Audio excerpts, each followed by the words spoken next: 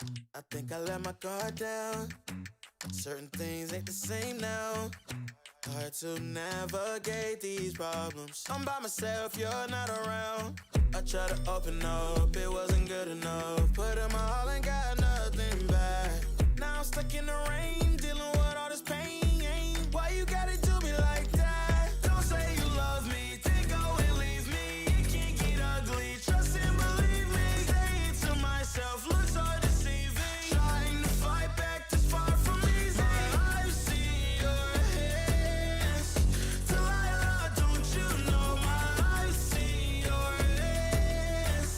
Delilah, don't you know heart turned cold, lost control. Looking at this beautiful distraction. Fell in love with a fatal attraction. I really let my guard down, now relaxing. Why did I open up? She taking way too much. Put in my all and got nothing back.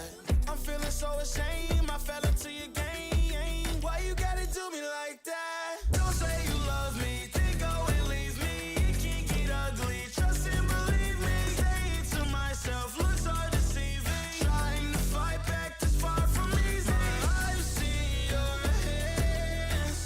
Delilah, don't you know I've seen your hands. Delilah, don't you know gave you all of me, had me so deceived. You chose to leave my life, so I'm on my own in the cycle. I can't believe. Don't say you love me, then go and leave me. It can't get ugly, trust and believe me. Saying to myself, looks so deceiving. Trying to fight back, just far from easy. I've seen your hands. Delilah, don't you know I've seen your hands. Delilah, don't you know don't you know?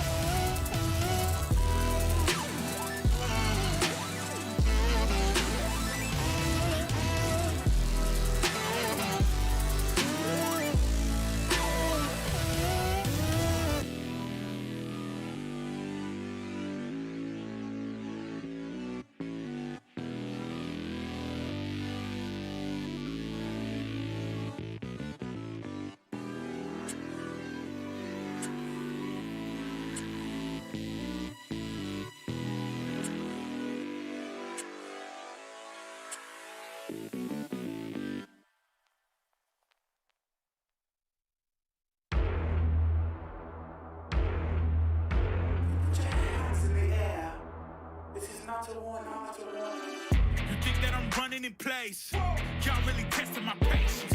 Right before I blow up the spot, I had to get back to the basics. What if my talent is wasted? And see what I'm lacking the placement. Thought since I rap in the basement, but my come up is legend, is greatness. I don't care now, it's pedal to the metal. I can never quit now, I will never settle. Puppet to the game, I'm pulling strings like Geppetto. We in the same game, but I'm on a different level. I passed it. Gotta keep grinding till I'm laid up in the casket. No fake round, but you feeling too plastic. Yeah, y'all feeling too plastic. They say my style crazy, but then it's straight jacket. Wow. Why you still testing my patience? Trying to turn me into something I ain't trying to be. All the hate is in heavy rotation. You gon' lose yourself, quit testing me. Don't make me lose my mind. Don't make me lose my mind. Don't make me lose my mind, cause I'm looking like Wesley, test me. Don't make me lose my mind. Don't make me lose my mind. Don't make me lose my mind, cause I'm looking like Wesley, test me.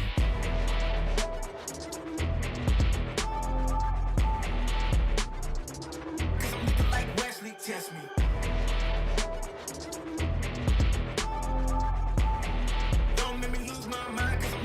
Wesley, test me. Yeah, guess I know no better. I ain't got no chill, so they call me a devil, I know. Look, I am just a man on a mission. If I want it, then I get it, I go. And if you're trying to test me a beast, you gon' need Liam Neeson. The chance that you're taking is flagrant. You're testing your luck. If you think you'll make it out, then you're sadly mistaken. Careful what you put in your stake in, cause I ain't got no patience and no limitations. You trying to figure me out, and I know I don't make sense, but no one's there when you call like you're trapped in the Matrix. You need to take a break from it. I think you should take 6. Cause yes, I hold a throne and no one else can replace this. The pain will only go deeper the harder you chase it. I'm the greatest that you ever made. It's time that you face it, so tell me. Why you still testing my patience? Trying to turn me into something I ain't trying to be. All the hate is in heavy rotation. You gon' lose yourself, quit testing me. Don't make me lose my mind. Don't make me lose my mind. Don't make me lose my mind, cause I'm looking like Wesley, test me.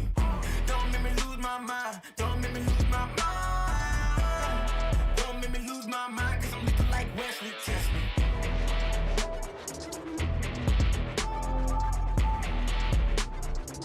Cause I'm looking like Wesley, test me.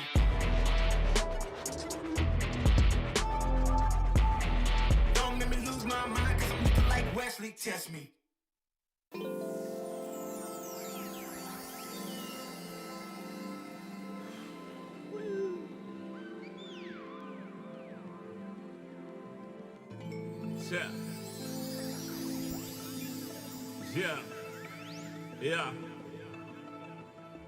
Yeah. The rise before the fall, the glide before the rule, the eyes that saw the soul, the cheer before the goal. I'm here to let you know. Yeah, I'm here to let you know. Yeah, I sky gaze over my taste. Like Peter, this is my space. I'm spacey, I'm crazy over breakbeats. Space gazing in my safe haven. I make statements that embrace waking. Awaken, I'm woke. Taking the road to pull you ashore. A celestial scope. The stars explore in your inner. The starts at the core. Inner space and more. Your body's a planet for sure. Nurture it with the words I've writ. Scribe like highlights. Flying saucer. Supply the order, it's the order. to let you know this is here to support you. The blend, the blend, the blend, the blend, the blend, the blend, yeah, yeah.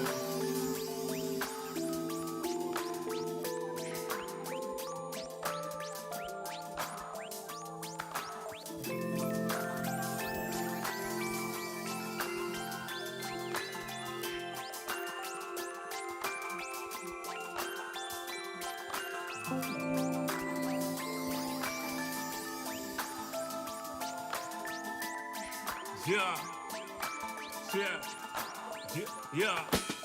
Second verse after the first. Taken forward words, roll reverse, the rebirth of verb from inside out, outside in. We control the herd frequency. The heart of the world beats in me. It beats on beats as we breathe deep. Oxygen from trees feed. Gifts in our gift. This right here, proof we exist. Mind state is gravity, the way it uplifts. Across seas swift, water quench thirst. There's a shift. Set sail like shit to find other lands. The motherland, sun is planned. With the words I'm writing, I'm fertilizing. The earth to rising, realizing. Global warming and the sea is rising. Pollution the planet needs metabolizing. It's full of fire like a dragon fighting. Creating hot springs when the pressure rising. It's terrorizing, but I'm never frightened. Cause the days will brighten. Yeah, the blend.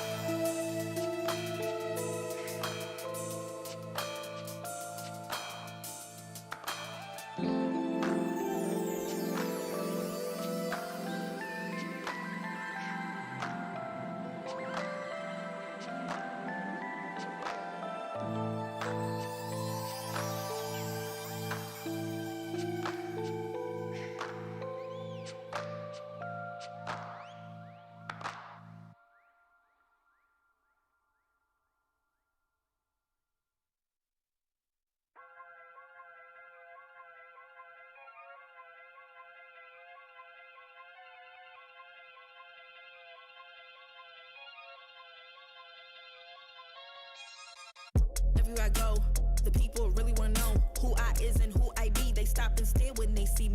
If I said it once, no need to repeat. Run up on me, watch you fall to your knees. Tip my hat when it's time for the kill. Ain't no beast when you're really real. I am the boss, I am the dawn. I am the one they call Lucky Charm. Got my own shit, I don't need your farm. Life was so hard, it made me weak. Built to last, this girl ain't weak. Sturdy and still when I plant my feet. Got it out the mud, now it's racks in my sleep. Look to God, he supplies my needs. Endless faith is what brought me next level prosperity. Silent power moves is what I'm giving. They love to hate the world they can't live in. Always present for the high roads. Go swim within the deep lows. Low. What tells the future? Who knows? I don't do it for the likes, I do it for the love. Do it for the ones who really need a hug, cause they had it tough, never had enough. Feared, loved, and respected. Using words as a weapon. Test and she. Hurry up quick, El Jefe's coming soon. Sit up straight when she enters the room. Be enthused, but don't look too amused. This is her queendom, please respect her rule. Hurry up quick, El Jefe's coming soon. Sit up straight when she enters the room.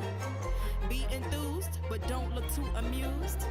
This is her queendom, please respect her rule. Smile in my face, what in my place, but act gully on cyberspace. Let's pump brakes, let's be frank. Running after him when you're the chase. You are the catch and he's the net. How quickly do we all forget to honor these small policies, my darling? You are the empress queen. Man, respect or he'll neglect. You are the wind beneath his wings. You are the season, you are the reason why this world can breathe. Giving sons eyes to see and daughters dreams to believe. Anything less than the best for you is high treason, queen. Hurry up quick, El Jefe's coming soon. Sit up straight when she enters the room. Be enthused, but don't look too amused. This is her queendom, please respect her rule. Hurry up quick, El Jefe's coming soon. Sit up straight when she enters the room.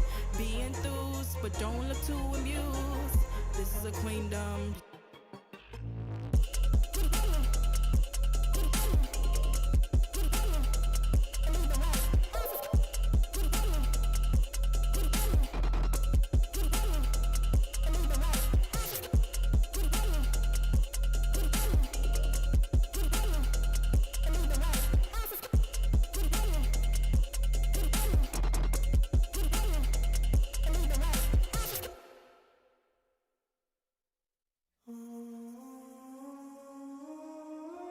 just gotta flex, flex, flex on the lean. I just wanna rap, rap, rap to the beat. I just wanna back, cause I'm mean. I just gotta go back, I'm a freak.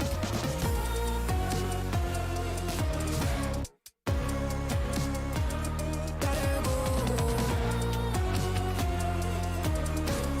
I just wanna rap to the beat. Move of emotion, they drunk at their problems, they always on road and they starting. She knows cause she is the same. She's trying to stop playing games. Move of emotion, they drunk at their problems, they always on road and they starting. She knows cause she is the same. She's trying to stop playing games. Where the people at, what they really wanna know? Who's your lovers and who are your bros? Who are the enemies you do keep close? Who are the people that you shouldn't know? Where the people at, what they really wanna know? Who's your lovers and who are your bros? Who are the enemies you do keep close? Who are the people that you shouldn't know? I just gotta flex, flex, flex on the lean. I just wanna rap, rap, rap to the beat. I just wanna back, cause I'm mean. I just gotta go back, I'm a freak.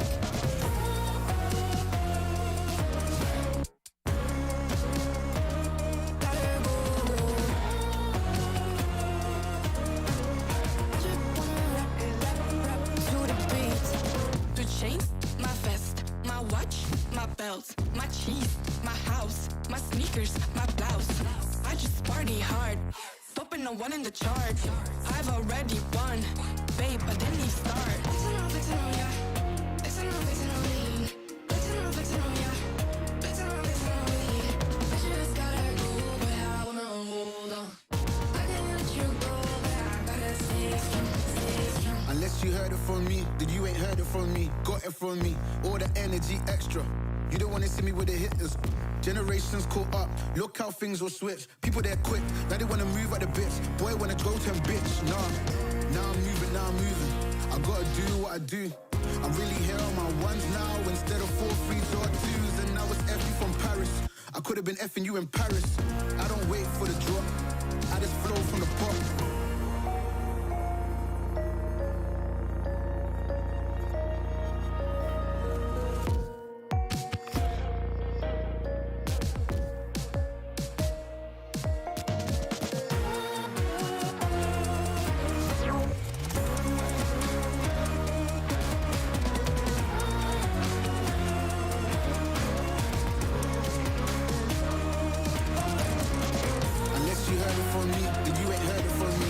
From me, all the energy extra. You don't wanna see me with the hitters. Generations caught up, look how things will switch. People they're quick, now they wanna move at the bits. Boy wanna go to him, bitch, nah.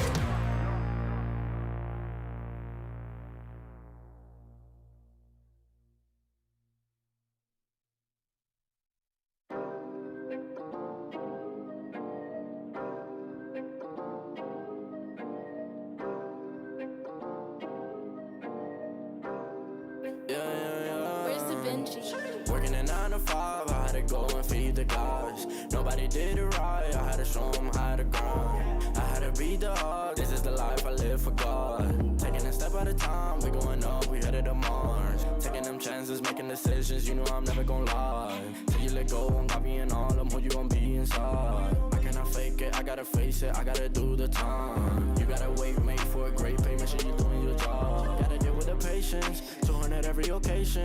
Going to different locations, how they got when I need some direction. Me and Vinci go up every session. Cook it up, yeah, you know it's no pressure. Yeah, you know how we do it, we all in. We can slow up and you never catch us. Working a 9 to 5, I had to go and feed the guys. Nobody did it right, I had to show them how to grind. I had to beat the odds, this is the life I live for God. Taking a step at a time, we going up, we headed to Mars. You know my slimes, they came from the bottom to top. They can define us, they tryna find us. Boy, I know you with the ops. We're not the same, no, you can't compare me. I don't belong in the box. Don't try to play me, no, I'm not friendly. This is everything I got.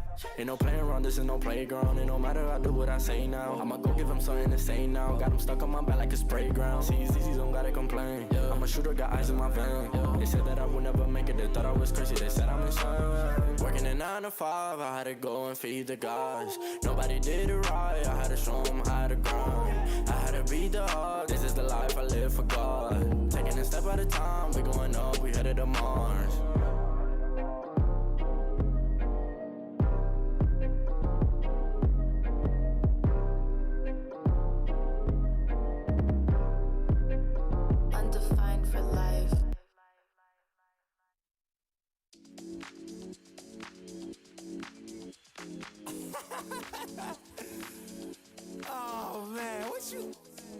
talking about, man? What? You so crazy, bruh. Wasn't too long before I realized a whole lot of truth just realized. Two groups faking the real guys, and both of them plotting on your meal size. Gotta be more, is this real life? Got a bad hand, but I still try. Try and knock me down and I still climb. I can see the promised land right over the hill line. And when I get there, yeah, we all gon' party. Learn how to surf cause the waves is gnarly. Gotta make the bread, gotta bake the barley. But it take a little time, be patient, darling. Working for the people, gotta rake them all in. But sometimes people make you hate your calling. Some people panic when the brakes is stalling. Me, I go to God when my faith is falling. Put it on the tattoos. A righteous man don't know bad news. Found forgiveness for my snafus. Nothing for the pretty girls trying to get a cashew. Bad dude. Sometimes life really suck like a vacuum. The devil I don't never turn my back to. I just wanna shower love like a bathroom. And be a role model for the black youth.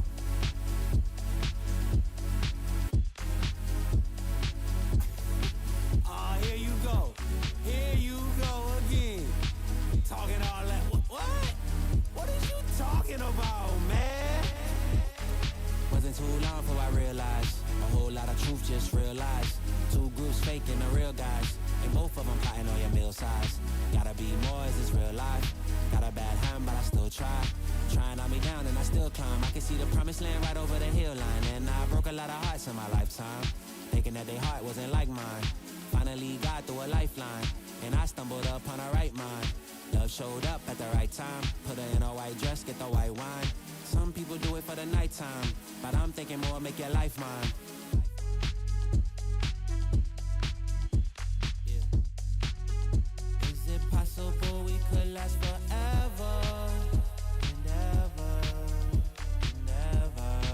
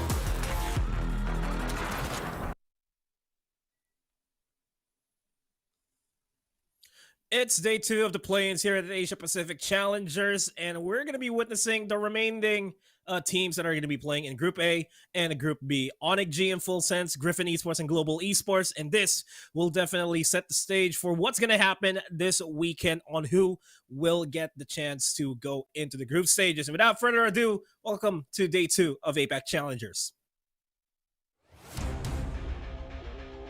This could be absolutely brutal. Flaring allowed, but then Derion on the edge. What a dodge!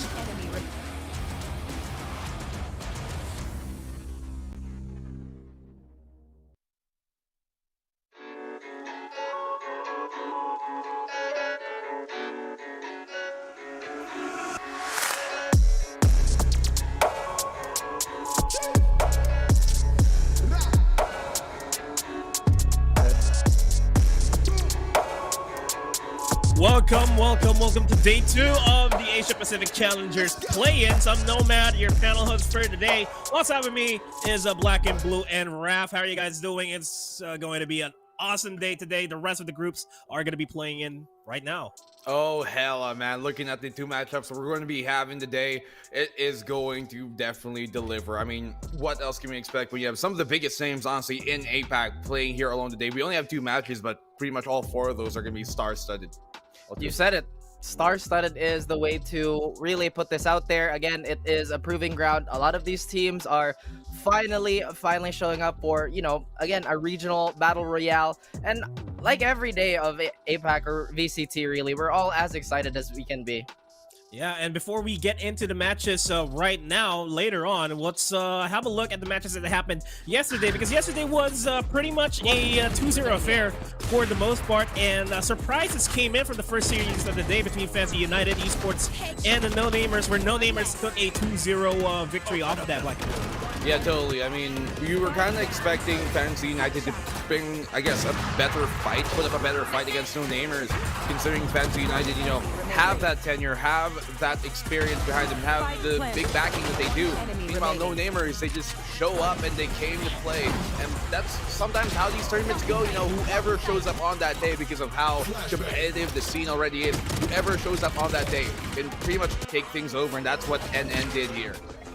That they did indeed. My goodness, getting mixed up with my words here. But yeah, NN has been a pleasant surprise, really showing the strength of, well, the relative unknowns. And I love that, well, as you can see, a very, very supportive merch there. It's like, yes, that is my good luck charm. But anywho, we've also mentioned that all of the Vietnamese teams that we've seen so far play have had such a strong outing on the first sequences of the game, the first 4 rounds. It's almost guaranteed to go that way, but unfortunately for them, could not catch a break, and no matter who they fought, Action PH was absolutely scalding. The moment map 2 hit, after such a thrilling map 1 like this, it went fairly even, right? But I think we're about to see a scene that's grown all too familiar already to our audiences. Yeah, and you're watching the highlights from BAM and Action PH. We're in. Yeah, it was the debut of the new Icebox here in Asia Pacific. Went as close as it can get, but when we went to Ascent, Action PH and the rest of the Filipino squads, they were able to just go ham, secure a decisive 2-0 victory off that matter, and then put the Vietnamese team to the lower brackets now, and they're waiting for their opponents, and that it will be setting the stage for the next matches we're going to be having tomorrow, where Big Bam's going to be waiting for their opponent, as well as Fancy United Esports. And we're actually going to be having a look at the standings of each group that we have right now. And as mentioned earlier on, Team Big Bam got dropped down to the lower brackets, and they will be awaiting their opponents on whoever loses between the match between Full Sense and ONIC G, and that is a series that we have to talk about later on. But moving forward, on the flip side of things, over at Group B, we're going to be seeing Fancy United Esports on the lower bracket, and they will be waiting for their opponents, whoever loses, between Griffin Esports and Global Esports.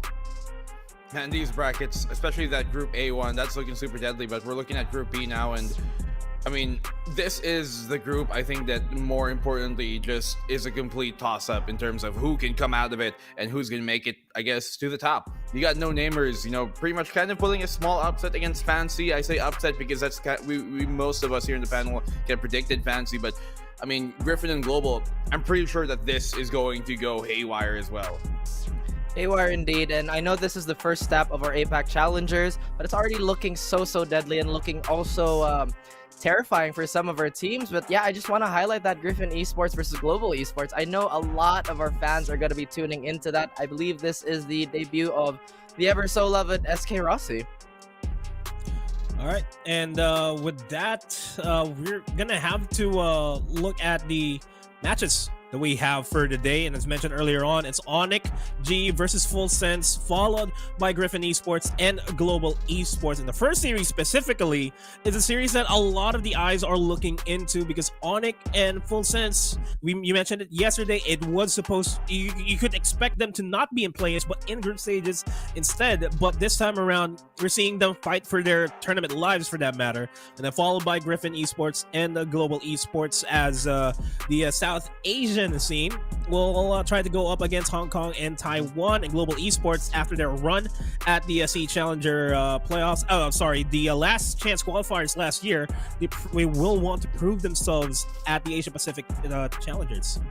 Well, fortunately for, you know, a lot of these teams, they are used to playing on that with that pressure on their shoulders. With ONIC, you know, a lot of expectations from them coming from Indonesia to be maybe like the second best team after Boom Esports, but then they're in the play-ins, as we talked about. Full Sense, well, they have so many times see Challengers Stage 2, see Challengers Stage 3, and to an extent LCQ. They're so used to coming back on these dire situations, playing all throughout the lower bracket just to make the lower bracket finals, and then potentially even get them into the finals. So Full Sense, they definitely are not shy from doing that. They're definitely not, I guess, unused to doing it, but they did lose a big player in Superbus. Meanwhile, ONIC, they've got one yet back on the roster, and that should give them good results. But being them in the play-ins, well, it might speak differently. Raph, I'm sure he's got some thoughts about Griffin and Global as well too. I mean, you brought up quite a number of points there that I will happily agree with. Again, the expectations and the pressure, they're all very present, but for very much different reasons. Griffin is one of those teams where they've finally, you know, made it out of their qualifiers, and now they're here to show people why they belong in the upper echelons of our challengers, right?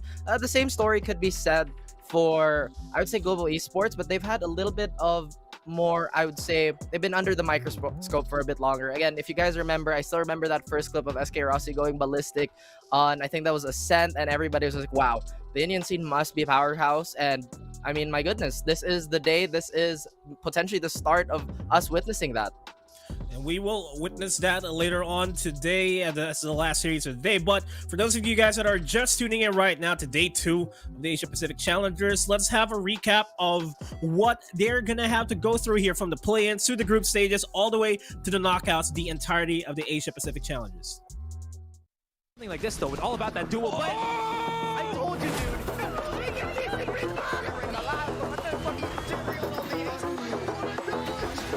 Welcome to the VCT Challengers APAC Playoffs. The journey to Masters starts here. VCT Challengers APAC Playoffs features the top 20 Valorant teams from Asia Pacific as they compete for one of 2 spots in the first global event of the year, Stage 1 Masters. The tournament runs from the 10th to 27th of March and is made up of 3 stages: the play-ins, group stage, and knockouts. Members of Paper X now down, and bad guy comes in from behind and retaliates too. The 2 teams which make it all the way to the grand finals qualify for Masters, where they will meet the best teams from around the globe, plus the lion's share of the $150,000 prize pool. bắt được cái tên Physio, một pha di chuyển hơi hở hênh. Chip siêu hồi sinh đang kill rồi, nhưng quan trọng là trong tay đại vẫn ở đây. Double kill, triple kill được cho đại. APAC Playoffs begins with teams placed into the play-ins and group stages based on their performance at domestic competitions, and the goal of distributing teams from same region into different groups. The 8 playing teams compete in 2 4-team double elimination brackets, with 2 teams from each bracket proceeding to the next stage. Things don't get any easier with the now completed 4 groups competing again in 4-team double elimination brackets, where again the top 2 from each group proceed. The surviving 8 teams will then be sorted into a final double elimination bracket, with the grand finalists qualifying for Masters and battling in a deciding match to be crowned APAC champion.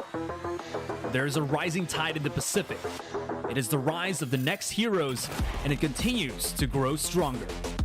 For more information, please visit ValorantEsports.com.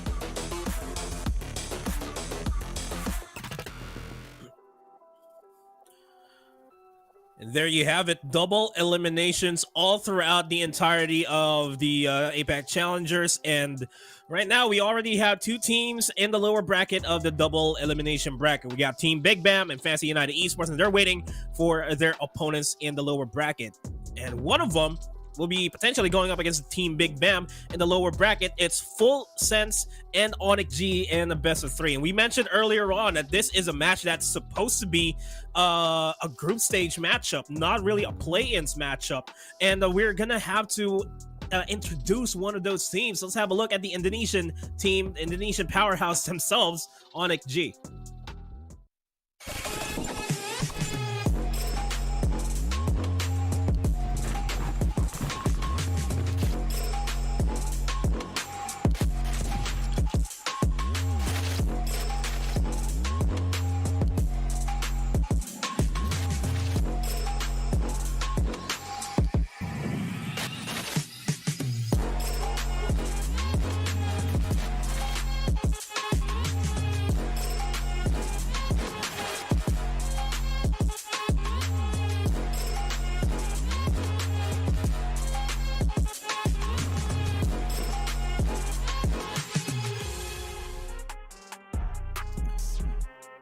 That is ONIC G came straight away from Indonesia. And these guys really want to prove that they belong in the group stage. We got Elmi Moore, Monyet, NC Slasher, Severine, and Shiro and Raf. We mentioned that these guys are powerhouses in Indonesia. Even though that they're in the play-ins, it still is a true fact that this is still a well-stacked team. Oh yeah, absolutely. They're looking to make a statement. They're looking to roar to, prove that they also belong in the conversation of being the kings of the jungle. But again, for us to look at ONIC, we have to look at Boom. It's very, very difficult to not look at Boom when we compare them to ONIC because, again, arguably, Boom is on top of the food chain, and ONIC historically has been trading blows with them very, very effectively and very, very efficiently. But as of recent history, ONIC has taken a bit of a dip.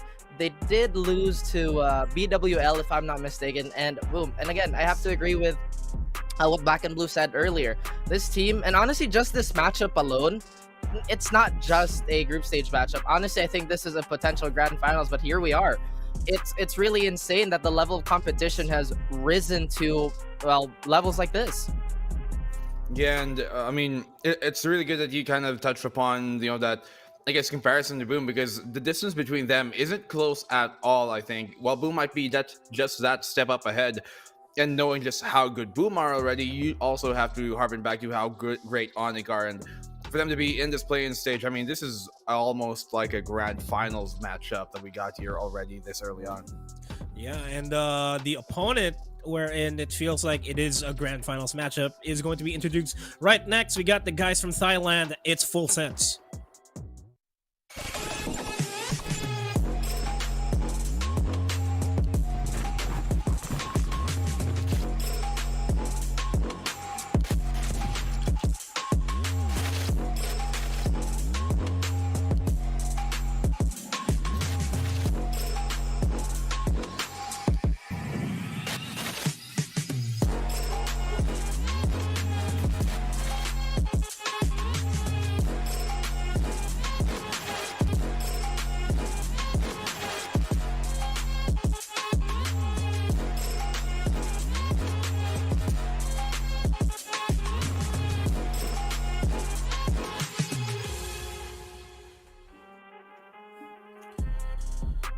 This Thai team wants to make a comeback in the international scene after representing the region in Champions. We got Chalala, John Olsen, Lammy Snacks, PTC, and Super Bus, who's going to be playing for Full Sense. Okay, I kind of guess got some information that maybe Superbus wasn't going to be playing, but for him to be up on the roster here, I hope he does, because they need him. Honestly, he is one of the best players you're going to be finding from Thailand as a whole, not just on controller, but just as a player in general. We do know obviously about the very, I guess, two-pronged spear that they've got for this roster. John Olsen and PTC, two of the most explosive players you're going to find in the entirety of Asia. And they got that, rock with him with Shalalala, who is always so reliable. This team has never faltered in the face of adversity. They were able to make it through LCQ and in the Champions because of that. When the going gets tough, these guys get rough. There's a reason why we call them the Tigers of Thailand. It's because they are that ferocious. Ferocious indeed, and very well balanced to really complement each other. As we mentioned, they are one of our representatives, like you brought up. They're looking to continue that momentum going back into, a more localized scene, or our region really. They're also one of those teams that have a very, very varied agent pool, I would say. So with these small micro adjustments that we might just see in their compositions, this could create the butterfly effect that they're so good at causing. Yeah, and it's going to be a matchup where we've seen them fight before. It has been close fights in the past, but now we have to look at the players that we have to look out for here in the series. We have to have a look at the tail of the tape to figure out who definitely we have to look out for. And what the guys have decided to look out for is definitely a matchup that we want to look out for. I'm saying that out for a long time, but it's Monyet and John Olsen. They're really out there as one of the best players that we have in the region. Every single stats that they have is all relatively similar, but the impact that they make for their teams is they completely speak for themselves. Yeah, I mean, when you look at this type of scenario, right, you got John Olsen and Monyet up front, the duelists, the guys who might kind of be there up statistically in terms of the fragging potential, and there's certainly a lot of, I guess, responsibility put on their shoulders that they definitely live up to. But we also can't, I guess, kind of forget the second people in. These guys, they're the first one in, but the second people in right after them, those are very important as well, both for ONIC and Full Sense. Full Sense, obviously, we know that coming from PTC to be that second guy, but an ONIC, and I think he's a player that maybe not a lot of teams do talk about a lot. NC Slasher and Elmi Moore, those two players are really, really big pieces of the puzzle that I guess ONIC really bring to the table. It's kind of unfortunate that both of these teams are this kind of early on already in the play-ins, having to fight for their life. But hey, I mean, I think we're kind of expecting potentially both of these teams to make it out anyways. Oh yeah, absolutely. Again, such a, I would say, finals potential type of game we have. But yeah, talking about the duelists, specifically the entries we have, this is how you start strong, right? And the rest of the team is really all up to the finishing strong. It's all about the support and that synergy that we're about to witness. But when yet having him on that lineup is a really, really game changer for them. Well, we're already giving up the analysis of the players themselves, but we have to look at the maps that they will be banning, they will be playing on, because for the most part, this really decides the game for the games for themselves. As we head on over to the map veto to witness the bans and the picks themselves, and we've got a lot of data on this. And speaking of, Fracture is one of the more successful master for Full Sense, and a Bind probably a potential pickup for themselves. For ONIC G, it's looking pretty shaky, but Icebox is definitely way out there, Black and Blue. Could be the case. I mean, Full Sense, they're the opening ban here, so I could expect, oh yeah, Icebox, as you're about to say, does get banned. I'm going to expect for the ONIC side to maybe go to Fracture. They don't really have any information on their side on how they play Fracture, so they haven't played it yet in an official circuit. Meanwhile, on Full Sense's side, well, they're pretty successful in it, as we talked about. You know, they're 83 win percentage, and so it'd probably be a good choice here to ban Fracture, and then as you see it, their pick opener, if anything, I think they might go with perhaps a Bind ban here. I mean, a Bind pick for Full Sense. I mean, honestly, I'm so surprised that Full Sense didn't get rid of Split. I thought it'd be imperative for them to get rid of Split, more so over Icebox in this matchup specifically.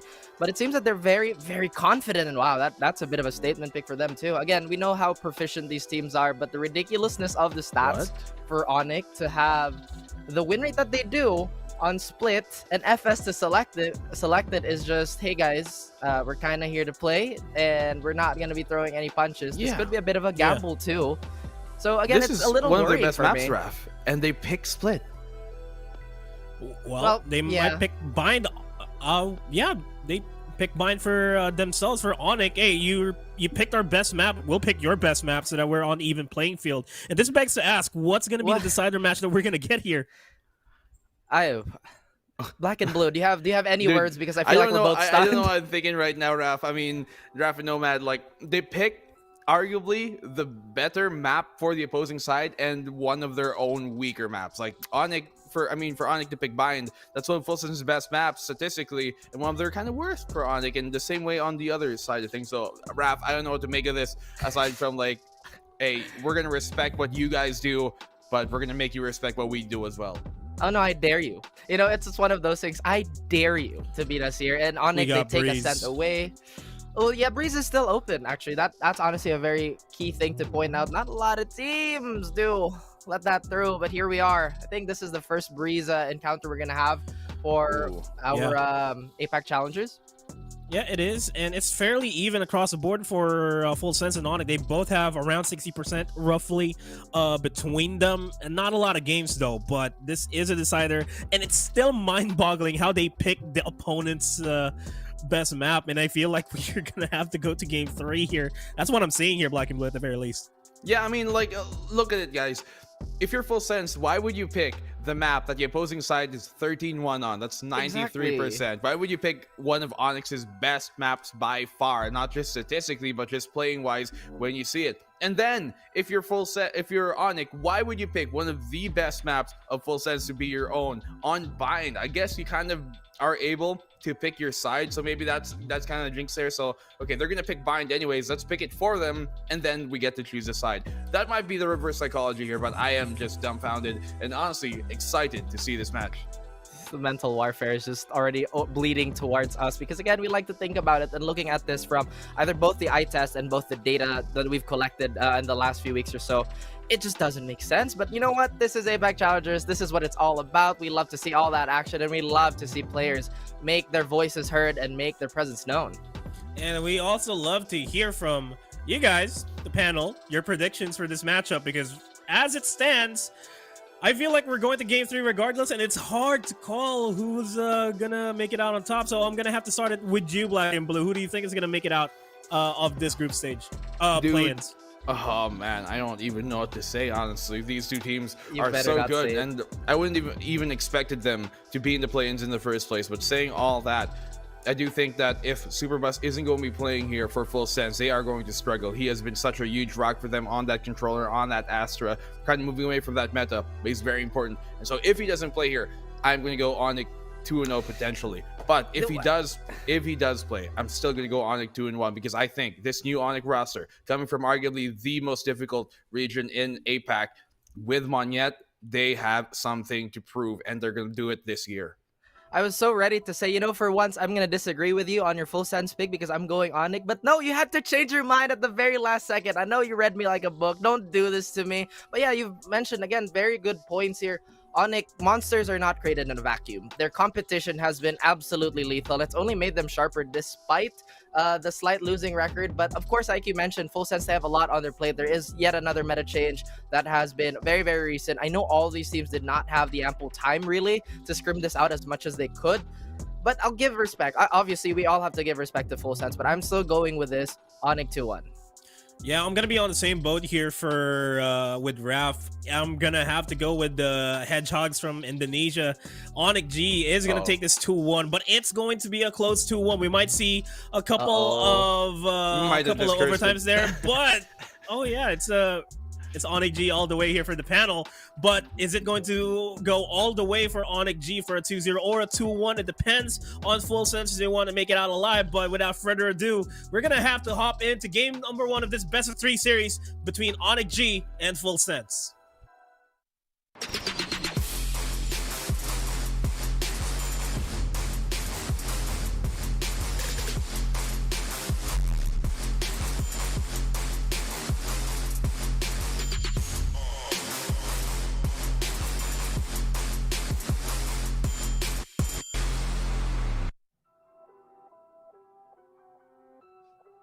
Heavyweight matchup to kick off the afternoon. It's going to be ONIC G versus Full Sense. Welcome back, ladies and gentlemen, to VCT APAC. This is day number 2 of the play-ins. I'm Dax here with Ilustrado. And Ilu, first things first, I'm a little surprised seeing those predictions 3-way across the board with ONIC G being the prediction. I think right now, personally, that Full Sense, they're kind of being forgotten by some of the teams here. I think people have started on the panel, especially, started to lose their mind a little bit. Let's not forget, Full Sense still is the team that was touted as the Korean destroyers back in the APAC LCQ. They're still one of the best teams around. They did go through at the very end of it after a very great grand finals up against North Epsion. So we still have to remember they do have that pedigree. There is a couple of things that we do have to, remember. There have been a couple of roster changes. There are a couple of things that might be up and down, but I do still believe in the quality and the pedigree of these players. So I'm going to go the other way of the panel here, Dax. I definitely think that it's not going to be Onyx Day. I think they might be unprepared for the new stuff that Full Sense is going to be bringing out. Because let's be honest, if you're going to be picking crazy maps like that, you got to be ready. Picking into other teams' maps, they have to have a game plan for it.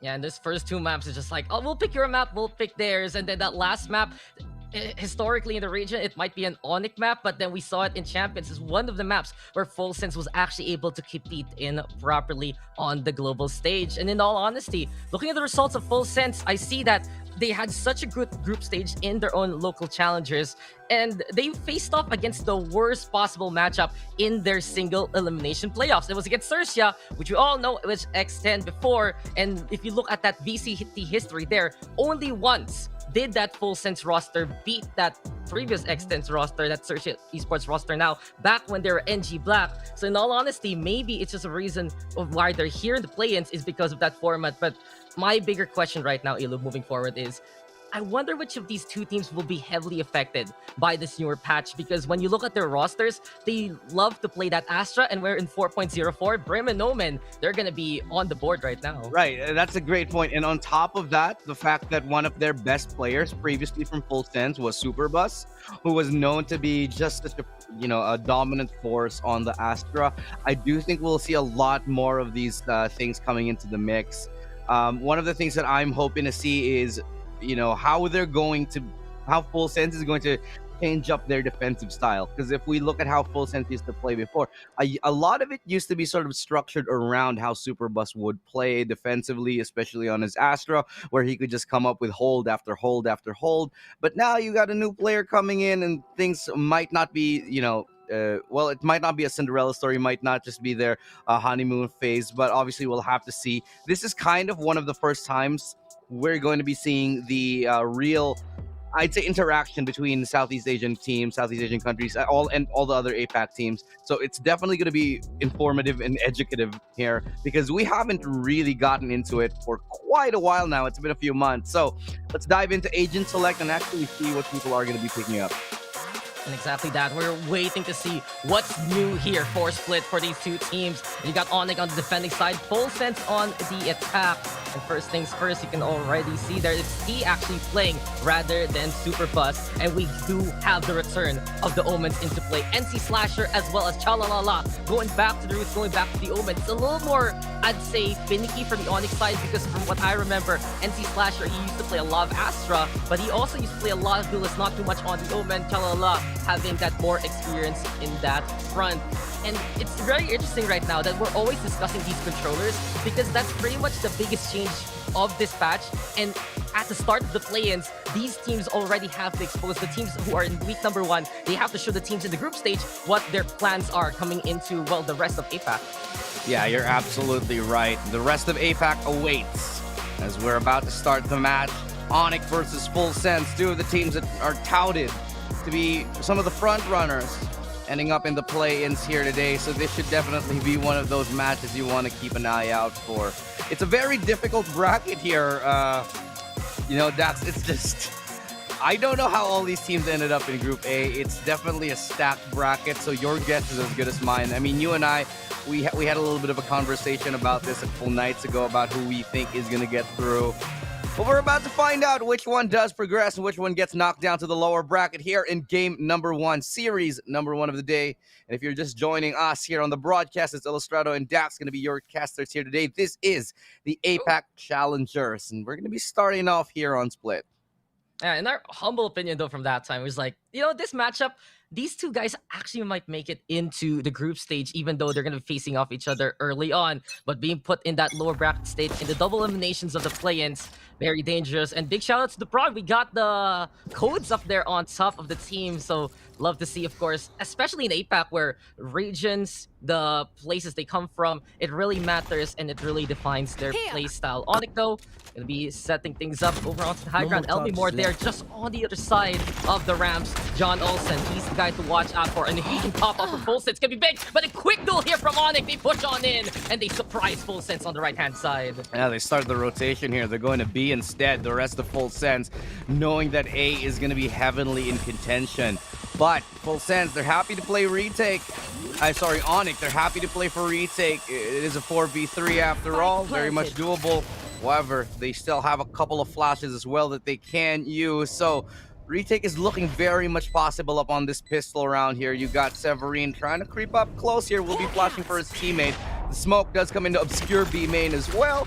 That's going to be the fault line to slow down the push, but they're already on site, 4 members strong. The flank is coming in, might be too late because Shiro has gotten that kill. Only Lammy Snacks left. Hail Mary of a toss right there, but it actually finds NC Slasher. He finds another one, and he gets another paint shell. He resets it, and it might be enough. Lammy Snacks with the triple kill on the paint shell. Absolutely insane work on the utility. Revere Esports clutch there, the Hail Mary truly, and just gather your rosary beads because it's a prayer that Lammy Snacks has answered for Full Sense. That was so perilous. They had so much pressure coming on in as soon as ONIC got on that side for the retake. But you can see here, extra high ground, power of the paint shells, and because of the dark cover, Severin just runs into that one.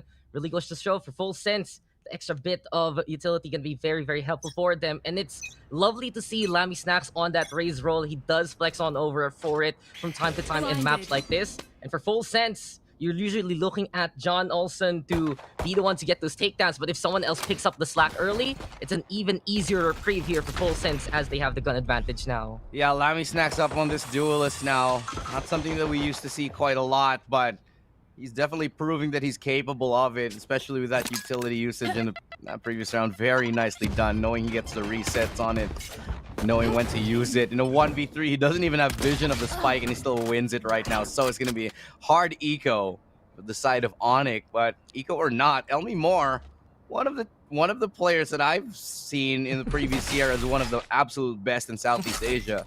He's going to pick up a pistol kill with that classic. No, I agree, because you were so hyped about him. You were like, love me more indeed, because you can see how potent he is on the aim. PTC, though, and T decides to go for the takedowns. And Full Sense, be a bit careful because their breach is low on the HP now.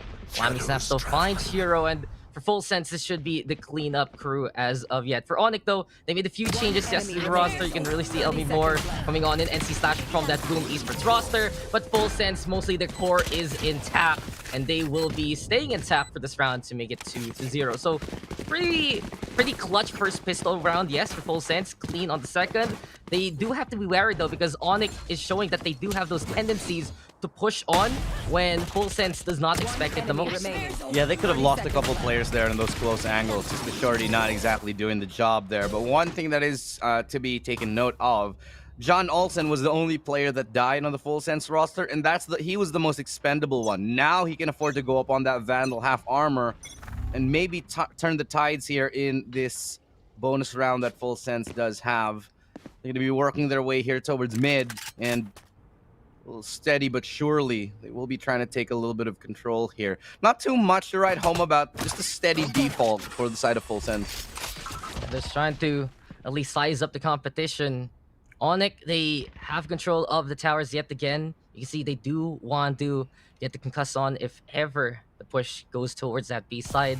And one yet, the hard entry of this team, the duelist that was awaited for pretty much the whole year last time. He is here into play and he's ready to get those takedowns as the rifles are out. Boombot though will be a bother. Shiro gonna get caught on now. John also though with the first peek. For full sense, it's a little peekaboo that they decide to say no. Never mind, we're getting out of that. And again, they're trying to at least figure out where to go for the rotation, and we have D there waiting towards that A side if ever. Yeah, well, they have secured top mid, which means that rotation might be a little bit more difficult. It will take a little bit more time to get to that A site as they are shaping up for an execute. They do have the slowly creeping up, take away just one of the cameras, but he actually does go down. No trade available. They still have to deal with Elmi Moore on site. He gets one. He gets a double. And the tripwire is going to do its job, lock down the rest of the members. Classic. Can't pull it out in time, but still it's Lammy Snacks at 1v3. Will have the opportunity to plant with 4 seconds left. He's going to have to stick it, but he's not going to be able to as Monyet closes out that round in style. And that's going to be ONIC taking their first round of the game.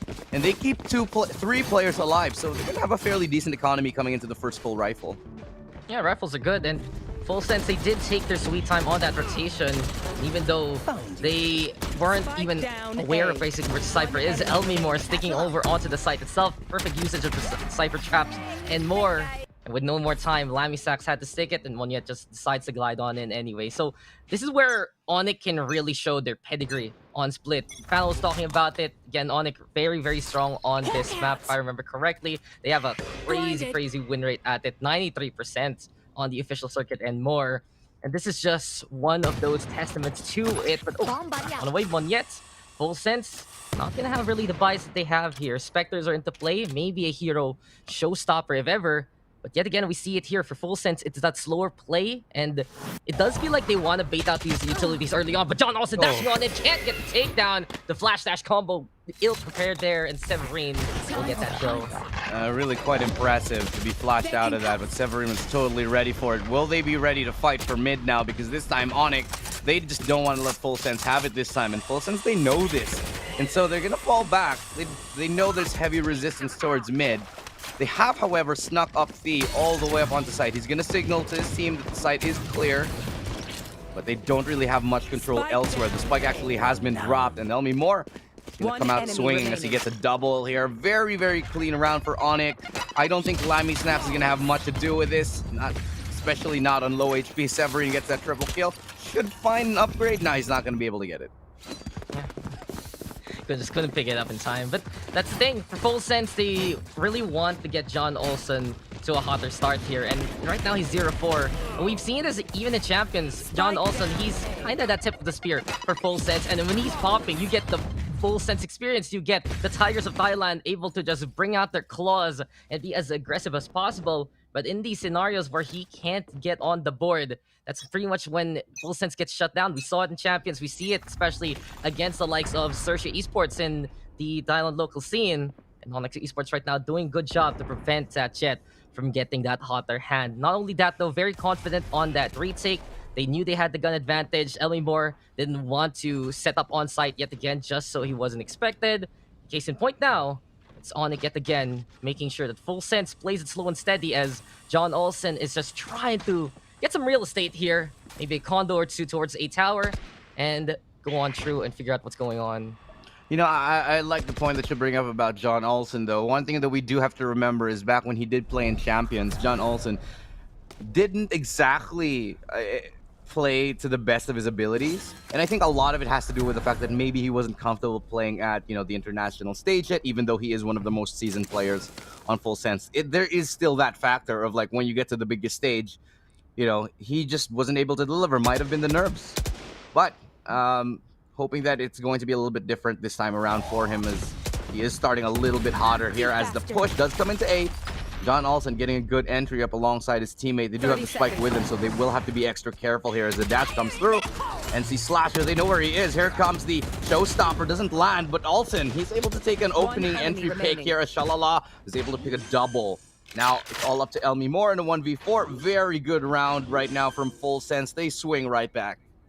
Yeah, quick distraction there with the showstopper. It was an either-or situation. You die from the guy from the tower, or you die to the guy with the rocket launcher instead. Elmi Moore now left alone in the middle, and you can really see for Full Sense, once you get John Olsen on the board, then that is the pain train that keeps on rolling. Very easy to take more of that map control. PTC now into the corner, though Elmi Moore will get caught out, and it's Full Sense getting one back. So we're getting a slower pace right now compared to some of the matches yesterday between these two teams. And in all honesty, it's just the experience right now of both ONIC and Full Sense in the region in itself. You can see here in the replay with John Olsen getting that first takedown. That's the biggest opening that they need. ONIC is relying on a lot of the survivability of these players. They want to have those utilities as much as possible online. We know Monyet, he wants to go for those duels as early as possible, but when the first contact comes and it's Full Sense who actually gets the advantage from that, then ONIC is going to be struggling to keep at least that map control in the first place. Well, the map control has been really interesting for ONIC. This round that they do lose is the one where they completely give up mid. So they maybe want to keep trying to fight for it. In that particular round, they lose it completely, give it up completely, try to stack the sites, and it just doesn't work out for them because John Olsen, Shalalala, able to dissect the B Heaven presence on the side of ONIC. So I want to fight for it. And just like that, this time, so how does he win that? That's just not right. He was like arced in the air, somehow mid-rainbow, and he still wins that. That was an Indiana Jones moment from one rope to the other, just shooting along the way. And just some action-packed kills there from ONIC. Even I can't believe it. It's like, oh, I just say right. That's tactical shooter, by the way. Nice aim, I guess.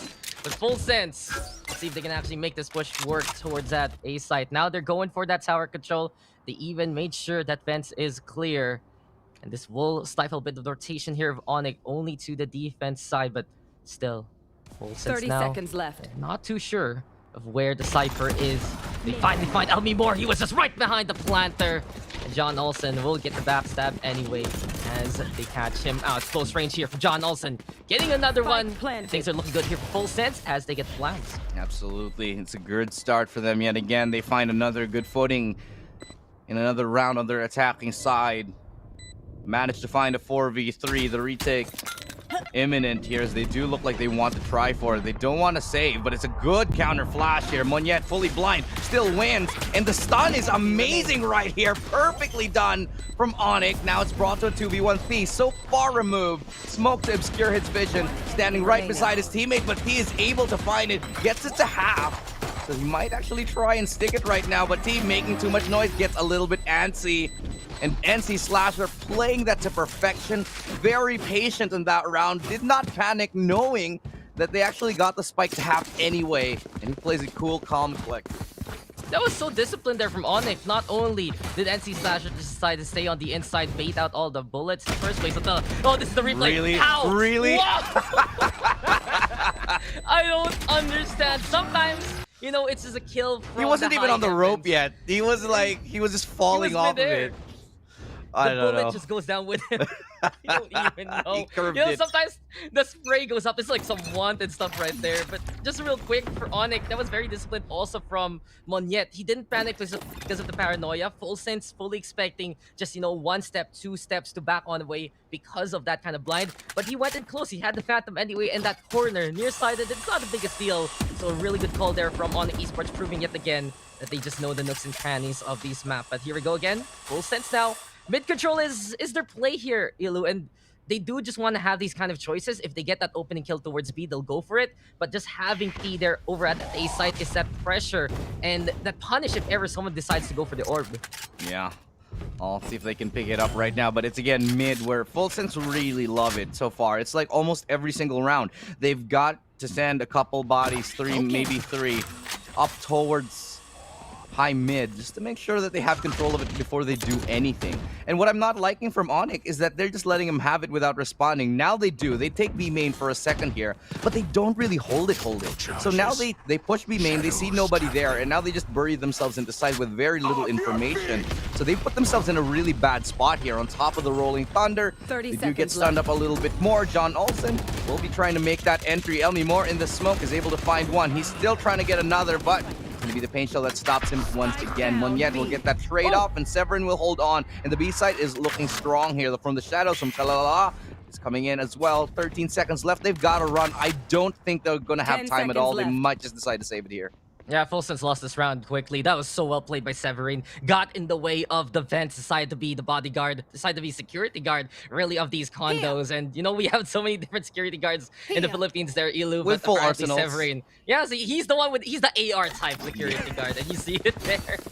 But not only that, I feel like for ONIC, there was a rotation that kind of was forced out from them as Elmi Moore decides to go for that B tower. And Fulsen's like, oh, the Cypher isn't there. On A side, we can go there. They still have someone on guard. Severin was in position. And not only that, they're backing a little bit on letting Fulsen's go to that B tower. You have Shiro on the low ground. You have Monyet ready on the rafters. So it's going to be that stun peak. But I also agree with you, because there's so much space being given here. If Fulsen's just can shut down Monyet immediately, that's a B site for free for them. I do think a lot of that round for ONIC came down to, I'd say, fortune, because they chose the right site to dig into. They had a lot of members defending that B site. Had they chosen wrong, well, it could have been an entirely different story, but they have, again, chosen to give up mid. They don't want to fight for it. Let's see if this works out for them. John Olsen, fourth back, takes a little bit of damage from that pain shell.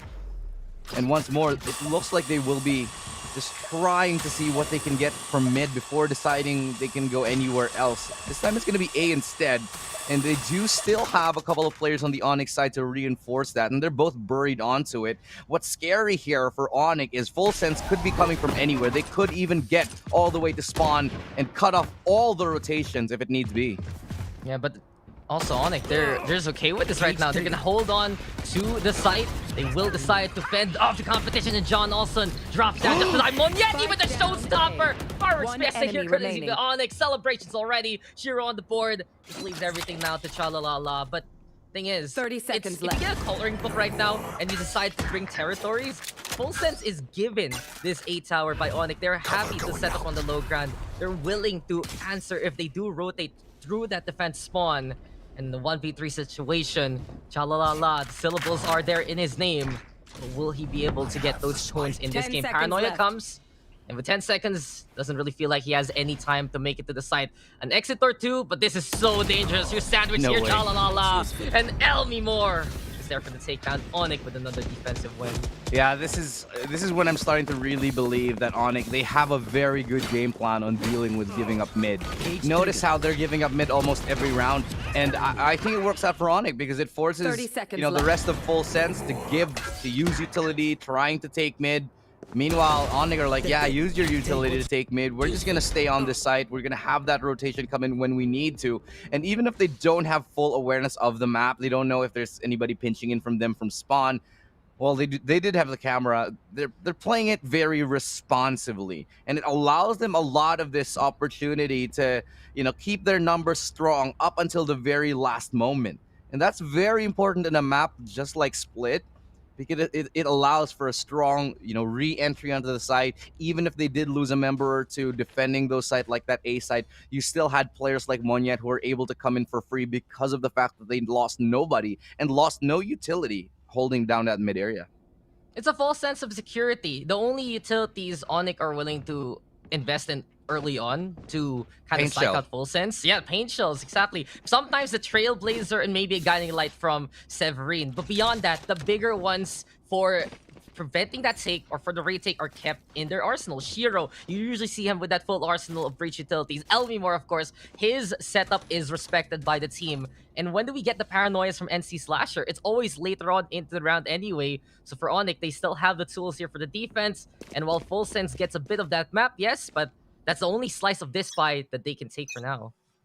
Well, let's see whether they can get a better grasp upon the rounds here for Full Sense, because You know, sure, they've been taking mid, but as to what they're doing with it hasn't really been very convincing. I think ONIC definitely has done their homework, and so they're happy to play respect all the way towards the back of the site. I do want to see a change of pace for Full Sense. Maybe catch them off guard. Either go for a full execute, maybe a contact play here and there. Because, you know, the slow and steady map control for Full Sense, it's not 100% what we're used to seeing from them. If we go and look back at the Full Sense of old, they're happy to just run in and just take the fights and absolutely body opponents. This time they're playing very, very carefully, especially on a map like Split, excuse me, which not 100% is, you know, working out for them completely. Just a bit of a restraint right now, sizing up the competition.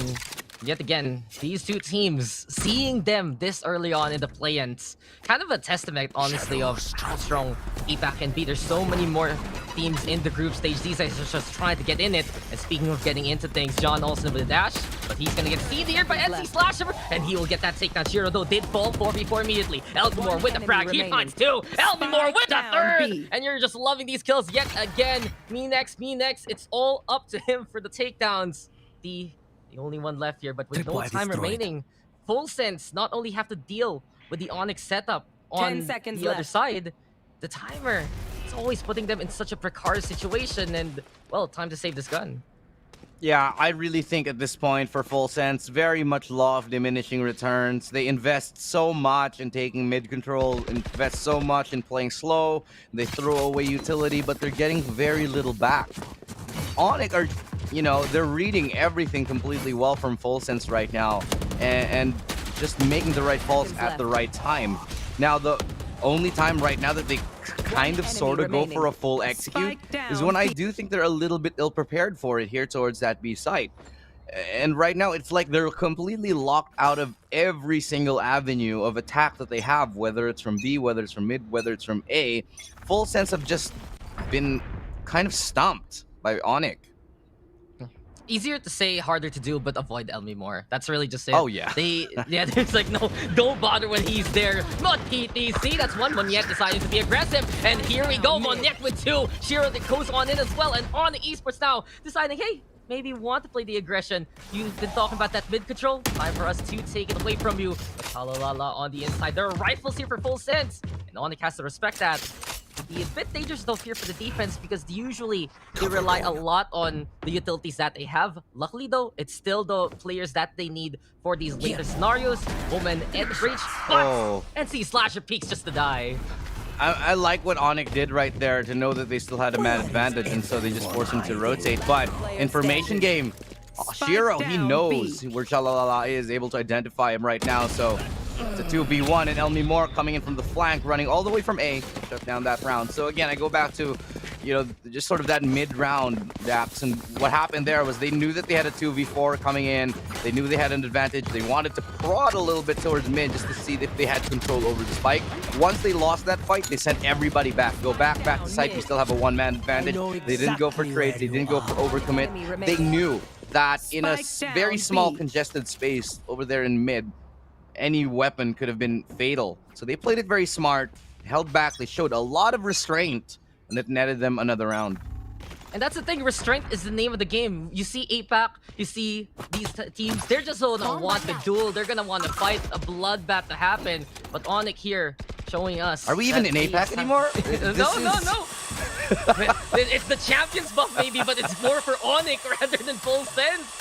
And I really gotta give props to Elmi Moore after he moved from Alter Ego, if I remember correctly. His aim hasn't been on point, but today of all days in APAC, he's stepping on up. And are we gonna see here for the ONIC Express truly their way into the group stage? But job is not done. They are in the lead though. And this is Full Sense now, catching out one yet, giving themselves control of B Tower, forcing the rotation from ONIC Esports as it might be an execute from both sides here, Luke. Yeah, they are looking pinched in, but Severin too ready for it. He's got in a double, and they're all in the blender. No chance to even get onto the site, and they're all gone. Even before they get the spike down, they barely had any control over that site. And it was just this crossfire of doom that was set up from ONIC that just whittles down Full Sense to nothing within the span of a couple of seconds here. Let's take a closer look at it. And you'll see, Dax, that the amount of preparation that ONIC has done, and just the read that they had, just to know that Full Sends are getting desperate. They're getting desperate. They're gonna try for a full rush. They tried a B hit last time. They're gonna try it again, and they were so ready. It's crazy to think how much of a step ahead ONIC is right now. Their rotations are absolutely on point. You said it with the crossfires. And if Full Sense is just able to realize that they can go for the rotate, it's a possibility, but no! The odds now stacking more in favor of ONIC yet again. Monyet with the peak. You can see that the confidence is brimming here from ONIC right now. And it's just simply done here. Shiro, Monyet, flash peek, get the takedowns. Full Sense yet again forced into a funnel, and look who's waiting on the other side, ready to greet you with a fruit basket and a fist. It's Severine, Elmi Moore, both prepared to check out some tower angles here. This is kind of where I'm thinking the panel might actually know what they're talking about. Not all the time, but this is one of those moments where Raph actually gets, and they make great points earlier on the panel. It's just the prediction sometimes a little bit 50-50, but in this one, I think they have it spot on. ONIC reading Full Sense like a book. Utility deployed here by Monyet, and one more time he gets another read. Swings out perfectly. Elmi Moore on the ropes. Yeah, he just I don't even. Okay. Flawless, and Switching I sides. think it encapsulates this play on the defensive side perfectly for ONIC. Their defense was flawless time and time again. 9-3 though. Maybe first can happen, but down B. If the ropes angles works for you, I don't even know anymore. But by this point, just Split loves you. This is the new map meta. Loves you. The game loves you. So guys, this is your new default. Stay on the ropes, maybe jump from one to the other, and not even latch onto it. Just somehow get the shot anyway. Traditionally when somebody says we're on the ropes, it's usually a bad thing. Not today, not here in Valorant as we go to the 9-3 halftime in ONIC. And, a lot of people say 9-3 curse, 9-3 curse. I don't see that happening here today. Not with how clean ONIC is playing. They just need to prove it coming into, the attacking side. This pistol will really define their momentum coming into the second half. But you can see there on the scoreboard, from round 6 to 12, that's 7 rounds in a row here for ONIC G to get that victory. In Full Sense, they were just bamboozled multiple times. If only they could understand that if they would rotate towards the other side after ONIC already anticipates their first push, then that could have been the chance. But of course, they can't see what we see. And it's ONIC who feels like they can see whatever's going on this map. They have so much intel courtesy of that Sky in the first place. They have so much intel courtesy of that Cypher. And they're using their ways to funnel out the opposition really well on this map. It's that intel gathering that you don't see too often on Split because, again, this is a map that you never really play that so in the first place, so you have to do something a little funky. And with Cypher now being more prevalent yet again into the meta, people really picking it up more and more, you're seeing just Elmi Moore be able to extract the optimized play from the Sentinel, and he is just fragging out like crazy. But one thing as well about Elmi Moore is that back when we used to watch him play on the Alter Ego roster, most of the time he would be on that Sova, and a lot of his greatest plays would be on that Sova. Now that you're putting him in a role that he can be a Sentinel on, stay back on the side, be one of the last people alive, this is definitely working out for them because time and time again, he's right there with the rotation. He's right there with the clutches. Right now he's on the top of the scoreboard. And if there's anyone on your team who you want alive up until the very last, it's Elmi Moore. It's working swimmingly as they make the dash onto A. See, able to get that hold onto Monyet. Now brought to a 4v5. Tripwire does get bothered. John also finds a kill and ears the rope. ONIC tries to do it yet again, but this time the stack, it's falling on apart. NC Slasher catches out Tido. And it's 2v4 as Full Sense now at the back on the way. That was a big rush on in from ONIC, but Full Sense able to get the catch there. Elmi Moore though, sneaky peeky like headshot, sure, but it's not gonna be potent enough. PTC with the takedown. All left now to the Omen. It's not gotten them the kills that they need. I like the idea. I like the idea to, start to divide the site, start to go for the split fairly early on. It does a lot of damage to the HP, sure, it can even nets them a kill, but at the end of it, Full Sense is too ready. All in the hands of NC Slasher, who, time and time again, we've touted this guy as one of the best Indonesian players. How many times have we been screaming his name at the top of our lungs? It's just not going to be his moment right now as he gets stunned, smoked, and just shot down in the sky.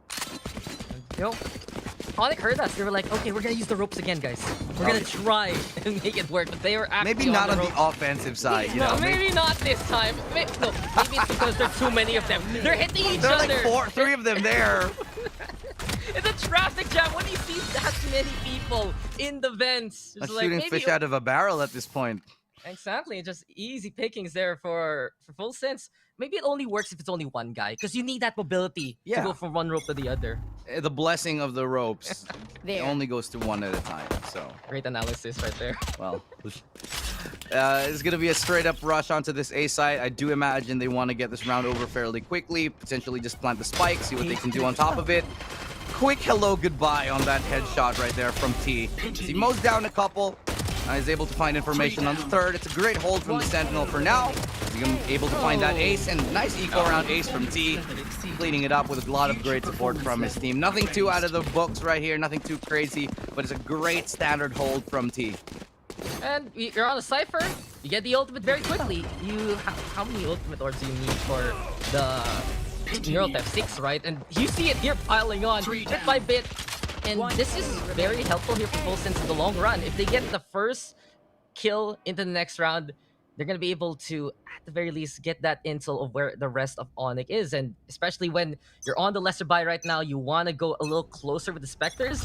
Every little bit helps, and maybe that can be something that Full Sense can rely on. Also, a little bit of fun fact, there's a dash on in towards that A site, but John Olsen punished there by Team ONIC. NC Slasher with a takedown, and maybe too eager there for Full Sense to start things off. Yeah, I like how Full Sense are approaching this, sure. I like that eager attempt, but it might just be a little bit too brazen in that one. Now, ONIC, you can see how far forced back they are. They've barely gotten any map control, but that Trailblazer will give a little information someone was playing fairly close. They will want to play close up on these Spectres. It is a bonus round after all. Now, Moniette is going to be able to get the spot onto one PTC. Able to take him down. Great flashes, but Elmi Moore still on 22 HP is able to survive. Aftershock do some good work here, and that's going to be a 2v1 out of nowhere. It's a little too dangerous now as Lammy Snacks able to identify where that other player is. Now Lammy Snacks is a 1v1. Paintail comes out. He swings on top of it. Shiro, he dies now! He dies to the... Oh, no! Oh, that's an alley-oop! That was an alley-oop there from Lammy Snacks. He set it up all by himself. That was perfect. Oh my god. That was played to perfection, man. He set himself up for it. He alley-ooped himself. It's like in those slam dunk contests when you throw it to the backboard, pass it to yourself, and slam dunk it through. My god. Beautiful. Very Esports clutch here. Look at that. Watch out for the boom bot. See, it just tracks him. And the paint shells. It's just a two-way thing. So he throws it behind to either force him to push forward or move away to the side. And if he pushes forward, it will be Lammy Snacks greeting him. If he goes to the side, it's the boom pot. And all you need is the race. He is the one-man team. And that is a bonus win here for Full Sense. ONIC, the lead that they built up heavily on that first half. It does seem like that this is where it can fall on the parts. Okay, we may have cursed it a little bit. It may be great things. Maybe that's the problem. They are only 3 rounds apart now. Okay, Full Sense, they have... Okay, this is interesting here. John Olsen, not going to be on the rifle this time. He's going to be on that operator. So I want to see what he brings to the table. And the fact that they have an operator allows them to just give up A completely. Leave John Olsen there all on his own. Invest the members of the team to other parts of the map, and currently it's working because they've got a 4-man stack up here towards mid. They don't even check that corner. The counter swing, will it come through? PTC totally on ready for it. He brings out his utility at the worst moment. And this is actually dangerous now for Full Sense. Their guns just sprawled all out. B tower. Arsenal's being picked up here by ONIC, and not only that, they get another one. Elmi Moore. What kind of magic do you have? Neural Theft is there. This is gonna be big because in the 4v2, it's so much easier now for ONIC to get that rotation on. 30 seconds Well, left. they know they're going to A right now. Flash doesn't completely blind up John Olsen, just enough for Olsen. Oh, and what the hell, Elmi Moore? Operator versus Sheriff. And Elmi Moore is making a statement here. It's all up to Fee. And you better be sure that he will probably try and save this. Now they have everything they need on the ONIC side. Sure, Elmi Moore isn't a Sheriff, but at this point, is he even going to bother picking anything up? I highly doubt it. He's going to stick on it, confident as ever. Oh, might get spotted here. Quick tag there. And see, not only the gunplay works out here for LB Moore, even the utility, scaring off the picks up the operator, and it will be a save. What a steal here by ONIC. They get that mid control, they get the push over the tower, and they do one thing that Full Sense wasn't able to do on their attacking side. The right rotation at the right time. Gamble with the op doesn't work out. Teal the win find here at least. It's a bit of bait. Be careful picking up those guns. Still, a thrifty victory from ONIC screams volumes of suddenly how this momentum can shift for Parity. 10-6.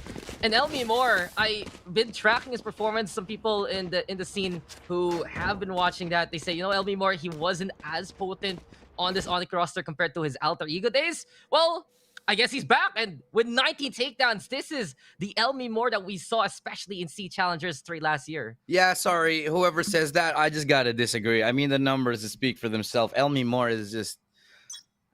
He's always been kind of insane. Over, you know, the past year, we were keeping track of him from the very beginning, and he's just a player that is something special. But aggressive push towards mid. Lammy Snaps is able to get that find onto Severin, who's just waiting for it. So Full Sense, again, we go back to this kind of play. They love mid. They will always fight tooth and nail to take it. But on the attacking side right now for ONIC, you can't just easily give it up. Go get him. You have to be careful because it does seem like the tendencies of Full Sense is to vie for that mid control, as you mentioned. And especially with the aggression from the double duelist that they have here. Lammy Snaps, he can peek, he can just swing with PTC. John Austin, if ever decides to stay in the vents, that operator can be a marker as well. So a little dangerous right now for ONIC to really gamble on those dry peaks. LB Moore, even just holding on. He has a Spectre, right? He just wants to use the Sheriff anyway. Look at this guy. Oh. He's a Chad, a Giga Chad at this point. It doesn't matter. The Sheriff is the Spectre is the backup weapon actually. But when he hits headshots like that, who can blame him? Leads it. Oh. 30 seconds left. Headshot though, and T with the takedown. NC Slasher goes on side. John Olsen with the fight, but no way. He actually gets through. No way. What? Gets the takedown. John Olsen. How do you get that kind of spot anyway? You think you run into him, but NC Slasher now with a kill. On the Lammy Stack, PTC above. NC Slasher with another one. Finally, PTC with the trade. But how does John Olsen figure that one out? Gets through the smoke, decides to not go on the inside, and it works wonders as he gets the right angle against LB Moore instead. Unbelievable. He must have heard the footstep, right? Because obviously there was somebody really close, but I think he was walking. I'm not 100% sure because I didn't hear.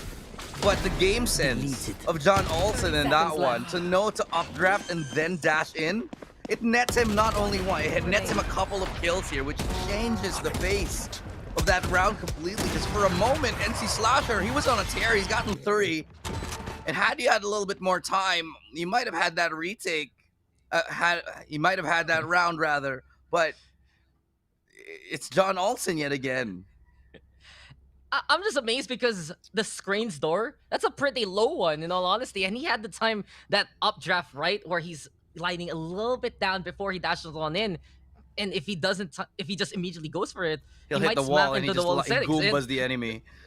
It's like, oh hello, it's my operator. Maybe I'm just gonna believe in no scope, right? Bit of a shout out though from NC Slasher to PTC that kind of a little bit wonky there between the breach and the Raze entry, but beyond that, that was just amazing there for Full Sense. And this is the magic that Full Sense can bring to the table. When someone like John Olsen heats up like that, makes that kind of play, Full Sense can really pick it up. And like I always say, when John Olsen decides to get higher and higher on that scoreboard, get more of those kills, that is when Full Sense looks the most convincing because he is just such a hot player at his optimal point. I'm just gonna completely agree with you, man. It's just John Olsen. Once he gets warmed up, it's definitely something to behold. You know, we talk about that duo, that combination, John Olsen, PTC, time and time again. How long have they been together, just tearing up the scene? They find themselves in the play in here today, but with a level of play like this, it's gonna definitely shake things up here. But once again, mid control. Maybe the name of the game here for ONIC. This time they want to try their hand at it, as the counter utility will help the members of Full Sense to fall back. Lammy Snox gets away without really that much problems here. Not really going to take too much damage. And now the rest of the members, all of the members rather, for Full Sense should be just waiting patiently towards that Heaven area. So it's a 3-person defensive hold towards that top B Heaven. And they might just be having a shooting gallery down below. NC Slasher used that paranoia to scare off Full Sense. And ONIC will be trying to go for the rotation instead, but will Full Sense be ready? Rolling Thunder, though, is the answer, courtesy of PTC. And you see those humps, and you will fall on this road. Muniek goes down to start things off. Jump peek here from PTC. Fault line now is next. The concuss is real, but the push towards the right-hand side to try and get the navigation off. PTC with a cleaned-up crew. Chalala is there as well. Slasher now gonna be alongside Shiro, but this is gonna be dangerous here. Finds the headshot onto Lammy Snaps. Full Sense though on the other side, and NC Slasher's like, pick up this gun, you have more HP. Shiro, it's all up to you. I will be the bait. He will die as long as he tries. He will fall as well. Cha-la-la-la with the quad there. It's 10-8 as Full Sense holds. Yeah, Full Sense, they're hanging on here. They're making a good statement. I do have to say, that was PTC's round. The timing on that Rolling Thunder, utmost perfection. Just as soon as they started to push in, catches off everybody, buys so much time for the rotation. And at the same time, ONIC, they couldn't do anything to get onto the site. The moment they tried everything, the moment they threw out everything, there was nothing left after getting stunned like that. Delaying for just those couple of precious seconds made ONIC's life just that much more difficult. You know, if yesterday was a show of mechanical skill, it does feel like the series is a game of aptitude right now. Right. And even though ONIC lost that, it was still like NC Slasher gives the gun, he jumps out to get the distraction, peeks first. It was a little unlucky that he looked right second because Shiro was gonna go to the eastern side to find that angle instead. And just some of these microplays right now making this such a competitive series. This is really why we say this is a match. We're in the group stage. And look at them already. They're going to go for navigation, but Lammy Stacks was ready with a showstopper. Full Sense setting up a trap, and it's ONIC walking into this one. Severing though, can he sever these ties? Lammy Stacks with the third though will say no. All left now to Elmi Moore. This is very much 3D chess. Sorry, 4D chess that we're seeing, not 3D. That's just normal chess. 4D chess that we're seeing from Full Sense and ONIC. What I don't know if people noticed this last round. People were, ONIC was trying to go ahead and take that fight towards B main. Meantime, the rest of the members of ONIC, they were sending their members towards Heaven, and they were just dividing their forces. Full Sense, they got a great read on it. They just, fell back. They sent a little bit of aggression. They gave up B Heaven, held on to Spawn, held on to B main, and sort of pinched their way in from there. And it was just sort of this back and forth in this round that you only really get once two teams are very familiar with each other's playstyle and very familiar with each other. They did their homework. Both of these squads, they were very aware. And this is now so dangerous for John Olsen. It's also looking perilous here for ONIC because this scoreline is ramping on up. John also now hit though by one yet. The chase is on. Full Sense though with clean up on the rest of the members. And here in the middle will be ONIC right now trying to go to side. But cha-la-la-la. He wanted to play security guard there, but Shiro, quick tap to the head, opens things up here for the Indonesian squadron. Spike now being planted. Rotate is forced out here for Full Sense, and they will be coming from two fronts. But just with that one takedown, it really amplifies the chances of ONIC in this round. This is going to be a little bit difficult, especially because they have...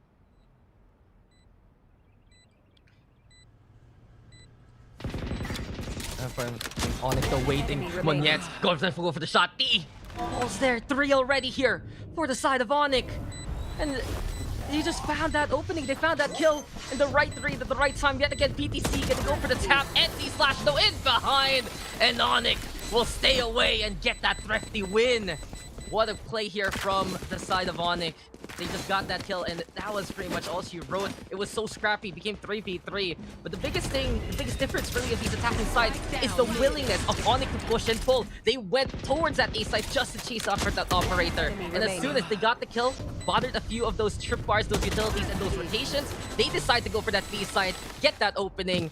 And I really feel like that's the stark contrast right now between the attacks that we've seen so far. Yeah, apologies. I must have dropped out right there for a second. But, yeah, okay. Quick play here towards B main. Dash out. Look at the responsiveness. They hear the paint shells. Sorry, the satchel charges. Quick, before he even sees anyone, John also starts to dash out, knowing that he could just get Ferrari peak from a completely different angle than he was expecting. Just how aware of these two of each other these two teams are. Now we go into round 21. This is certainly a game that we expected to deliver, to go the extra mile, to go the distance, and they are definitely pulling a Hercules on us, a Michael Bolton, if you will. We're bringing it back? Oh, yeah. We always got to bring it back. The showstopper does come through. It's going to be a little bit, slowed down here, but he does get up might still into find heaven. someone. Oh my god, he finds T? Absolutely insane, and that's the A side completely in control right now for ONIC. He heard the rotating. He's like, man, I'm just gonna hold this just in case. And as soon as he had an inkling of the closer angle, just boom goes the showstopper, and that's the takedown. Very methodical game go. And ONIC now forcing out the post plant. Flash does come on in, full sense now, trying to go straight to the site. Have to be careful though of these ramps angles. From the screens, you have PTC, but tell me more. Yet again, stud rock here for the side of ONIC. PTC with the trade. Chalalala backing on the way. Here comes Shirko with the takedown. And Severine will catch out PTC as well. John Olsen now versus the world. It's 1v3, but he's forced to run for that spike. And run, Forrest, run indeed. It will just be him being felled there. ONIC now on map point. I love that strat from ONIC. I just want to point out whoever came up with that strat on that ONIC side, absolutely loving what I'm seeing. And at the same time, it's the way they executed it. They used that control, they used that showstopper to get into heaven, and then they plant open. They plant open for heaven and send everybody else up onto ramp to support Monyet to take control of that heaven area instead of maintaining control of the site itself. They basically give away site control, but they don't lose it. And it's a very good way to shake things up.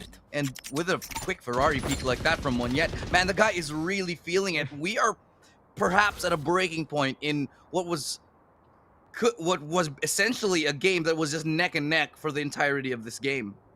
And since you mentioned making strategies, I've actually looked around the ONIC background. I think they have a coach named Ewok Exiled right now, and he actually has experience in other regions like NA and all the like. So we're really getting some of these other influences along the way for these teams. And in all honesty, this is an APAC game that isn't really an APAC game. We mentioned it a while ago. This is very, very slow pace. This is all about trying to size up the competition.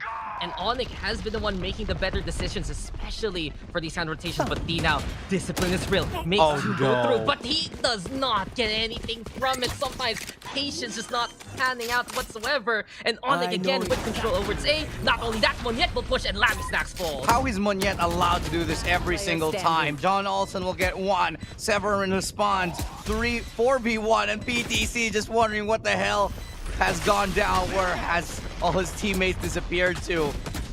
I just don't think it's gonna happen. Monyet jiggles and takes him down with a headshot.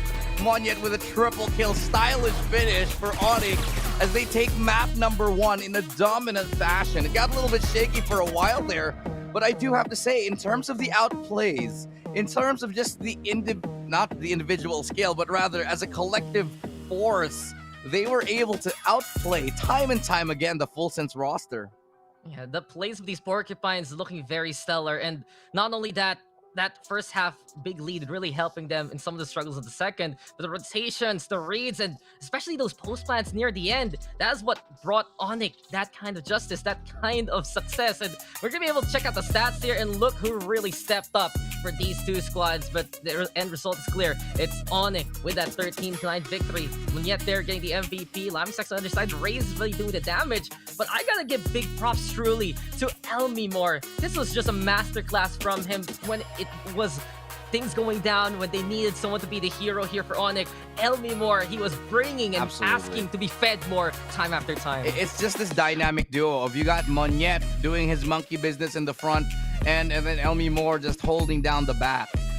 It was perfect. And then the support coming in from the rest of the ONIC squad was just time and time again absolutely phenomenal. You saw how many great Rolling Thunders, fault lines, just the utility coming in from the initiators as well from the ONIC side. They look like a very slick, well-oiled machine. They didn't miss a beat on a lot of those rounds. And in fact, most of the rounds that they did lose were rounds that they either predicted wrong, they lost the aim duels. But I think for the mental aspect of the game, ONIC came out on top far far, far beyond full sense.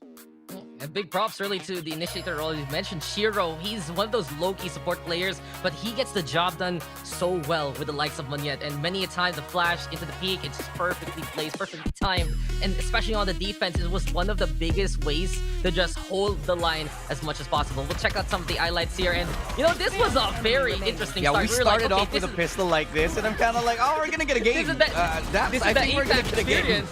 And then you get LB more holding the line, but the longer we got the rounds, it got so much more methodical. It got more about being this map control situations, especially making sure that attacking side was running out the clock. And maybe this one is special.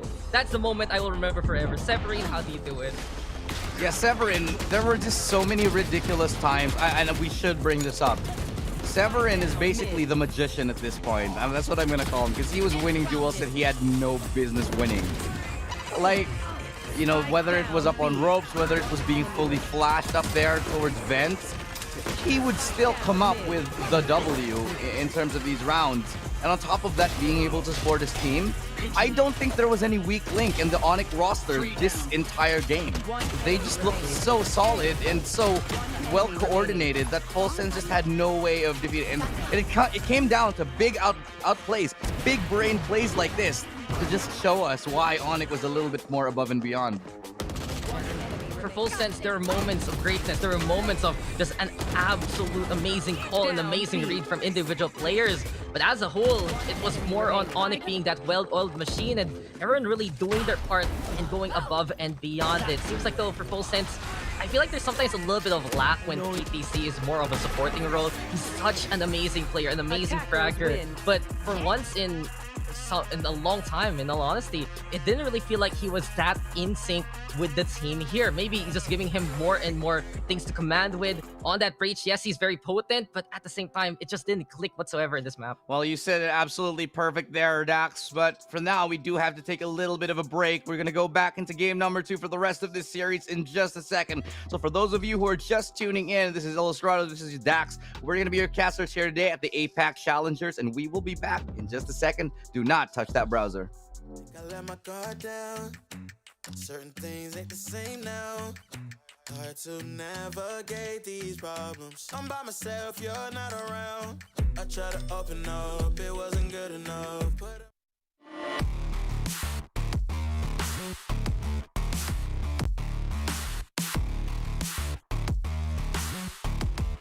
I ain't got nothing back. Now I'm stuck in the rain, dealing with all this pain. Why you gotta do me like that? Don't say you love me, then go and leave me. It can't get ugly, trust and believe me. Saying to myself, looks so deceiving. Trying to fight back, this far from easy. I see your hands. Delilah, don't you know I see your hands. Delilah, don't you know heart turned cold, lost control. Looking at this beautiful distraction. Fell in love with a fatal attraction. I really let my guard down, now relaxing. Why did I open up? She taking way too much. Put in my all and got nothing back. I'm feeling so ashamed, I fell into your game. Why you gotta do me like that? Don't say you love me, then go and leave me. It can't get ugly, trust and believe me. Saying to myself, look so deceiving. Trying to fight back, this far from easy. I see your hands. Delilah, don't you know I see your hands. Delilah, don't you know I gave you all of me, had me so deceived. You chose to leave my life, so I'm on my own in the cycle. I can't believe. Don't say you love me, then go and leave me. It can't get ugly, trust and believe me. Saying to myself, look so deceiving. Trying to fight back, just far from easy. I see your hands. Delilah, don't you know I see your hands. Delilah, don't you know don't you know?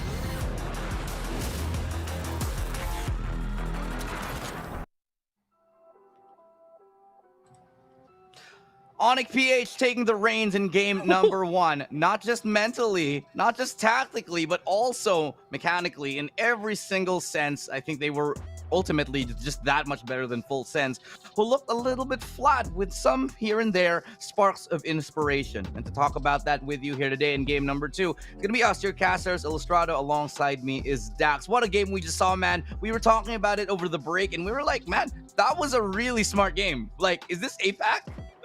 we had a great time just watching all the subtle plays these guys would do, proving, again, game sense, the whole tactics that the team really unleashed, and in the end it was ONIC who got that victory. So I think we have to harken back a little bit to the map draft that we saw. Full Sense picking Split, yes, but that's really an ONIC map and from what we've seen so far, and it just adds one more to their amazing win rate on Split. But now we're going to be moving on into Bind, and while ONIC has picked it, they're the ones who are a little wonky on the win-loss ratio instead. It's actually Full Sense who has such a commanding presence on Bind, and I've been looking at some of the results here for the side of ONIC, and it really feels like their greater results was all the way back in last year. So this has to be one of those kind of picks that it's something cooking from the scrims and more, and it really has to be them proving that it can work here in the tournament stage. I do think that we were onto something on the panel. I'm not sure if it was Black and Blue or Raf who mentioned it. I think it might have been Raf who was like, no, I think it was Black and Blue, and he was like,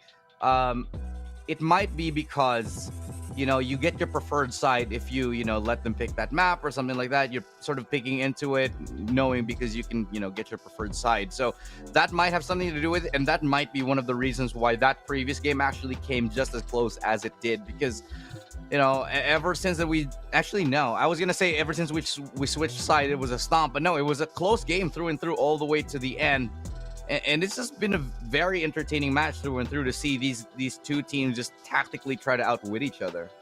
Exactly, and speaking of the tactics, I do want to mention as we get into Bind, the Full Sense roster, it's going to be very, very interesting again, because they have so many different configurations on this map. They have so many different lineups, and it feels like every single time we see them on Bind, they have something new in store, but we have to look at their foundations to get back to that form. We need to see John Olsen popping off. We need to see PTC popping off, because in all honesty, that was what kind of really hurt them in that Champions run, when the pillars that they could count on couldn't perform to the absolute ace levels that brought them through LCQ and more. Then that's where Full Sense can be seen as a little bit weaker than they really are. And especially as ONIC right now is proving that their playbook is looking more concise, more complex, then really Full Sense, if they're not going to be able to completely outwit the opposition, they're going to need those hot hands to get those frags. Yeah, you mentioned PTC a little bit earlier on. He had a quiet game in just the first series here,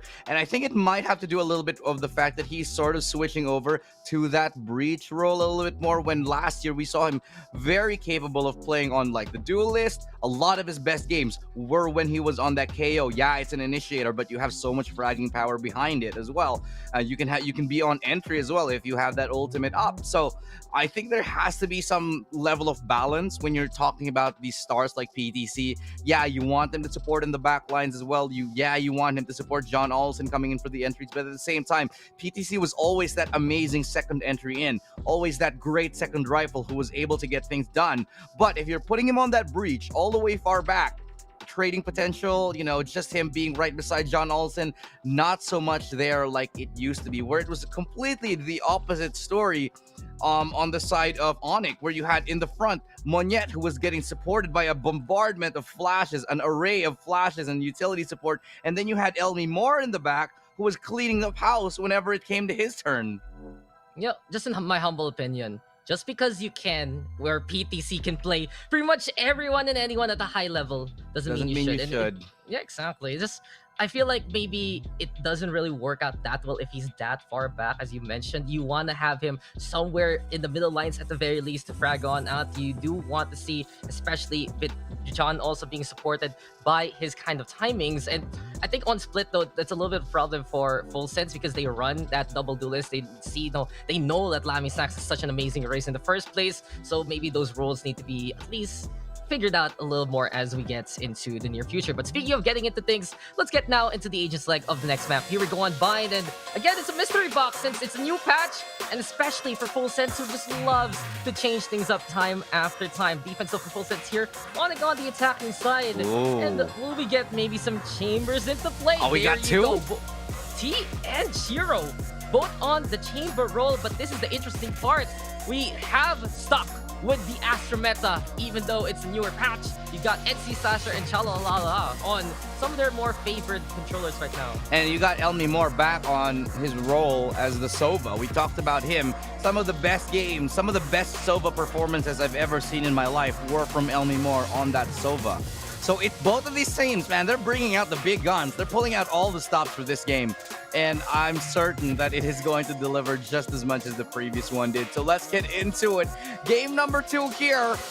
The APAC Challengers and the first series of the day. We're going to be finding ourselves on Bind. Dax, this is like no holds barred. Both teams are just going to be going at it hammer and tong right now. Any expectations at all? I'm honestly expecting though more to favor Full Sense again based on that history. But one more time, ONIC, they have to basically prove me wrong, prove everyone, prove stats wrong that they can handle this map, because historically it's not really looking too much in their favor. But we don't know what's going on in the back scenes. We don't know what's going on in those scrims. And for what we saw on Split already, where they were a lot more subtle on their approach, well, we're going to be going full force here as we get into Bind. Here we have it though. Match point here for ONIC. And if they win this, I do believe they'll be facing off against Action PH tomorrow to see who's the first lot who moves on from Group A. And if Full Sense doesn't win this map, they're going to be actually facing off against Big Mam instead. So let's see if we go for map number 3. Chambers, though. Very interested to see how they're going to run this, because from what we really recall, Shiro and T, they're mostly support players. And sometimes you can just be that hard carry on the chamber. T, though, with the Handhunter, decides to teleport away after missing the first shot. Just getting a little bit of information there, just trying to get a little bit of damage in, maybe get a pick off right before he does fall back. He gets all the way to heaven, so he might be leaving his teammate all alone here. It's a great stun, however, but Shiro and Severin, they clean up house, stunned or not. They get the spike planted down. It's a 3v4. The retake now, well, begin to commence as a lot of map control. Look at how many players they've invested in lamps here. There's like 3 players, that are actually 4 within that very tiny vicinity. And they're just hoping that they're back. They're leaving Elmi Moore, completely trusting him to take care of that. It is the right call at this point, but John Olsen is able to open things up, finding that pickup onto Monyet. Now they do tap the spike. Shiro, a little bit pressured. He will get that pick off, and ONIC once more will hold strong, getting the pistol round in this first game. Man, that's a great read mid-round here by ONIC, basically. They already knew the fault line was gone. Not gonna get punished, maybe a flash there into the last, but Full Sense didn't go for that kind of investment, and suddenly springing on out. ONIC there with the takedowns. Gotta give props to get the Shiro. I'm not really too expecting him to frag out as much compared to maybe some of his compatriots here, compared to like Elmi Moore and Monyet. But if we see it here on this chamber, then we are gonna be truly getting a complete ONIC experience here for APAC. And this is a squad that was patient last year, making sure that Monyet was ready, made a few changes to the roster. Everyone on their squad though has already been tested by the VCT APAC scene. And let's see now. And to the second round, well, it's more of that respect play here. They still know that Full Sense has a lot of tricks in store for them coming into this map. Close angle now here towards mid.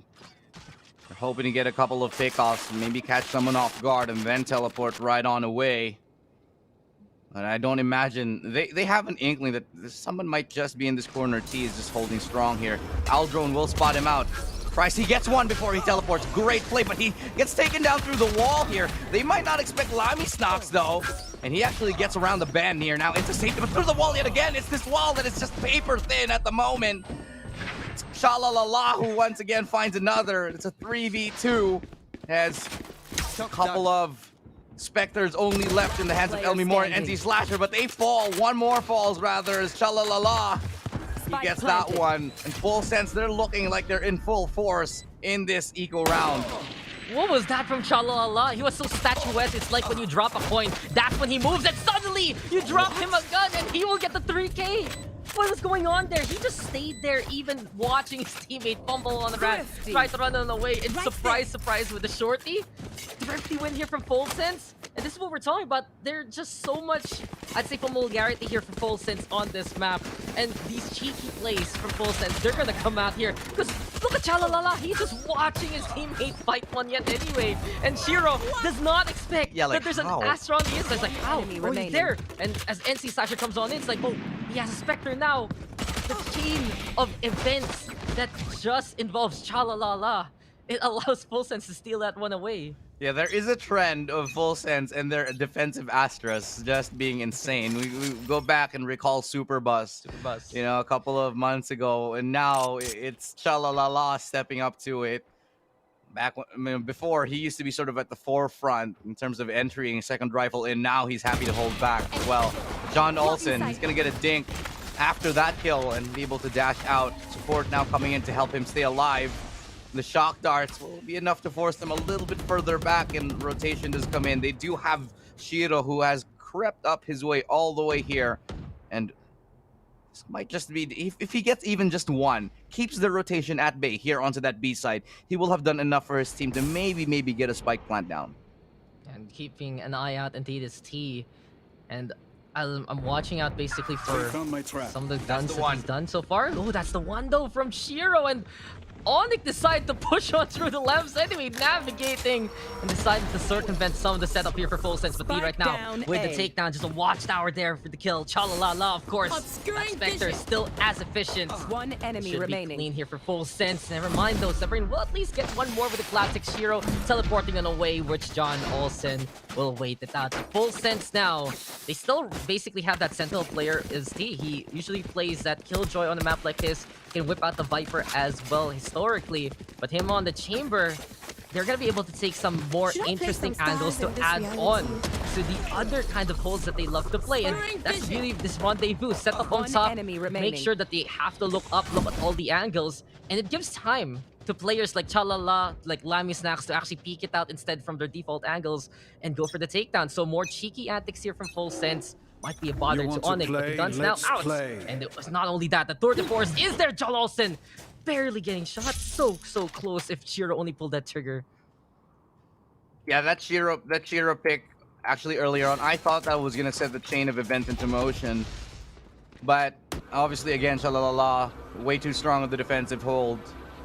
Now we're gonna be going to round number 4 as we start to grind to a halt.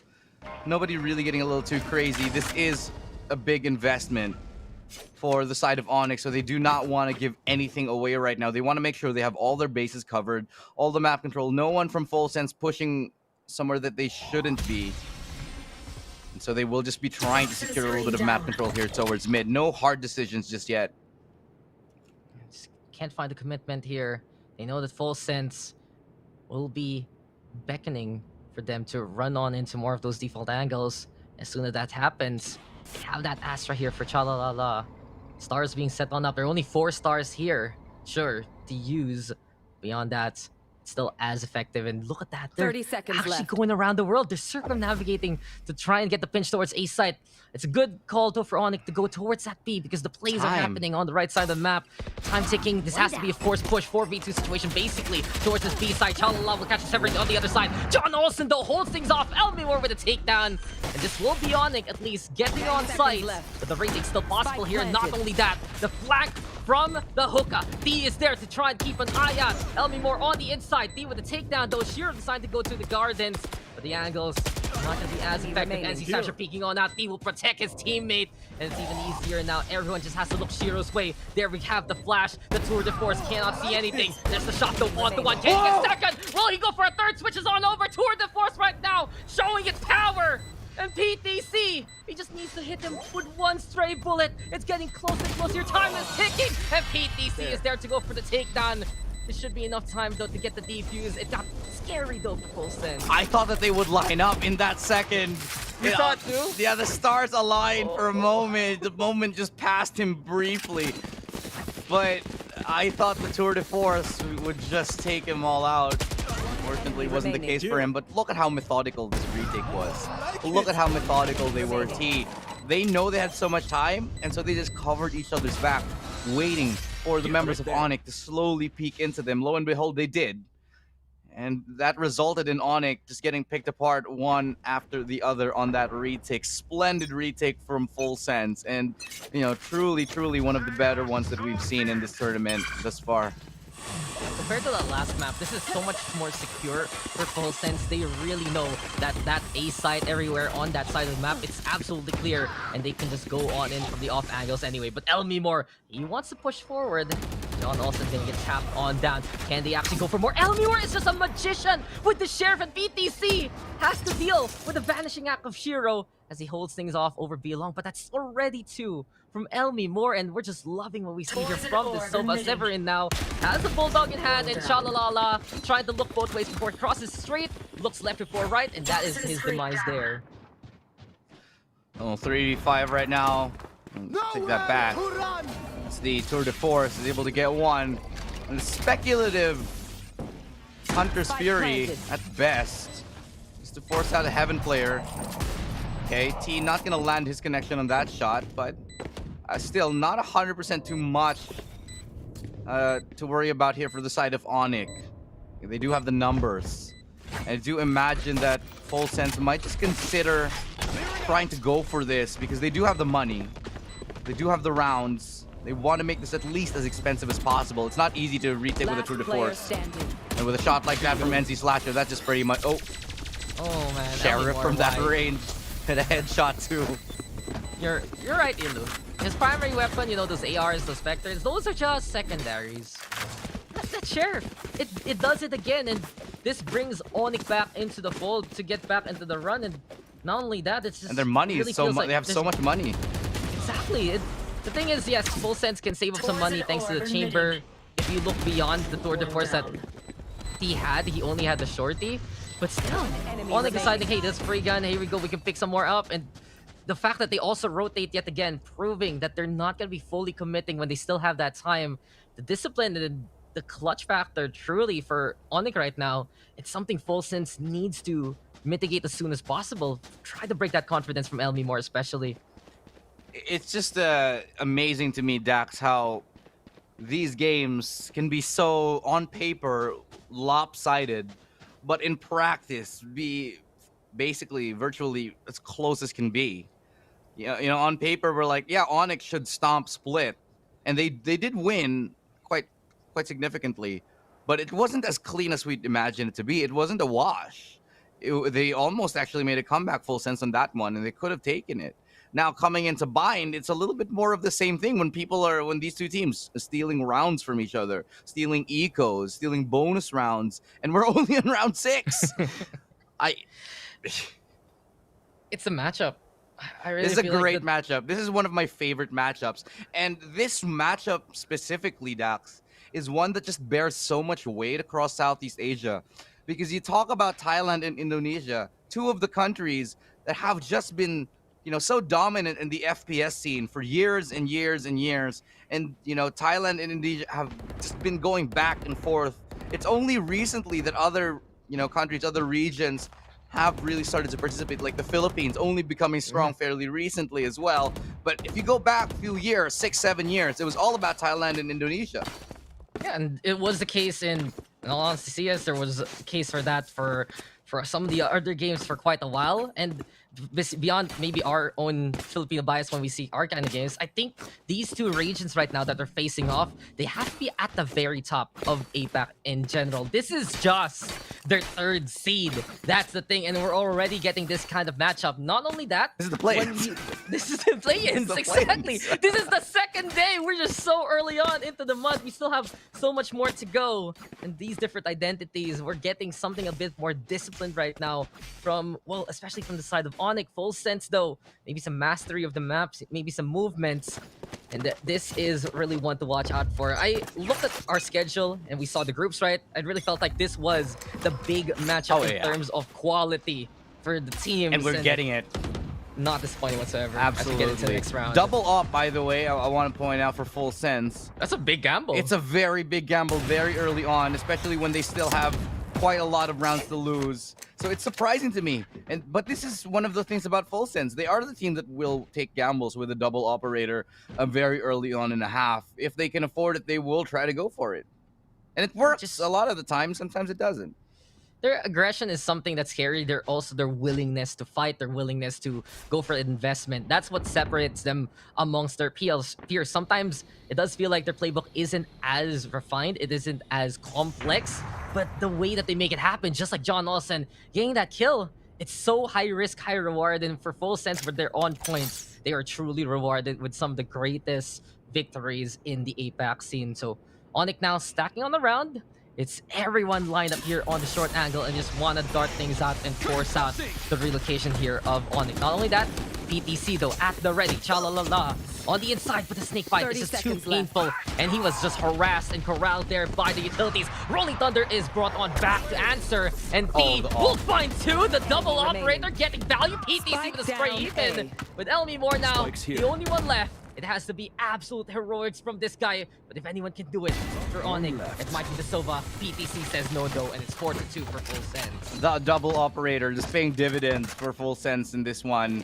It nets them 3 kills overall. They don't recover the other one, sure, and I don't think they'll be investing into it yet again. They will. Oh my God, Dax. They are doubling. You're not Raph. They're doubling down on it. I'm not Terror.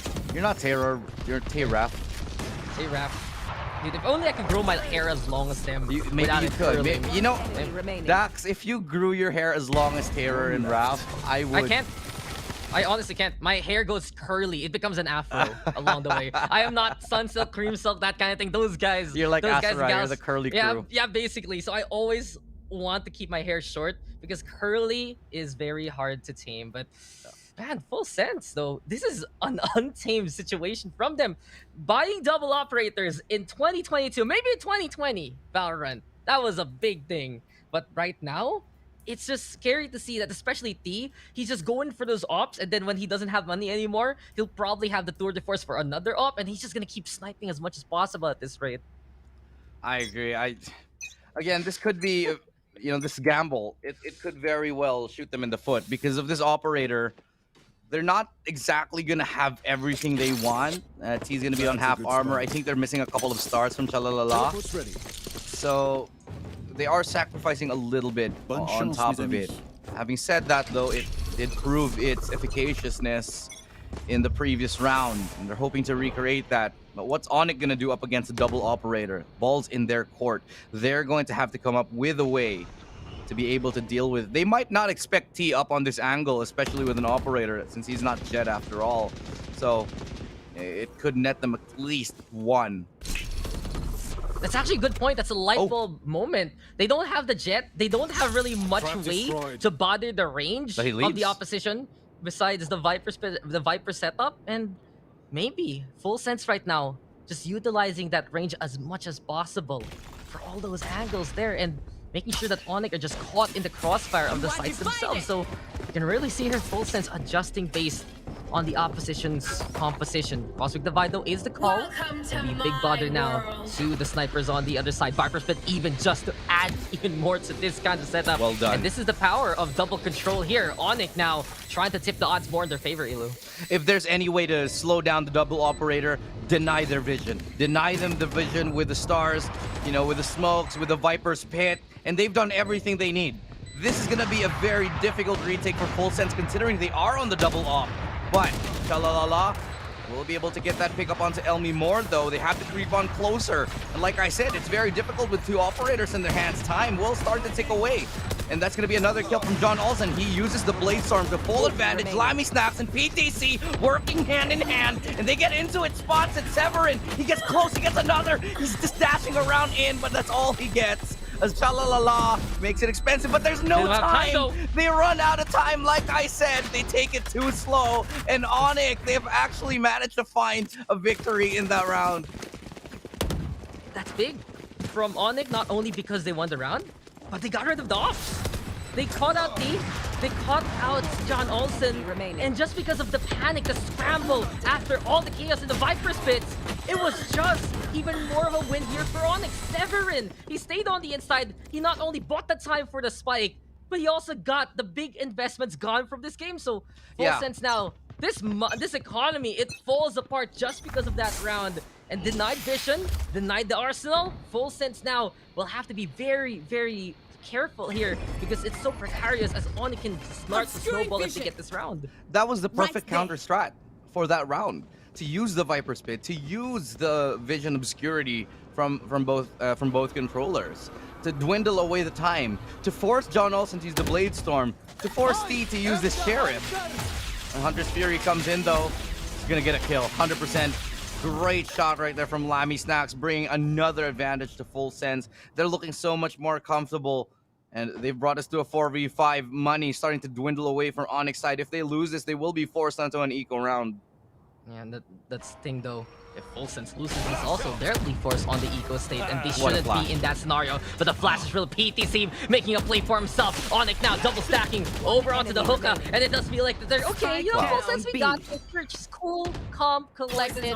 Get those takedowns. Severin doesn't have the Viper Spit to work with anymore, and it just starts with Lammy Snacks getting that first kill onto Elmi Moore, prevent those pop-off potentials from ONIC to come in close and clean up the round very nicely with some of the plays for your own. It's a great response from Full Sense after taking a loss on that one on the previous round. They go for the contact plays. They go for the crossfires. They utilize the initiators, the flashes, to the best of their advantage. They even commit the Hunter's Fury early in the round. And this is just, I'd say, a perfect example of what makes Full Sense such a dangerous team. They are willing to invest. You said this earlier, Dax. They are willing to throw everything at very strange times just to be able to get a winner on a round. Just like that, they use the Hunter's Fury early, they go for single aggressive peaks, and they rely on their crossfire when they need to. And it works perfectly for them. Now, ONIC, they're going to throw in a timeout here because they are stumped as to how to handle this. They don't have the money. We can talk about the history, honestly, of Full Sense while we're in a bit of a timeout. And last year was just that definition of risking it for the biscuit. They made it the world stage. They made it the champions because they took those kind of plays. They took those kind of fights, and they made those calls that they were confident of many a time just to get those victories. And LCQ, remember like how Superbus plays himself. He's not here anymore for the roster, only as a sub, but he's one of those Astros that are so sneaky with the smokes, and he'd be a big bother. You have someone like, of course, John Olsen, who's so willing to pop off when he's given that hot hand. He's one of the best players, really, in the APAC region. PTC, the glue guy, the guy who can play anything. And the fact that they trust him to play any agent that they need, those are also risks because you might be taking time away from other agents that you need him to play in other maps. So you're sacrificing firepower. It's crazy that Full Sense has still that kind of identity. It didn't work out in the world stage, yes. In Champions, they couldn't make that kind of performance. But I feel like coming into this year, and especially these kind of runs to APAC and beyond, they're going to be looking to do that kind of risky play again, but this time hone it to be ready for that world stage rather than just the region. Well, you're absolutely right there, Dax. I think time is the friend here for Full Sense as they get more and more exposure, especially up onto the world stage, should they be able to qualify for it yet again. T knows he's in a little bit of trouble there. Will be able to teleport so far back. Now PTC playing from up close. Showstopper intercepted, but the Showstopper prevails upon the PTC. 27 HP left. He almost took himself out on that one. Just shoot your feet and it's just gonna all work out in the end. A little bit of a kamikaze there, but it's still fine because Monyet is standing tall with the judge. Lesser by even. Spike is planted, but the rifles are out for the support unit here of ONIC. And Full Sense now have to scramble towards that A side. Destruction, though, is the name of the game. Double control being bothered yet again. And Monyet with the judge. Here we have it again on Bind. Page shells even. And welcome to Bind. Welcome to checking your corners. And it's just pain immediately. Monyet is not done. He wants to go after T. Picks up the rifle, though. Picks up the judge back. Wrong gun this time. Can T even get the angle here? Running out of time. ONIC does it again. The sprint towards that A site will lead them to that victory, and the teleport away will prevent their demise. What I'm loving about this game in particular, it's coming so close, it's coming down to the wire, that it takes the tiniest thing to change a victory, a loss into a victory. takes the tiniest thing. It's the judge in lamps. It's the early, it's the early showstopper. It's the early Hunter's Fury. It's the double operator. They're pulling out all the stops, and because that's what it takes to win a map against their counterparts right now, Dax.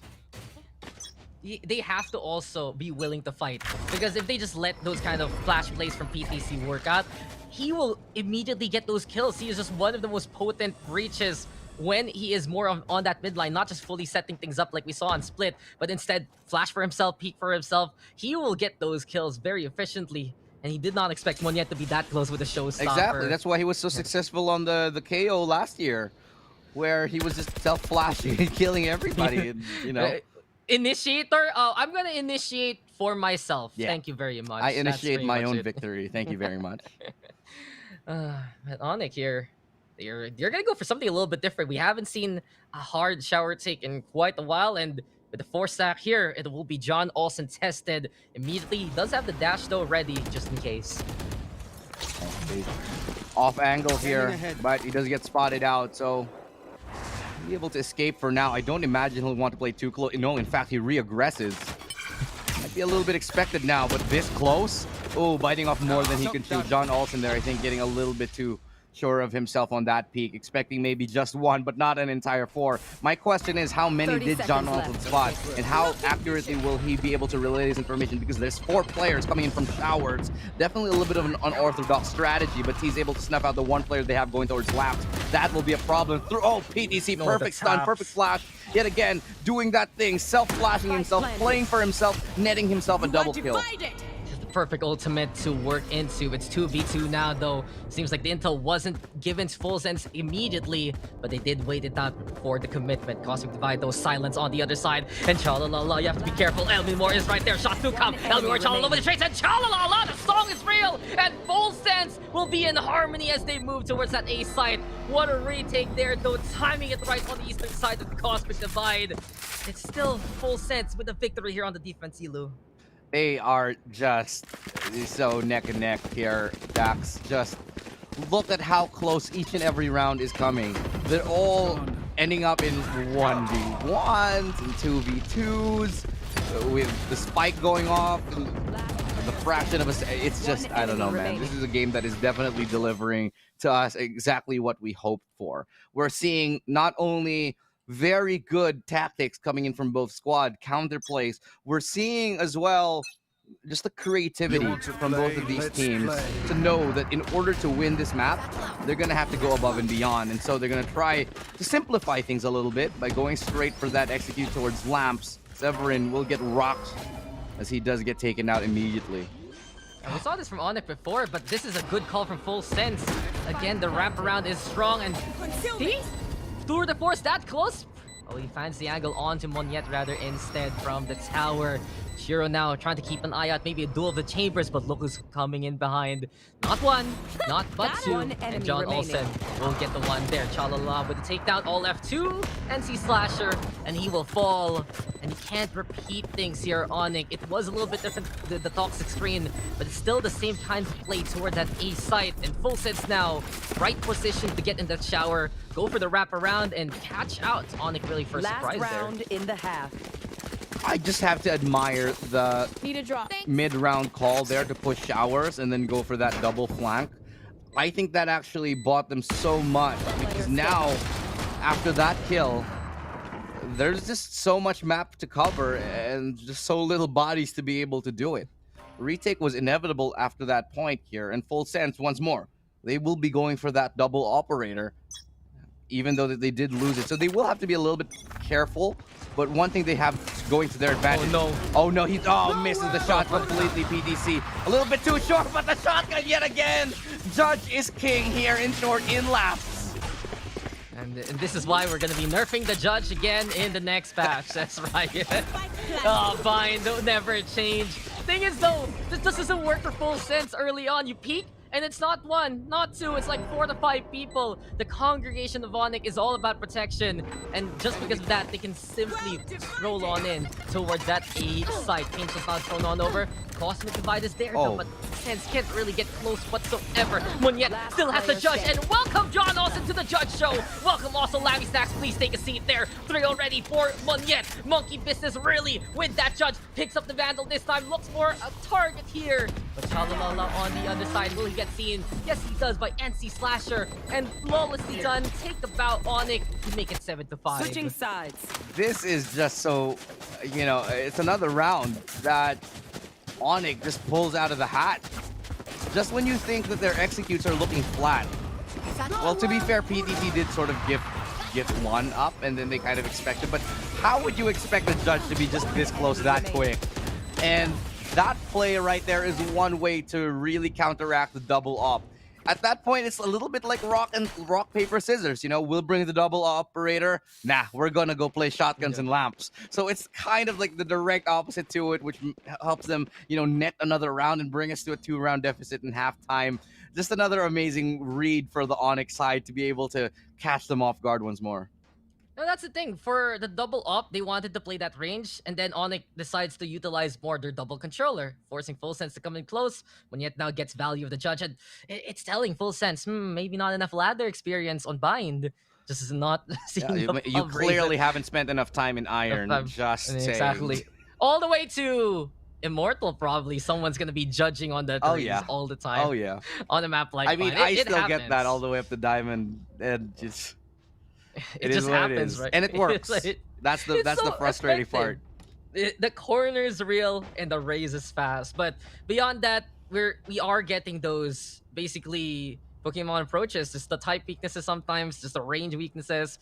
And for Full Sense though, some masteries with the wraparounds, with the understanding that this is the part of the map that they can actually play on safely. ONIC very quick though on more of the defaults. And especially when they're able to cover up their tracks with both Severin and NC Slasher. The fact of the matter is, it's Full Sense now on the attacking side and with the lead. And from we've seen these Full Sense attacks on Bind, they're honestly pretty potent, to say the least. They get really scary when you have the entry from John Olsen as well as PTC, and especially that they're still on the Astra anyway. Not gonna be too surprised to see any real changes from the usual game plan of Full Sense compared to before. Well, we say that, but Full Sense right now looking like they're gonna go for a ONIC rather, going for a triple peek here towards B Long. I think they have gotten Monyet around the corner, not expecting that he will be there. So it might come into play a little bit. The Owl Drone will come out, and so they will want to destroy the Owl Drone for him. No, they spot him out instead, but Elmi Moore swings out on top of it, so they will be fighting for it. Lamy Snaps is able to catch off Monyet, but Elmi Moore yet again, 3 times the charm for him as he picks up a triple kill. And how many times will he be able to do this? The pistol god at the moment for Southeast Asia. Put a sheriff in his hand, any kind of pistol he will deliver. And a 4. Packed and parceled, man. Change his name from Elmi Moore to Elmi Most, because this guy is just looking to be the best of his field so far here in the play-ins. Just wins it for ONIC single-handedly, and you're expecting the Full Sense setup to maybe go for that double take towards that B-side. You split on around, get that breach, but no, it just all falls apart as soon as Elmi Moore shows his face there.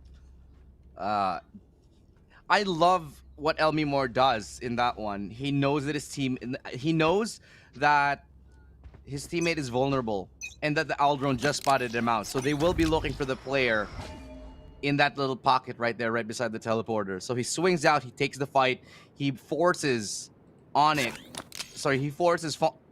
Sense to go and take a little bit of an awkward fight.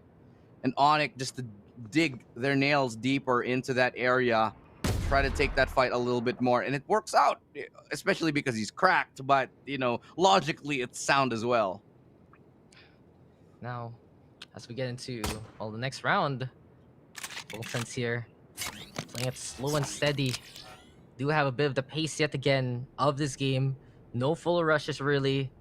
Not as, I'd say, explosive as some of the other APAC series that we have. But at the very least, it's all about respecting the setup and maybe just trying to figure out where ONIC wants to play their defaults later on. Monyet here, watching out for the showers. Satchel gonna get thrown on outs anyway. And with double Satchel now, just to bother that kind of push. He will be tracking some of the utilities. Smoke, though, is in the way. ONIC right now just keeping the cool, and it's a standoff right now until the first kill happens. 30 seconds neither left. side will give an inch, and this is not going to work out for Full Sense whatsoever because time is ticking.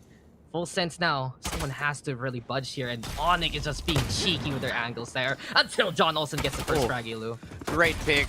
Sheriff comes in, jumping through. Elmi Moore holds strong, brings out the pistol. His teammates got his back. A 3v3 right now, but Elmi Moore, can he do it again? No, he can't. He does actually find one. Shiro's there for the trade. John Olsen against the world. Only a Sheriff in his hands, but Elmi Moore and Shiro, they're a breath away from getting knocked out. And Severin, he has to be the one. He's watching his teammates back. Perfect swing out, but misses the shot. John Olsen had a chance, but not big enough for him to take that round. In Full Sense, we'll take a loss on that one. ONIC, they leveled the playing field 7-7. We have a series on our hands. We have one indeed. We have these maps highly contested, and we thought, split that could have gone in ONIC's favor. That was a stomp. This would have been a stomp. Stomp, that kind of thing. That, what are these map picks? The stats, they're telling us other things, but this is the proof. This is the APAC play-ins. I'm not even about to say playoffs. We're not that deep into it yet, but we just have already such a matchup that commands attention to the APAC scene that this is what these guys can bring to the table. And not only that, it's not the most exposition, in all honesty, for both Full Sense and ONIC. They're still sticking on around with the Astras. They might have a few more things for the group stage if they do make it, but the teleport is unexpected! And Shiro will get to take that one, yet the Sarah's fault, 2v2 trade, and chaos on the battlefield. The silence broken there by ONIC. This is great for them. This is just the bonus round, and they've already managed to take 2 picks and a lot of map control. Look at how far back they forced Full Sense. They're just waiting in the wings, hoping somebody else pushes them. Look how far back they're watching. They're watching showers in case somebody re-aggresses. Fortunately for them, they've still got a minute to play. But on the other side, ONIC, they're doubling up here in showers, which is, I think, the smartest thing to do. So it's a smart decision on top of another smart decision. ONIC are really hitting the mark here with their mid-round shot calling. Now it's up to Full Sense to see if they can adjust, and will the rifles come into play right now? They're only sending John Olsen here into lamps. This might not be the greatest idea. There are 2 players with stingers. No trade coming in just yet. Dashes out. John Olsen aware that he could be flashed through, but it's a great fault line to help keep him alive. Yeah, PTC with a setup there, and it should be cleaner now for Full Sense. ONIC did that surprise damage at the start. Nelmi Moore. Oh, he has the Ghost.C. Secondary weapon, Stinger.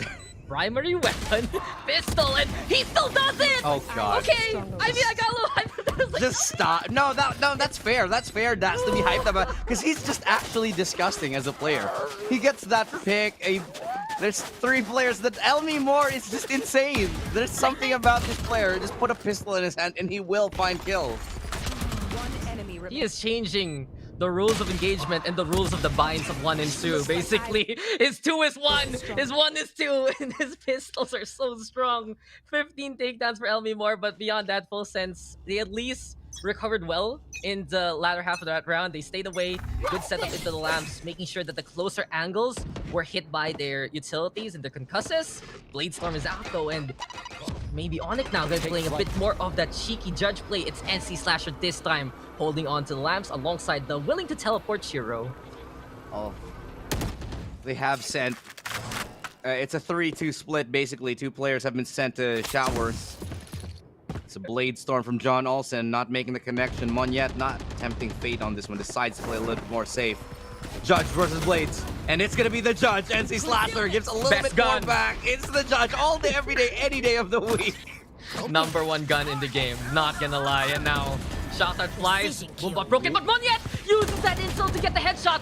Maybe one more PTC on the inside, the Smoke Criminal himself planting, but it's gone, and now Shiro will get the angle instead, get that takedown. 3v2. Oh, Shiro with the cleanup though, and he the only one left here for the side of Full Sense. He's so far away from the spike, he has to fight his way out. This one finally defeats the evil that is the Judge, but with the cards being set on up, this rendezvous is just for debate. Elmi Moore finally gets a takedown where we are tied up here, Elo 8-8. It's again another tie off the back of a great read once more. And the Judge. I have to say it, man. It works.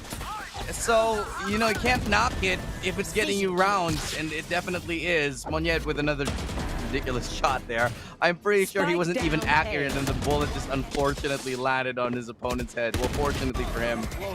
As we find another tie. Equilibrium once more here. Thailand versus Indonesia. And certainly the two titans of FPS in Southeast Asia are bringing us all we want and more. Decades of greatness still coming to fruition. We are not done whatsoever. Full sense though, they desperately need this map to force out a map number 3, and maybe while we have a time, you know, Breeze, I love that map pick really for both of these squads. Full sense proved themselves a little more on that world stage on Breeze, and for ONIC, if you remember some of their roots at the start of the SEA scene last year when Monyet was finally available, Breeze was one of the maps that they could really shine in. So if a game 3 happens, I wouldn't be surprised if it was this close as well. But for now, talk about the round, and it's ONIC here, heavily stacked on the back of that side over the tower even, and Shiro, resounding thud, gets one, but John Olsen will find the Vandal shot to his head instead. John Olsen, good entry, but he's got a lot more work to do. Has to recover the spike. There's not a lot of control, not a lot of time here, and not a lot of utility on this attacking side. So they will have to play this to utmost perfection, but here comes NC Slasher. Judge coming on in through. He knows where one is. We'll take a fight. The Judge doesn't take a loss. John Olsen was prepared for it this time. NC Slasher gets sat down for a little bit longer, but T is able to say something about it. They delay the spike plant. It does go down. John Olsen is found free. What? Okay, I thought it was a flick here, but it's a double kill for Monyet to bring us to a 1v1. With 14 seconds left, he just has to play this patiently. 10 seconds left. Does T get the angle though?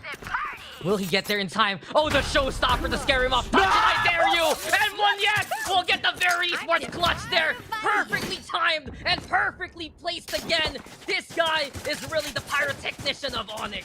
He played that perfectly because he knows where the spike is. And just this intelligence right now. I'm gonna be honest, Dax. This is the most intelligent Valorant I've seen across Southeast Asia. I've been watching everything. And one enemy remaining. like I have to say, Philippine players, mechanically gods. But this level of awareness, this level of intelligence, game sense is just so on point. Let's play. Look, for people who've been watching this ONIC roster and knew that they had to wait it out last year, those are the kind of plays that makes you remember that Monyet is worth that wait. He's so smart on the duels, and John Olsen, he is quite the duels himself. Severin easily hit by the stun and taken on down. This is what we wanted to see more from Full Sense a while ago, and we're getting it here. The timing from PTC and John Olsen, the dynamic duo that brought them to the global stage. Well deserved off the global stage. Just falling short. I do think they still deserve to be there, but just fell a little bit short when it came to the actual performance itself. This time, not looking like it's going to be the case, as it's no holds barred. Both of these teams. Full rotation coming in from the defensive side. Tour de force connection. Nice shot onto his counterpart. Shiro goes down. 5v3, excuse me. As the B side is open right for the taking. But ONIC, they're wanting to hold on to it. They brought it back to a 1v2, and it comes down to T actually taking that shot. Now it's NC Slasher who has to make that full rotate here. Elmi Moore has done a lot in that round to keep them alive, but there's still a little bit more to be done. NC Slasher has had a quiet game thus far, and he's gonna have to come up huge this time. Planted. Push back there on it to give them a chance, but here we have the duel, and PTC will win it quickly. Full Sense, it looked to be their round anyway at the start. Heroics, you mentioned, Elmi Moore, NC Slasher coming in clutch for a while for that B hold, and especially with that cubby control, courtesy of NC Slasher. 2v1 scenario though, PTC, he does not miss whatsoever. And it all started here with D finding the angle. It's very helpful here for Full Sense, because if you get a kill with the Tour de Force, not many people remember that it also gives a slow orb. So as soon as that happens, it's slower there from ONIC to push on forward. It was just absolutely clutch aim there from Elmi Moore, from NC Slasher, to get those takedowns to give ONIC a chance. But really, the playing field was pretty much in favor of Full Sense from the get-go. Aggressive map control here. For ONIC, they know they have to do something, so they will be playing two players in the smoke around showers. Sensing one, and they know the jig is up right here. Too aware from Full Sense. Not gonna get anything on it. They have been sniffed out. Read like a book in this one. Right there. And Come on, Full Sense is the one who has written that book on Bind. And we're seeing it now again. The angles and the aggression. John Olsen feeling it already. This is just him with confidence abound. Of course, ONIC, they are on that lesser buy. They're on equal state. Doesn't really matter though. Severin, if anyone actually goes into Lamps, that is their fault 100%. Oh yeah. This shorty that's the only way Severin can get a kill here. Well, you can't even bait it. Yeah, there's just nothing. That's just something else. Well, they just got to do something. I mean, Severance is going to be waiting, honestly. Maybe try to get an exit kill. Hope to get lucky. He's going to be surrounded on all fronts here. They know the jig is up here, but Full Sense will be defiantly taking double digits up against ONIC. Should be 10-9 at the end of this. Well played so far, but this game still hangs in the balance. Maybe he's just going to try to get a little ninja. Nope, no ninja for you. You wanted to see if he would teleport back just over the backstab. You know, you can't win the round. You win the highlights. You win the mental war there, you lose. So, at least, you know, ONIC couldn't really stand a chance in that round. They didn't have the guns, but this is where it changes up. As we're also going to be going for a timeout. Because look who's holding on to an operator right now. Shiro there deciding to maybe use that sniping prowess perhaps for the side of ONIC. Oh, the snipes. That's exactly what we want to see.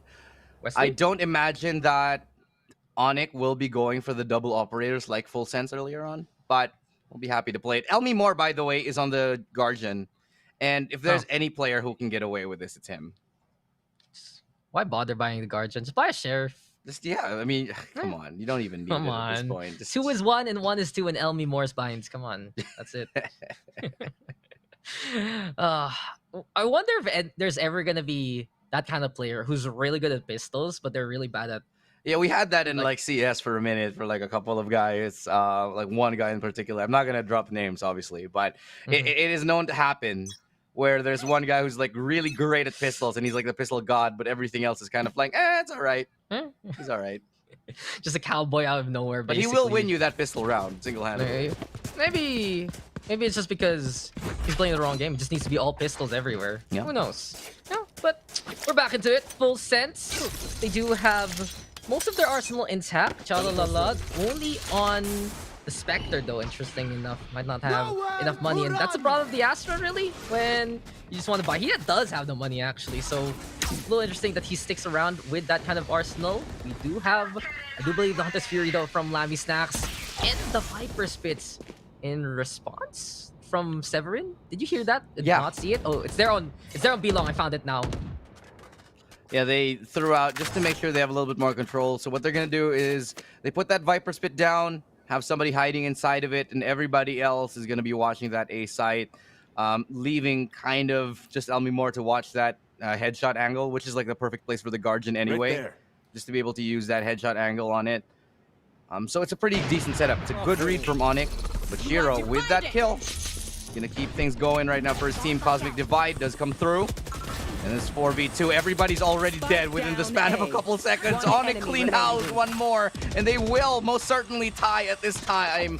10-10 is what we should be seeing unless Lammy snaps. Nope, but absolutely not. In no reality would have that happened.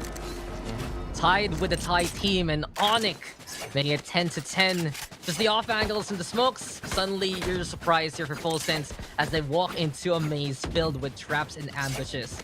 Become great guerrilla warfare there from ONIC. And you can really see also the oppression of Shiro, the operator, by giving them that tower angle, easy outs. And players like NC Slasher love to do this. It goes back to some of his roots as a duelist player way back when for the Indonesian scene, playing things like the Raves, and he's just so cheeky sometimes for the setup. There are some players here, Ilu, that they can also set things up for themselves. BTC, of course, biggest example. NC Slasher, the other. But John Olsen, he just wants to dash on in, go for the fight. And again, NC Slasher proves to us that he is the smoke criminal of this game.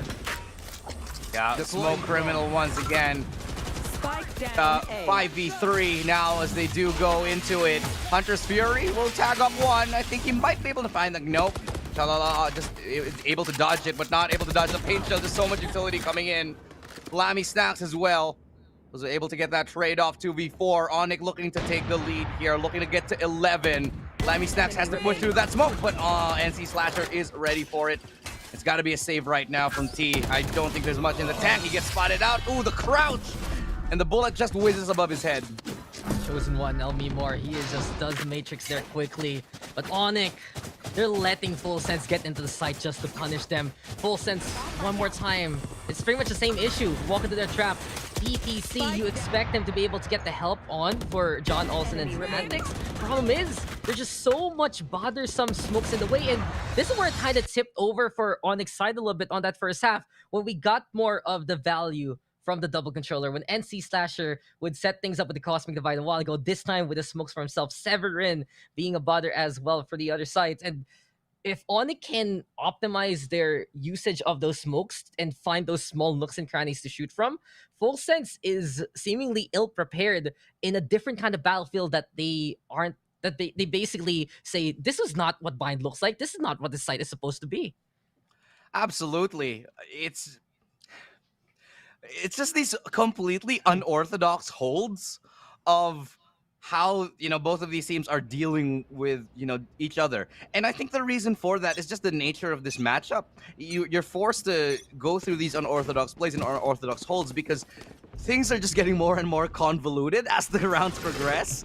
Like, we're seeing the judge hold become the norm here towards Lamps, and okay, while that's fine up until maybe Immortal, that's just not something we're used to seeing completely in pro play. It's just, starting the round off with Hunter's Furies, starting, each round off with aggressive peeks towards B long and shower pushes. This game is forcing players to their limits, to their max, to bring out every play in their playbook just to be able to eke out a one-round win. That's just how close this game has been. It's a bit more chaotic compared to the first map. It feels like this is the APAC flavor just being infused in it. But at the same time, still, the tenants' discipline and the prowess, perhaps, of these two teams, they're showing up in full force in such a close margin. But we get the updrafts there from John Olsen. He's just jumping on the round for Box, rather. And in this situation, he does have the Blade Storm whipped out to try and find a target. But Monyet, will you find anyone? He gets caught there. Chalalala, hiding in wait. He just uses that crate and says that's great. But that's ONIC crazy. now.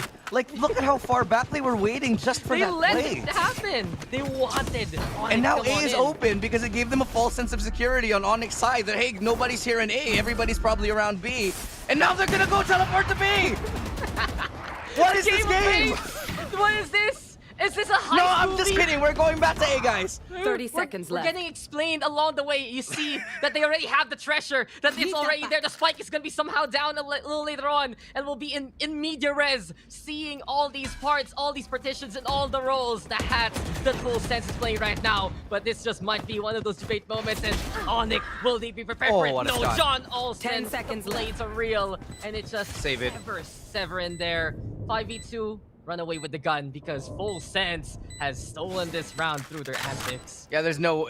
That was ridiculous, that round. I was like, hey, guys, let's sit... it goes back to that point that I made earlier. These rounds are forcing these teams to make the most unorthodox plays.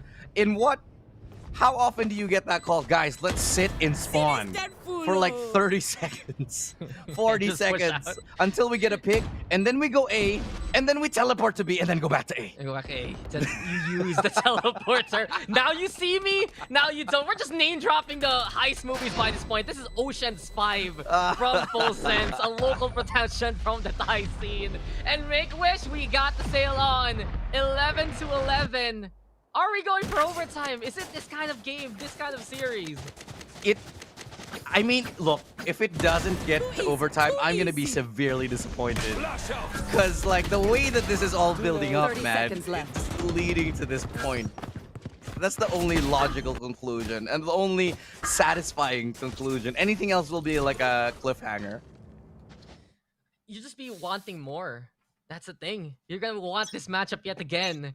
And the only way it happens is, well, it's either the winner of this loses in the next round, or we see it in the group stage if both of them do make it in the first place. So, come on, this is already quite a tease. This is probably my favorite match that I've ever casted with you, Dax. Just really? because of how crazy. We've casted a lot over the years, but this is just absolutely insane. And what better place to do it than on Thailand-Indonesia matchup? No. It's beautiful because we get the chaos of APAC more often than not, and it's fun and all.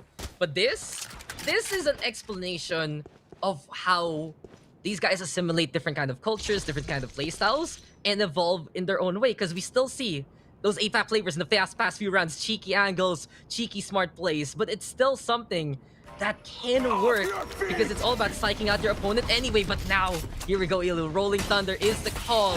It does zone out ONIC, but doesn't really hit anyone yet.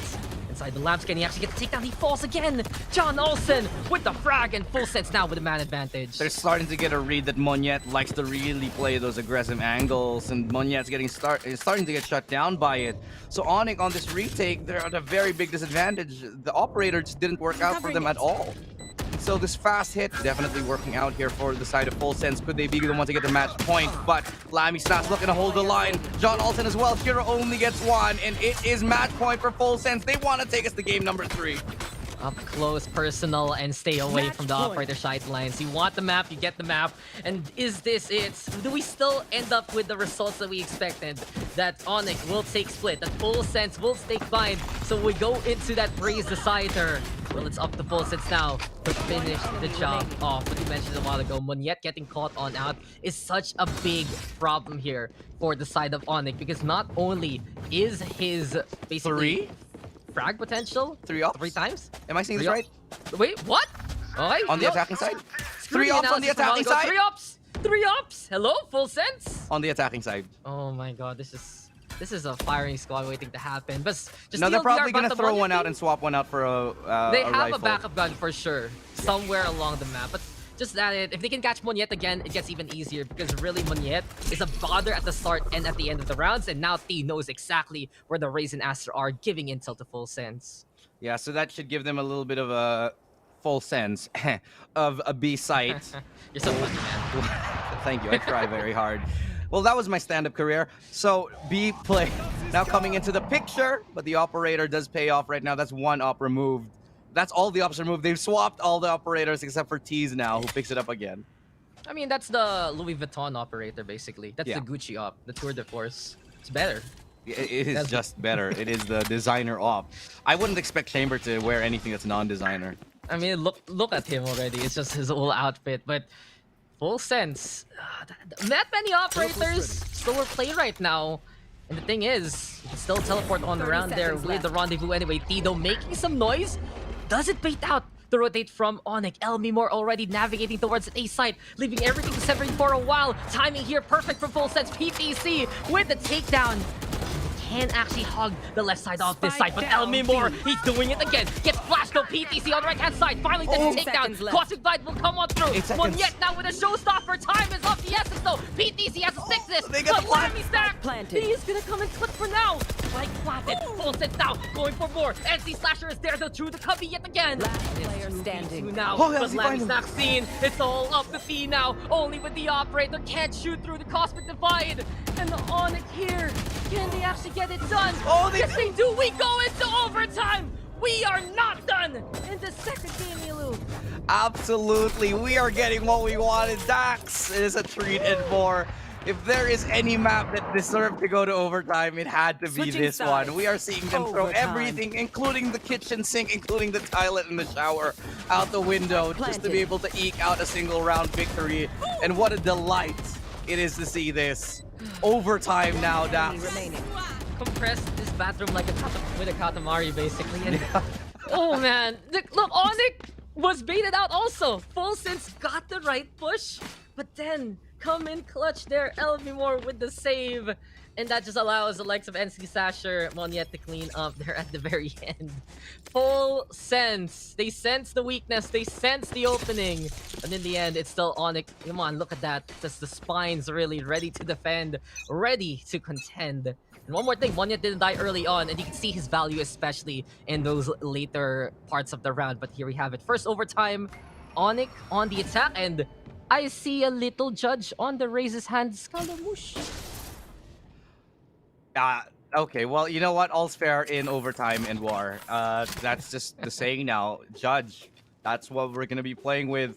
And that's fair, because I think it's a good assumption because, you know, you can safely assume that there's going to be an operator somewhere in the picture. So what's the attacking side going to do? They want to go back to that quick hit obscure as much vision, deny control from that operator, make sure it doesn't work in their favor, but it's going to be a fake here. They've made a lot of presence happen towards that A site. They deployed a lot of utility, including the Owl drone, to scope it out, but in fact, it's going to be a B hit that they're going to be going towards. This is now ONIC. At least deciding maybe this is going to be the weaker site there. They do avoid the judge of Chalalala. And in a more post-plant scenario, it'll be even easier now for ONIC. But PTC, the beautiful catch. Severin, though, will get the trade as the damage was done by the judge. Lem Snack still backing away through the second more to get that good escape. Here we go with LB Moore. How does he find the angle? He's just amazing at what he does there best. Spike, though, is planted, and it's 4v3 now. Gonna be difficult here with the judge in hand for Chalalala, and the range he wanted to use, well, it's gone. ONIC with a cleanup, and they will get the victory. One take is all they needed, and they're one round away from moving into the next round of the play-ins. Advantage here in overtime for ONIC, as the score is pretty much a fair indication of how this match went. It's a good representation of how everything just played. Topsy-turvy, left to right. We're just getting everything and more. We are seeing a little bit of an issue here with our overlay, by the way. So bear with us. We're going to be sorting that out. But yeah, here we go. Second round of overtime, and ONIC are on the cusp of taking this hard-fought victory into a W. How big would a boost? How big would this be of a boost, Dax, if they took this game, win a 2-0 in overtime in the play-ins? It's huge because, really, Full Sense is a team that is world-class, that has gone to that world stage, and it'll be, in all honesty, a bit of an upset. Yes, we are ONIC believers. We've seen their growth, but if you look at the history, well, Severin's history there, as John Olsen will refuse to lose and not go down without the fight. Perfect start here for Full Sense, and when you get a John Olsen pick, and it's picturesque for a potential win. Maybe one more challenge. This is big. John Olsen versus Elmi Moore, the duel that I actually just ended up wanting for this game, and Elmi Moore will show John Olsen is how it's done for the trade. Elmi Moore, he will not. He's just standing still. That target. And, you know, Peaker's advantage, technically, John Olsen should have won that, but Elmi Moore just quicker on the trigger in that one. Definitely coming out of that with his head held high, net team man advantage. And with the entry, the only hard entry for the side of Full Sense gone from the equation. How are they going to break through this triple crossfire onto the A site? They're not, because ONIC is going to mow them down. Shiro's going to get them another one. Limey Snacks finds another, but it's ONIC. Shiro to get a massive quad kill to end the game. It's Shiro with a quad to bring us into the victory.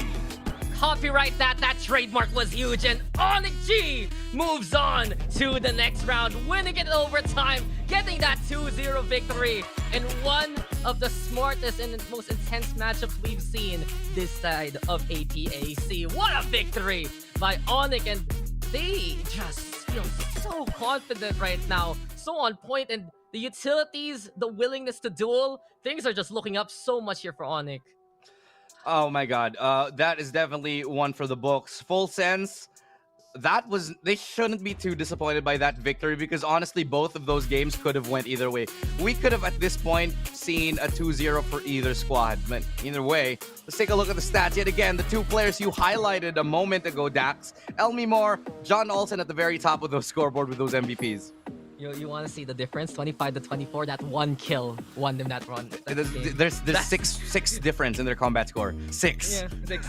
It's just a big reminder to Full Sense. Why did you guys lose that last round? Because Elmi Moore got that one kill, and Shiro was just amazing on that chamber. I really have to give props again to Shiro, because I doubted him, and I seen his career very strong on the support to allow the likes of Moniet, Elmi Moore, maybe even NC Slasher to find those takedowns or just anchor down those sites, but he on the chamber was just so efficient. The trademarks, the rendezvous were on point. He could be on both sides of the map very, very quickly. And it's just perfectly placed. When he gets one of those slow fields down, he is ready to peek it out anyway. So quick on the utilities even. And that is what a chamber really does. You see many people who play that chamber from the Lulu's role. They just want to pop off, Headhunter, Tour de Force, pew pew pew, everyone just dies. But that is how you play a bit more of that anchor side when you utilize those utilities even more to the optimal degree. And just honestly, what a showing from ONIC overall. Well, Dax, for those who are just tuning in, welcome to the play-in series number 1. And you just missed one hell of a show, because that was one of the most entertaining games that I have ever seen in my entire career in casting. I'm not even overhyping that. I'm not even overselling that, because that truly was a treat. Just the back and forth of the teams, just the moments of clutch situations, and just how smart everything was. We didn't really see crazy, like, big outplays, save for a few from Monyet and Elmi Moore. It was really more about that slow burn, that sustained tension that sort of crept up on you across all of the game. And the way that you make potros at home and all the like, you see it here. Just such a round per round shindig every single time. It could go either way because of the micro calls between these two sides. Cheeky plays with the judge. Multiple operators came online. But in the end, it was still ONIC who was able to withstand it. Could have been maybe for full sense if they didn't go for too many offs. Could have been maybe some better rounds. But beyond that, it was full sense being on point as well. You got the John Olsen experience, got PTC making those plays. But at the very end, likes of Monyet with those clutch calls, the showstoppers, just absolutely on point. And really, the chamber battle is something also that we can highlight. It was Elmi Moore versus John Olsen, yes, but T versus Shiro, it was fun to see because he was so potent with the snipes. Oh yeah. And then on the other side, Shiro, just the setups really with the chamber. It was truly a very interesting dynamic on how everything just went. Just the different play styles here, and just both of them sort of meeting, both teams kind of just meeting each other in the middle and trying to push each other to the limit and seeing how far they can go. This is truly Valorant at its finest that we just saw.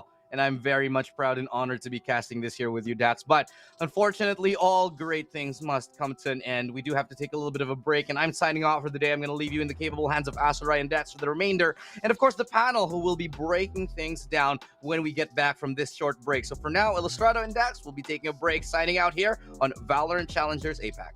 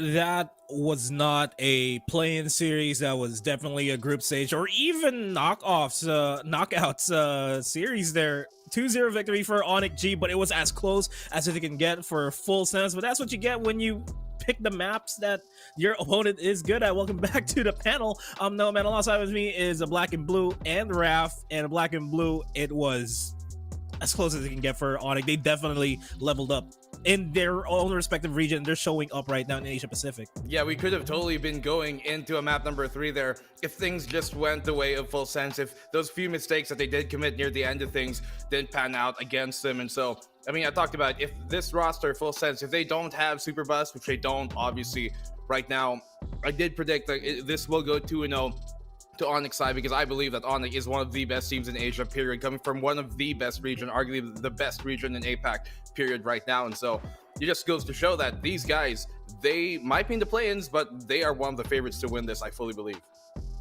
There's just so much notes I have for that series alone. Again, just a spectacle. And for people who are not as initiated as some of our more seasoned viewers, that was definitely something that they could take quite a bit from. And I think we might just be indulging in the grittier details when we look at the highlights.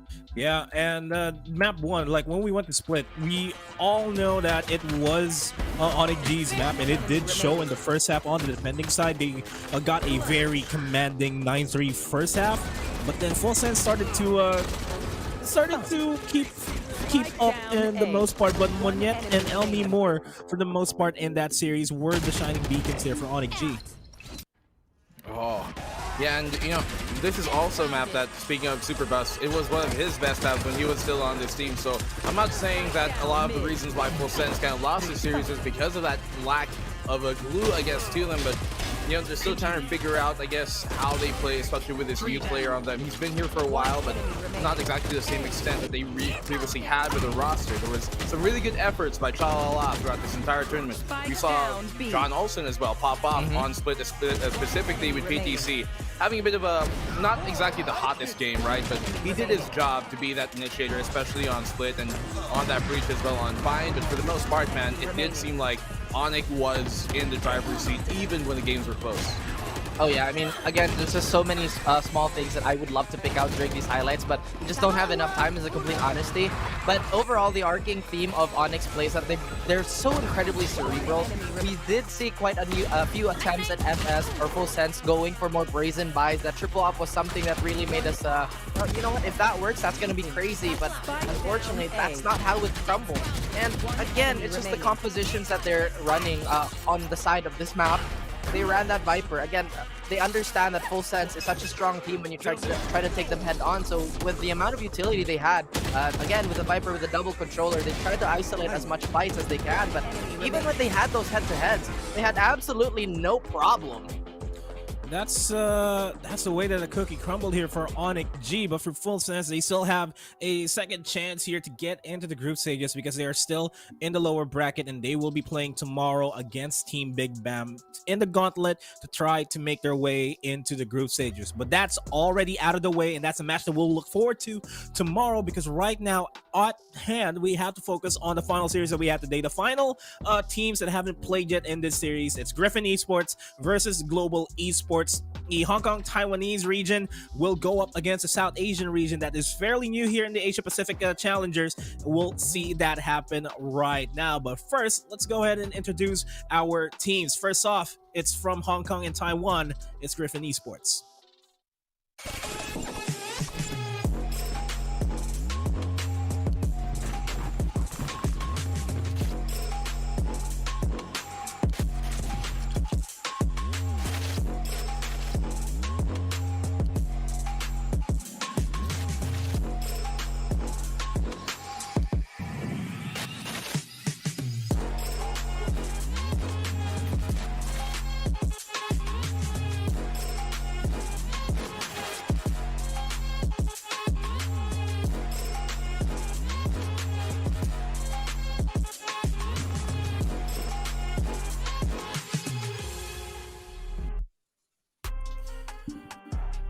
And that is Griffin Esports, and playing in on the field right now for themselves is Ace, Attention, Feng, Shu, Fat, and YR Select. And Raf, these guys, not really the smoothest run in the Hong Kong Taiwan Challengers, but they did go up against Oblivion Force, the team that's already in the group stages, and they lost 2-3, and it was a close fight for that matter. And I feel like these guys are ready to fight. Oh yeah, absolutely. Getting into APAC, you have to have that mentality that you are ready to throw hands no matter who you're playing against. Again, the overarching story for this one is that both of these teams have been somewhat forming and quietly really rising to the top, or at least like trying to do that in their respective regions. Griffin Esports is no different. They've been in the scene for quite a bit, especially in their local region. They've had a few roster changes here and there, although the core has been relatively the same. One thing to take into account is that as a region, they're pretty, I wouldn't necessarily say slow, right? But it's a very defensive region when it comes to playstyle.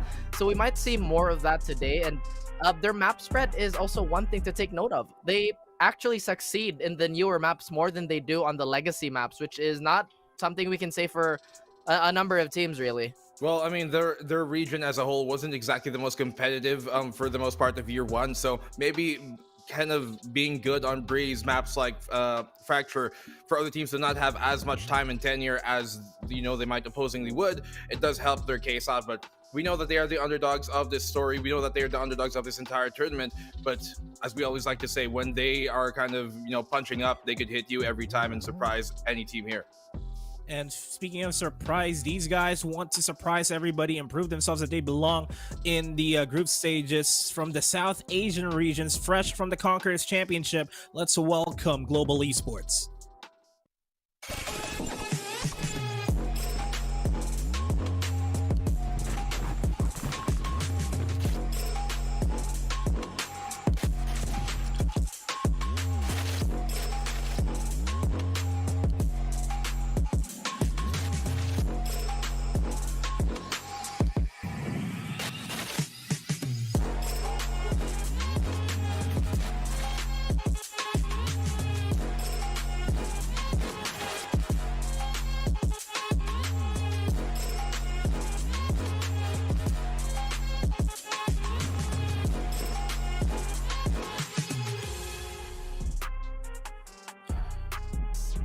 From South Asia, Global Esports want to remain in the global scope of anything Valorant. We got Hellranger, Kappa, Lightning Fast, Skills, and SK Rossi is going to be fielding it right now. And they've had their international experience in the last chance qualifiers, and now they want to make it into Masters. They definitely did. They were that first team to be able to put the South Asian region to the global stage and present what they can bring. We saw them during LCQ, the first outing of any South Asia team as they were inducted into the VCT circuit. And now, this time though, they're not the ones with that Grand Finals Championship title. They're not the ones at the top of the South Asian scene, because it's the Velocity, the rivals, the team that they have been going back and forth over and over for the entire past year, where these two teams would trade blows. And this time around, it's Velocity that does get the better of them. But Global Esports, they're here for a reason. They have been by far one of the best teams from South Asia as a whole. The record has been dominating that entire region. And everybody knows the star-studded names on this roster. Hellranger being that captain, IG, a Lightning Fast being that glue. And how can we not talk about SK Rossi, who is one of the most popular Valorant players on the planet, period, because of just how incredible he is mechanically and how many, I guess, everybody has been infatuated by the skill that he brings to the table. And a lot of, South Asian fans are really rooting for this team. Now, they might not be statistically the favorites for, I guess, many analysts to win this entire tournament. But for many fans out there, there's lots of expectations put upon their shoulders. And Global Esports, after the run for LCQ, they did really well against Korean teams like DWG Kia. Can they replicate that here now that they're going up against a team from, the rest of APAC? A beautiful point to put out there. I was actually going to bring that up. And again, this is a team that's experienced quite a bit of fanfare for good reason. We always have that iconic jet of the respective regions. And SK Rossi has been doing that, or doing that title as proudly as we can expect for anyone, really. But yeah, they've had smidges of experience from most of the neighboring regions, right? The results have been mixed, but sometimes it's not all about numbers. That's kind of crazy too, because again, the panel is kind of all about the numbers, but deep inside, we're all fans. We all love the game, and we all believe in the magic and, and all of that good stuff. So this is, I would say, one of the, biggest tests they might have to experience. Yeah, and we have to look out for the map vetoes here. That's going to be coming up in quite a bit. And you made a good point there, Raf, where Griffin Esports, they really prefer the newer maps that came out. They prefer Icebox, they prefer Breeze, they prefer Fracture, compared to the other maps that they played in where the win rate is not as good. Compared to Global Esports, who've had their fair share of victories and a positive win rate as well on all the maps, and a lot of maps being played for that matter. So the map veto, would it really matter for Griffin Esports, or for Global Esports? Will it be comfortable for them? How's it gonna play out for Global Esports? I mean, we were talking about during LCQ last year that when you see teams that are very aggressive, that like to just push forward, hold that W key, it kind of is a symptom sometimes of not having the refinement to play a bit more tactically. Now that these teams have been in the circuit, competing internationally like Global Esports, they've been playing lots of international tournaments off season.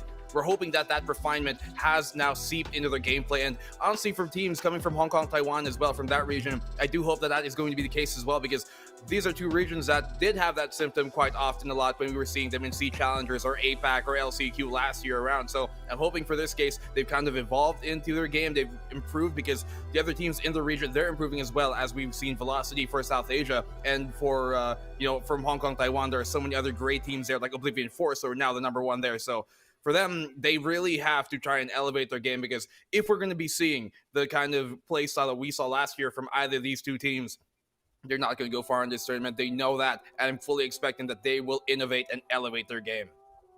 Once again, a lot of good points that I was also thinking about. They do experiment quite a bit with their lineups, not in terms of roles, but the agent compositions, which is something that we always like to see. Again, it's the growth that's been the thing that we've always been pointing out at the beginning of our challenges, at the beginning of our qualifiers. We just want to see all the teams step up, because the entire region and the entire APAC has proven to be such a powerhouse. But going back to the map veto, Nomad did ask if the map veto will matter for Global Esports. It definitely will be, although they are fairly strong on all the maps. There's still that alienation of not knowing how Griffin Esports is going to approach these maps. So the compatibility, once again, is somewhat in question when it comes to the playstyles. I would have to say, though, that Global Esports, they have that just extra bit of experience for at least overseas competition. Yeah, and that will definitely prove as a factor for Global Esports, considering the fact that Last Chance Qualifiers was the first time we saw them play, first time we saw the South Asian region play in the global scene in the Last Chance Qualifiers. And just like what Black and Blue did mention, they still came out against the Korean teams and came out really strong off of that. And from the tournaments that they've been playing for the past couple of months leading up into this, it did show that they did kind of grow out of their comfort zone, and they finally figured out their groove. Now, the question is just, will they be able to keep up with the Hong Kong Taiwanese region? Because these two regions never really get the chance to play against each other more often than not, because of the geographical restrictions that we've had here. And really, I feel like if we saw ONIC G and Full Sense, it was a toss-up, Griffin Esports and Global Esports. I would feel like it's still going to be a toss-up of a match. We still don't know who's going to come out on top clearly here. Yeah, you could say, Global Esports, they've had more tenure, and they've also had, I guess, more experience playing internationally against other teams. But then again, when you look domestically, they have just been kind of dominating that scene. It's not just because, they are a great team, but also we have to be realistic here. That region maybe not as, don't have the same type of tools to develop their talent as maybe the kind of competition that teams from Southeast Asia might be playing, teams from East Asia even might be playing in. So while, the newer team here, Griffin, they don't have that tenure, they don't have that star power that Global Esports have. They do rather have the benefit of playing in Southeast Asia, or, towards this region in general. And that does help them, I guess, scrimmages wise, especially, really elevate their game. Now, luckily for Global Esports, well, they've been in this show before. They've been in this seat before. They've been inducted, the first Southeast Asia and only Southeast Asia by far here today that we've seen play actually in the VCT. There's another team we're going to see in the playoffs, yes, but it's Global Esports right now who have something to prove and have something to really uphold, because they started really strong, as you talked about last year. A while ago, just now here, Nomad, last year LCQ, they did really well against DWG Kia, but everything else faltered there from then on. They have yet to really been I guess, productive in terms of their accomplishments when it comes to playing against Southeast Asian teams, and now is their chance to do exactly that. Yeah, and to think about it, when we think about the KR region, they're an incredibly structured region. I think all of us have to come to an agreement that the KR region is, if not the most structured we've had. There's a lot of emphasis on playing around the ults, even more so than we usually see. So for them to kind of have a little bit of difficulty when it comes to the Southeast Asian counterparts, I think it's telling that Southeast Asia, yes, we do have quite a number of structured teams. For example, ONIC. ONIC was very systematic. They had a good methodology, and the philosophy of their approach was very apparent.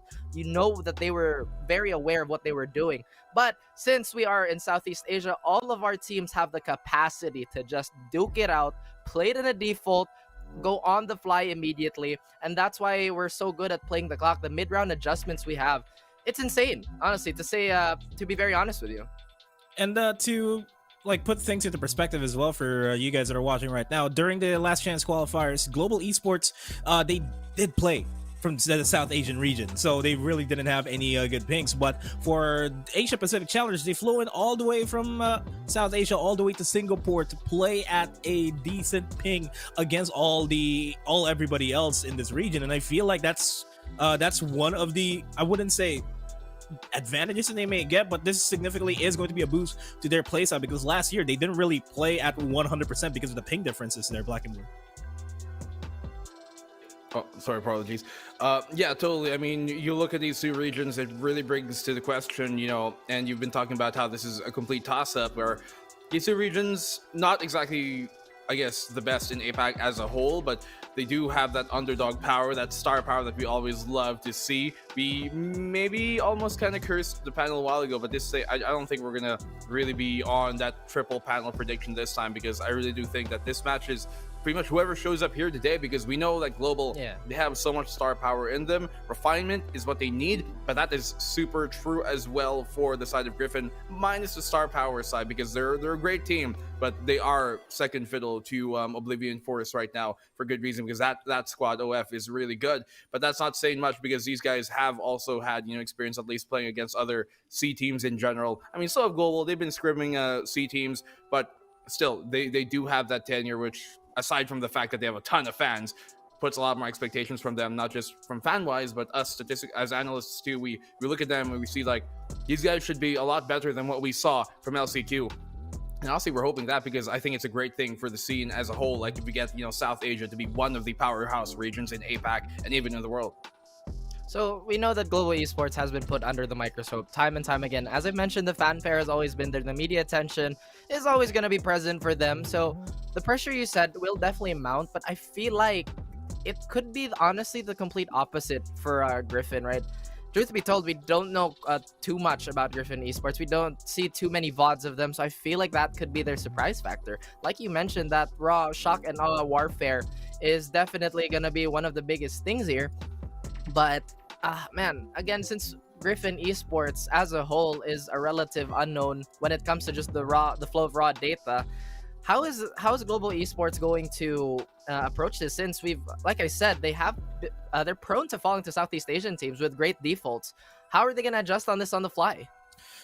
Yeah, that is a good question. If we're going to be looking at the data that we have currently for Griffin Esports, they did play last year in Challengers 2, Challengers 1, and Challengers 1 to 3, and it was a really decent run for Griffin Esports. But moving forward, there really wasn't a lot of VODs available. So for Global Esports, they were trying to watch their opponents. They really couldn't find much VODs to look up to. All they have are just the raw stats of how many kills they got, what maps they prefer, and that's basically that.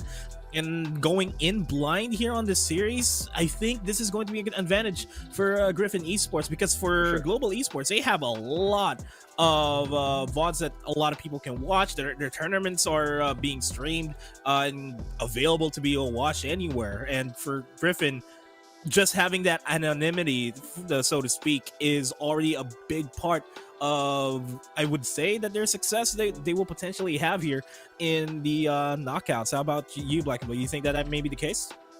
Yeah, I do think they have a good chance here, especially looking at the group that they're in. I mean, it's not necessarily like, okay, this group is better than the other, but you do look at Group B and you do see, I guess, less star-studded names here. And for Global Esports, they are probably the, I guess, team to hype up for this Group B, and that's why I honestly expect them to make it into the playoffs. I expect to see two South Asia teams in the playoffs, rather in the group stages, along with Velocity in those group stages as well. So, I mean, for Global Esports, Raph has put it right on the money, right? They've been under the microscope, and Matt, you added onto that by saying, that means that teams do have that history, those VODs basically, for them to try and analyze and pick apart the game of the Global Esports side, and that just isn't the case for Griffin. You can watch for qualifiers, yes, of what they played versus like Oblivion Force in the Hong Kong Taiwan regional qualifiers, but you simply just don't have as much information. And for a team like Global, who are potentially trying to uplift and rather elevate their game by being more tactical, how can you be tactical against a team that doesn't have tactics to try and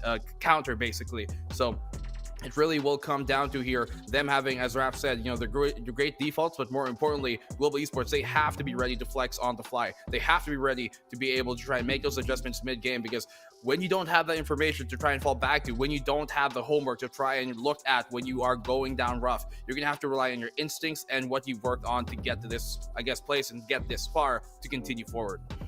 I feel like a lot of our points, if not all our points, have already been discussed, but just to add on to that, this is going to be, I would expect to be a very superfluous game, because again, these teams don't really have that much data on each other. It's going to come down to brawl. When it comes down to a raw fist fight, when it comes down to the swords clashing, it's most of the time usually the sharper blade that's going to win. So with that being said, we kind of expect SK Rossi to go nuclear on this, absolutely go ballistic, find every kill he has to, and again, we've just seen the highlights he can do. We were just hoping that he'd replicate that today. Yeah, well, you spoke about SK Rossi going nuclear, going ballistic, but we have to give our attention to Attention, that also plays one pretty mean jet for that matter, and I feel like SK Rossi and Attention are going to be the players that we have to look out for in this matchup. And really, the playstyles that we have for South Asia, for Hong Kong and Taiwan, is a complete mishmash of just being that aggressive and the passivity, if that's even a word. The way that they play defensively is barely there because they play aggressive under the defensive side. Yeah, I mean, that's kind of, as I talked about, when you don't have those tactics to rely on, it kind of is a symptom of a team that maybe doesn't have as much time to work on that. They don't have that excuse anymore. Global, they've been around for a while. They've been basically the top dog of South Asia for the longest time, barring this kind of last win, although one can still argue maybe Global are still better. It went to a full best of 5, and Velocity and Global, they've been going back and forth time and time and over. I mean, Velocity, if there was 2 slots for APAC LCQ last year, we'd have seen them already be playing the VCT anyway. So stop talking about their competition, because Global, I mean, there's so much to talk about here, but there's already a lot that has been said throughout the past year leading up to this. We all know the media attention, the spotlight that's been put on them. They've been under that microscope, and people have been completely analyzing every single thing they do, breaking it down even too much more. But Griffin, as you said, they have so much more going into this in terms of the surprise factor, because Global, simply, they do not know who they're going up against.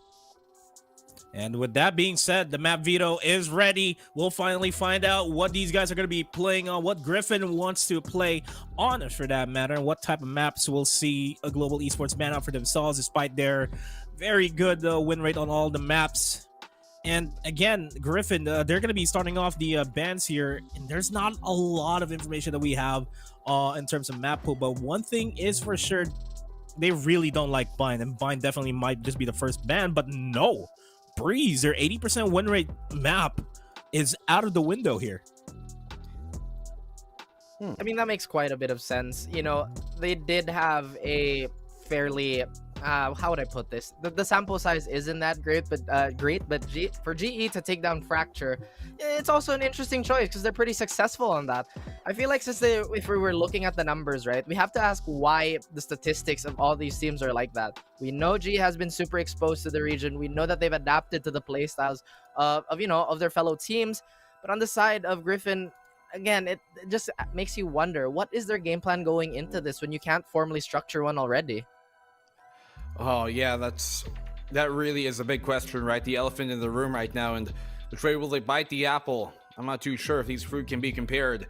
Icebox, it is a pretty good map for Griffin. I will say that, because I mean, you look at the statistics and it does tell them you're 80% or 8-2, so it's really looking good. On the side of Global Esports, not as favorable, but it's not a bad score either. So I do think Global, even though this was the pick of Griffin, they're readily capable and honestly happy to be playing Icebox. And the same way we go on to Haven, we've seen some great stuff coming in from Global Esports during LCQ on Haven. I think you're gonna try and replicate that as we move on forward. But I mean, as for the opening bans, it seems like neither of these teams just basically want to play in those maps that are kind of less studied and less broken down because of how newer they are to the, I guess, the rotation of the map vetoes. And Oh, go ahead. Yeah. Sorry. No, yeah, go for it, Raph, go for it. I think one of the things that they have to account for too is the mentality of a player coming into this, because we know, right? G is gonna come into this confident. We know that they are gonna be coming in confident. They have the more experience, more tenure, and we know that. But what if they falter in the first few rounds? What if that breaks down? Again, that kind of just comes down to the R&D and how they support each other as teammates, because we've talked about all the strats that they could possibly do. It really comes down to, the characteristics of the teammates involved also. Right now, it's teetering between Bind and Split as a decider map, and Split is going to be banned out by Global Esports, which means Bind will be the decider. 64% win rate there for Global Esports compared to Griffin's 31%, 4-9 currently on that. Not looking too good there in terms of if we go into a game 3. But what do you guys think about the first two maps that we have on Icebox and Haven? Do you think that we would go to Bind, or what gives? I am very curious that they decided to go ban Split here for Global Esports. That is one of their best maps that we saw from them during LCQ. They beat Damo and Kia on that. They almost beat F4Q on it as well. And so I'm very curious on why they would choose Bind over Split. Statistically, not their best map. Actually, if you look at it lately, maybe, yeah, Bind's been okay or a little bit better for them, but historically, Split has always been a map that felt like it really kind of helped the playstyle of what Global were trying to do. I'm thinking, yeah, again, it's just been the day of peculiar map choices. We saw it obviously in ONIC versus Full Sense, and we know how that went. This time around, I don't think I have the complete confidence to really call who's going to have the upper hand. But you have to make that call because we have to place down the predictions as per tradition here on the panel. But we're going to be starting off with you, Raph. You're not confident with your calls, but you have to make a decision right now. Okay, thank you for putting me in the hot seat, but I'll have to happily pass it on to you. No, I'm kidding. I feel like since Global Esports, once again, they have that raw star power with SK Rossi, man. SK Rossi, if he pops off, I feel like they could be nigh unstoppable today, at least in this series alone. So probably Global Esports 2-1. Griffin, they're going to put up a fight, but again, it's just that tenure and that star power that they have to look out for. You know, Raph, I don't mind agreeing with you, but I wish I didn't agree with you on this one because I like to just, play the devil's advocate a lot, but I do agree that Global Esports, they should have this one. They have the tenure, they have the experience to win this match. They're going to be going in blind against a very, very difficult opponent, but I think that they're going to be able to see right through it and find their way home. 2-1 Global Esports. All right, well, I'm going to have to agree with you gentlemen there. The numbers don't lie. They have a lot more maps played than Griffin Esports for that matter. I'm going to have to go with Global Esports as well, but it's completely down to Griffin to prove the panel wrong, to prove everybody wrong here. Global Esports to prove that they deserve to be in the global stage. As we hop on to map 1 in this best of 3 series, we got Global Esports going up against Griffin Esports.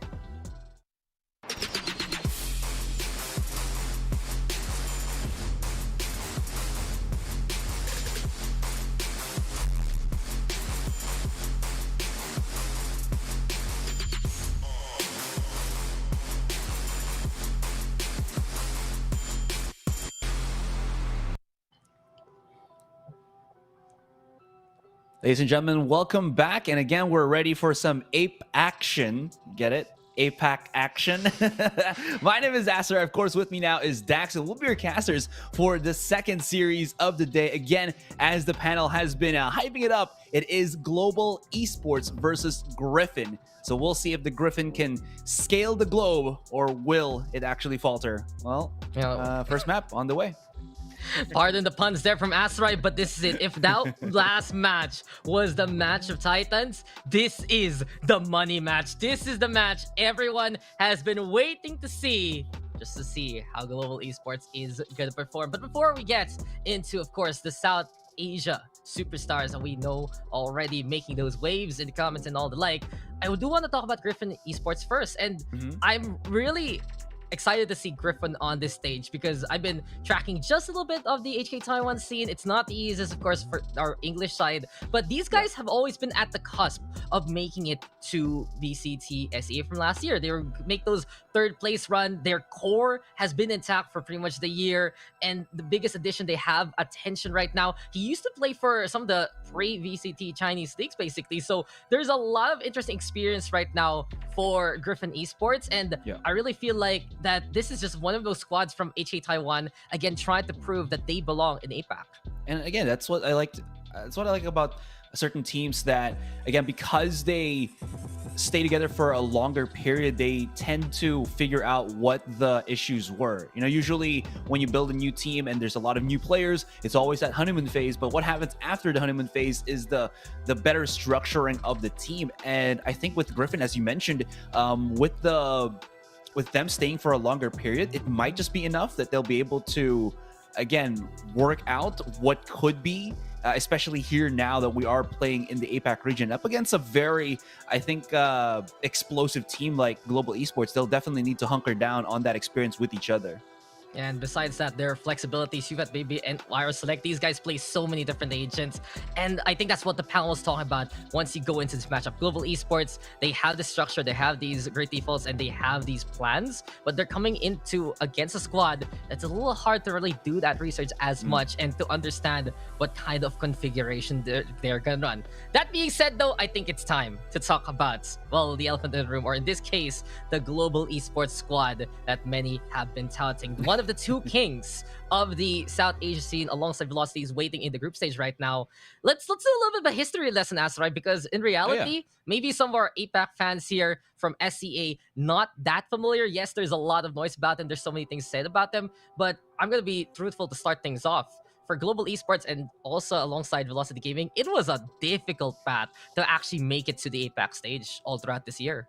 Yeah, it really has been. It seems like they were kind of up and down. Again, we talk about how SK Rossi has got to be the sweetheart of the VCC region, and it goes without saying because of how his performance has been. But because of that, I think he might have been feeling a bit pressured. If whatnot, he has had some games where he only has like 10 kills in one of the maps, which is kind of interesting. There are other maps as well. I think like there was a split game against Velocity that he had dropped like a 40 bomb, which is amazing. But that just means that right now there might be some volatile performance output coming out of SK Rossi, and up against a team like Griffin that could be bad or good. But if they want to at least, you know, have a perfect track record coming into the play-ins, he really needs to come out of the woodwork swinging. Yeah, and just so some of those losses against, I believe, God Particles and Enigma Gaming early on, putting them in the wild cards, putting them in their weird situations. But they did get their revenge against those other squadrons. Unfortunately, though, ceding the crown, in all honesty, to Velocity, who kind of they play musical chairs. You know, sometimes it's Velocity, sometimes it's Global. I remember back in LCQ, it's like, come on, give South Asia 2 slots because these two teams absolutely deserve it. And let's go back a little bit more on that LCQ. And I think this is where we have to bring up this important question. Global Esports proved themselves against Korean squads. Damwon Gaming, they win that series, F4Q, close margin. But against SEA teams, remember that Paper X matchup, not the best. Looking at their history in other community circles, really SEA squads are their weakness. I think the last time they beat an SEA team in a series was Todak in another tournament. And they have to win it this time. They have to show that they've gotten away from their SEA hump here in APAC. They're going to start things off with Griffin, but really in this whole play-in in their group, they see the competition is nowhere in their local region right now, and they have to be the ones to prove that they can beat sometimes the wildcard factors of SEA and APAC. Yeah, and I think for the most part, last time for APAC LCQ, one of the main reasons why we were such dominant forces up against the Korean region was, I think Korea just plays a much more respective controlled play. Does that make any sense? Like, if we play like this, you're gonna have to play like this. I think it's because they've been meshed so well in their own region that they didn't know the smorgasbord again that South Asia had to offer, and that's where our Global got into the play. A very strong performance output again from SK Rossi. He was just a firecracker just charging into the site. They didn't know the tempo of how to deal with this. And maybe Global Esports, after all those months, they've refined a little bit more. We're going to be seeing that come into play. Of course, Global's not just SK Rossi. They still have Hellranger. They still have Lightning Fast, who I think are incredible support or actually carry players in their own regards. And that's going to be something for Griffin here to try to manage as they move forward into this best of 3 series. Yeah, talking about Lightning Fast, I'm really been impressed by him. Just even to top rank, even away from SK Rossi, he has been the glue alongside, I'd say, skills. And there's a bit of an X factor here for Global. You have Kappa, who is always becoming that team player, setting things up. He lights up that assist board. We'll see if he can also perform even more so on the kill count here. Because when a GE squadron like that is absolutely on point, they're going to be bringing us some of the best plans really on the APAC side. And that's been their playstyle. And we saw it success a while ago in that ONIC versus Forces matchup. ONIC really proving how disciplined they've become, how potent they can really be just making those making those decisions rather. And from that point on, maybe that structure can be the new wave here in the APAC, basically South region here. I also want to put out the fact though, Global Esports has moved to Singapore for this run. Shout out to Bleed for providing them their PCs and whatnot. But it was only half of them at the start, and I do believe that the last 2 members, including SK Rossi, only came yesterday. So I'm a little concerned on their prep time for this, maybe that kind of jet lag, because it's not really an excuse or whatever, but it's still a factor that you come from a long travel to a different land, to a different kind of setup, and you're going to be playing just for that ping parity as much as possible. But at the same time, how have you prepared, especially as we're getting into a newer patch, this APAC Challengers? Yeah, that's true. And I don't think you can never disparage travel time as much, because there are like other esports tournaments where their leagues have kind of allowed the players to, or have actually put the players in a perspective where they have to move multiple cities, and that really takes a toll on you. That being said, we're going to have to take a toll on you guys, as we are going to go for a break. When we come back, hopefully the first game of this Global versus Griffin, the GGs, will be starting in a moment. So don't go anywhere, guys. We'll be right back.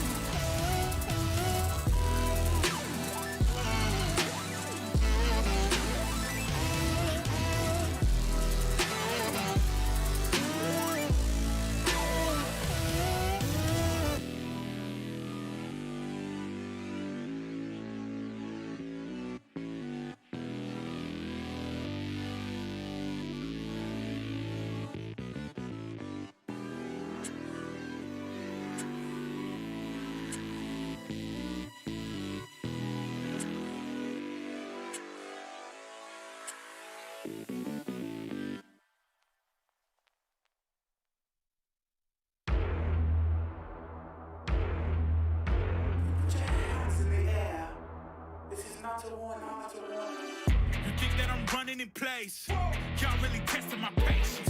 Right before I blow up the spot, I had to get back to the basics. What if my talent is wasted? And see what I'm lacking to place me?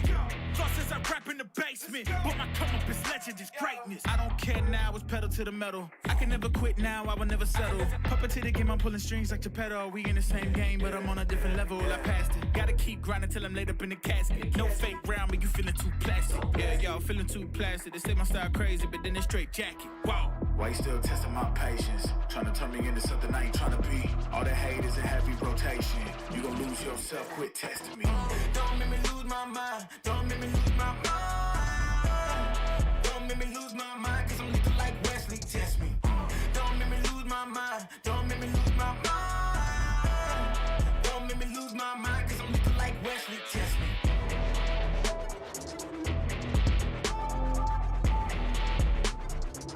Cause I'm looking like Wesley, test me.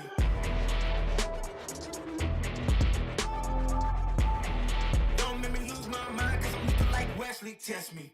Yeah, guess I know no better. I ain't got no chill, so they call me a devil, I know. Look, I am just a man on a mission. If I want it, then I get it, I go. And if you're trying to test me a beast, you gon' need Liam Neeson. The chance that you taking is flagrant. You're testing your luck. If you think you'll make it out, then you're sadly mistaken. Careful what you putting your stake in, cause I ain't got no patience and no limitations. You trying to figure me out, and I know I don't make sense. But no one's there when you call like you're trapped in the Matrix. You need to take a break from it. I think you should take 6. Cause yes, I hold a throne and no one else can replace this. The pain will only go deeper the harder you chase it. I'm the greatest that you ever made. It's time that you face it. So tell me, why you still testing my patience? Trying to turn me into something I ain't trying to be. All that hate is a heavy rotation. You gon' lose yourself, quit testing me. Don't make me lose my mind. Don't make me lose my mind. Don't make me lose my mind, cause I'm looking like Wesley, test me. Don't make me lose my mind. Don't make me lose my mind. Don't make me lose my mind, cause I'm looking like Wesley, test me.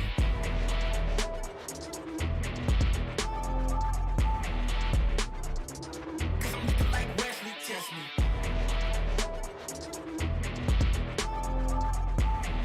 Don't make me lose my mind, cause I'm looking like Wesley, test me.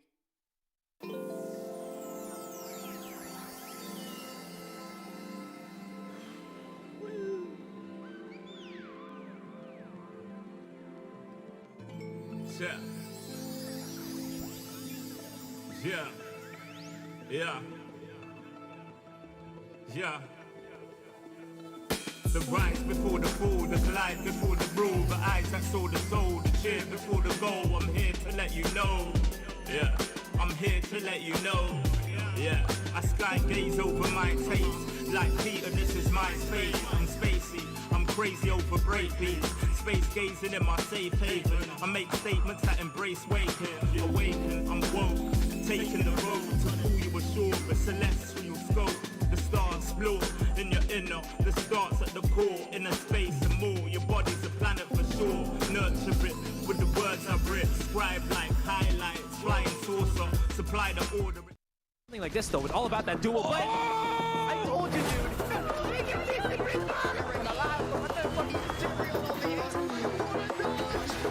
Welcome to the VCT Challengers APAC Playoffs. The journey to Masters starts here. VCT Challengers APAC Playoffs features the top 20 Valorant teams from Asia Pacific as they compete for one of 2 spots in the first global event of the year, Stage 1 Masters. The tournament runs from the 10th to 27th of March and is made up of 3 stages: the play-ins, group stage, and knockouts. Members of PPGL now down, and bad guy comes in from behind and retaliates too. The 2 teams which make it all the way to the grand finals qualify for Masters, where they will meet the best teams from around the globe, plus the lion's share of the $150,000 prize pool. tay bắt được cái tên Physio, một pha di chuyển hơi hở hay. Chip siêu rồi, xin đăng kill rồi, nhưng quan trọng là trong tay thì đại vẫn ở đây. Double kill, triple kill cho đại. APAC Playoffs begins with teams placed into the play-ins and group stages based on their performance at domestic competitions, and the goal of distributing teams from same region into different groups. The 8 play-in teams compete in 2 4-team double elimination brackets, with 2 teams from each bracket proceeding to the next stage. Things don't get any easier with the now completed 4 groups competing again in 4-team double elimination brackets, where again the top 2 from each group proceed. The surviving 8 teams will then be sorted into a final double elimination bracket, with the grand finalists qualifying for Masters and battling in a deciding match to be crowned APAC champion. There is a rising tide in the Pacific. It is the rise of the next heroes, and it continues to grow stronger. For more information, please visit ValorantEsports.com.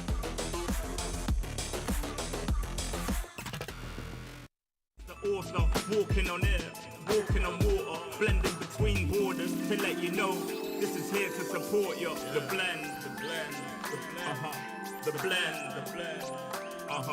the blend,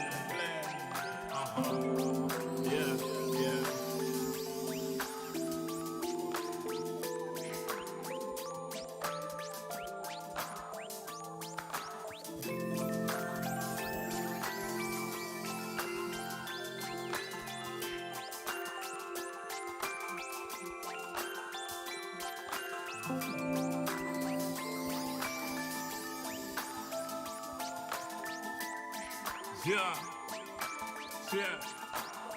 Yeah. Second verse after the first. Take control with words, roll reverse, the rebirth of verb from inside out, outside in. We control the earth frequency. The heart of the world beats in me. It beats on beats as we breathe deep. Oxygen from trees feed. Gift in our gift. This right here, proof we exist. Mind state is gravity, the way you uplift. Across seas swift, water quench thirst. There's a shift. Set sail like shit to find other lands. The motherland, sun is planned. With the words I'm writing, I'm fertilizing. The earth's a rising, realizing. Global warming and the sea is rising. Pollution, the planet needs metabolizing. It's full of fire like a dragon fighting. Creating hot springs when the pressure rising. It's ever rising, but I'm never frightened. Cause the days will brighten. Yeah, the blend.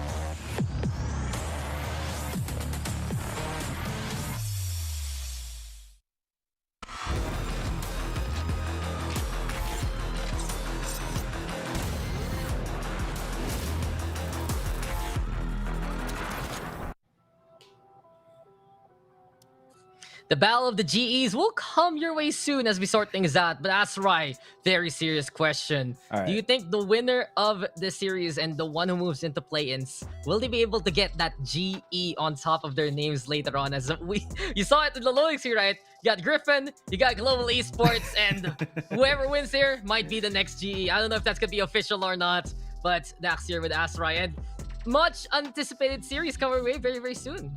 Very, very soon indeed. And I don't know how to answer that, man. Like, GE, Gege, you know, that's what that's what our Filipino meaning of let's go. I agree. Let's do this. Like Gege, right? Like, yes. It's Yeah, like, yeah, yes. yeah, exactly. So maybe we can get into the game already and see how the first match will unravel. But very excited to see how this is going to match up, because again, as Filipino casters ourselves, we haven't really spotted the HK Taiwan region for a very, very long time here. At least for VCC, we've seen the Twitterverse, we've seen the posts of Global Esports time and time again. Much successes here and there, and again, it is going to be maybe a uphill battle here for Griffin Esports, at least looking at the pedigree or the performance output that we have seen overall from Global, even if they did lose against Velocity in the latest match in VCC.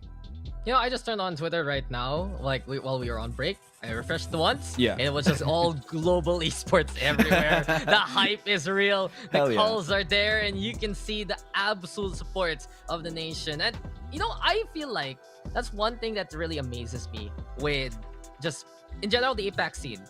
Not really the most controversial take, but people are very passionate, to say it nicely, about their their own teams. And I love it because it really goes to show how much there is support for these squads. That the big fan base, the big viewership that they get for their own subcontinent, sub-region, and regional VCTs, it is just huge for their support, for them supporting these teams into the future. And you can really feel the voices of those who want these teams to move further, to move with the Masters, to move with the global stage, maybe even become the champions at the end of the year. And it isn't just about the Indian region, which of course you can see how passionate they are everywhere and anywhere, but I hear it from all the other representatives we have, the Indonesian side, the Thai side. You could hear them last game. I feel like we're just not at the right channels for the HA Taiwan side, but there's just so much of these identities, of these cultures clashing right now, but there's so much also support right behind them, cheering them on. Yeah, and I think a couple of years ago, me and Illustrado had the opportunity to visit India. I think we got into Hyderabad. I can't remember the other regions that we got into, but we at least saw firsthand how incredibly passionate, as you mentioned, the fans really are. And I think it's because of the fact that esports, either mobile or PC, has gone into the region slightly later than even us here in Southeast Asia. So everybody's like extremely passionate, extremely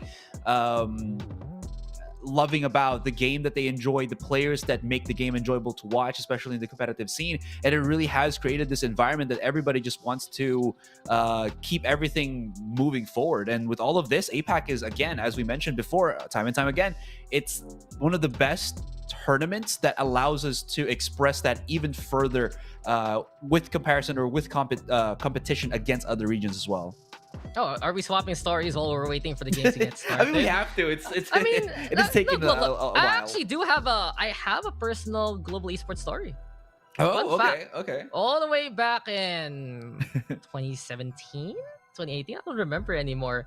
Global Esports was one of the first organizations that gave me a regional gig for back in Overwatch. And it's like, that's where they started. And I've seen this org grow. I've seen how big it has become. And one of the best things about I've seen the support of Global Esports is they really stuck with the PC market as much as possible. They want to make these markets more prominent. They are pushing these talents forward. And right now here in Valorant, they've been making waves all throughout the VCC circuit and more. As soon as Global Esports as a team, they were announced, they were really one of the teams touted to be one of the best, if not the best. They took that crown for a while, especially during the LCQ period. Kind of only fell off now, but they're still here. They're still fighting.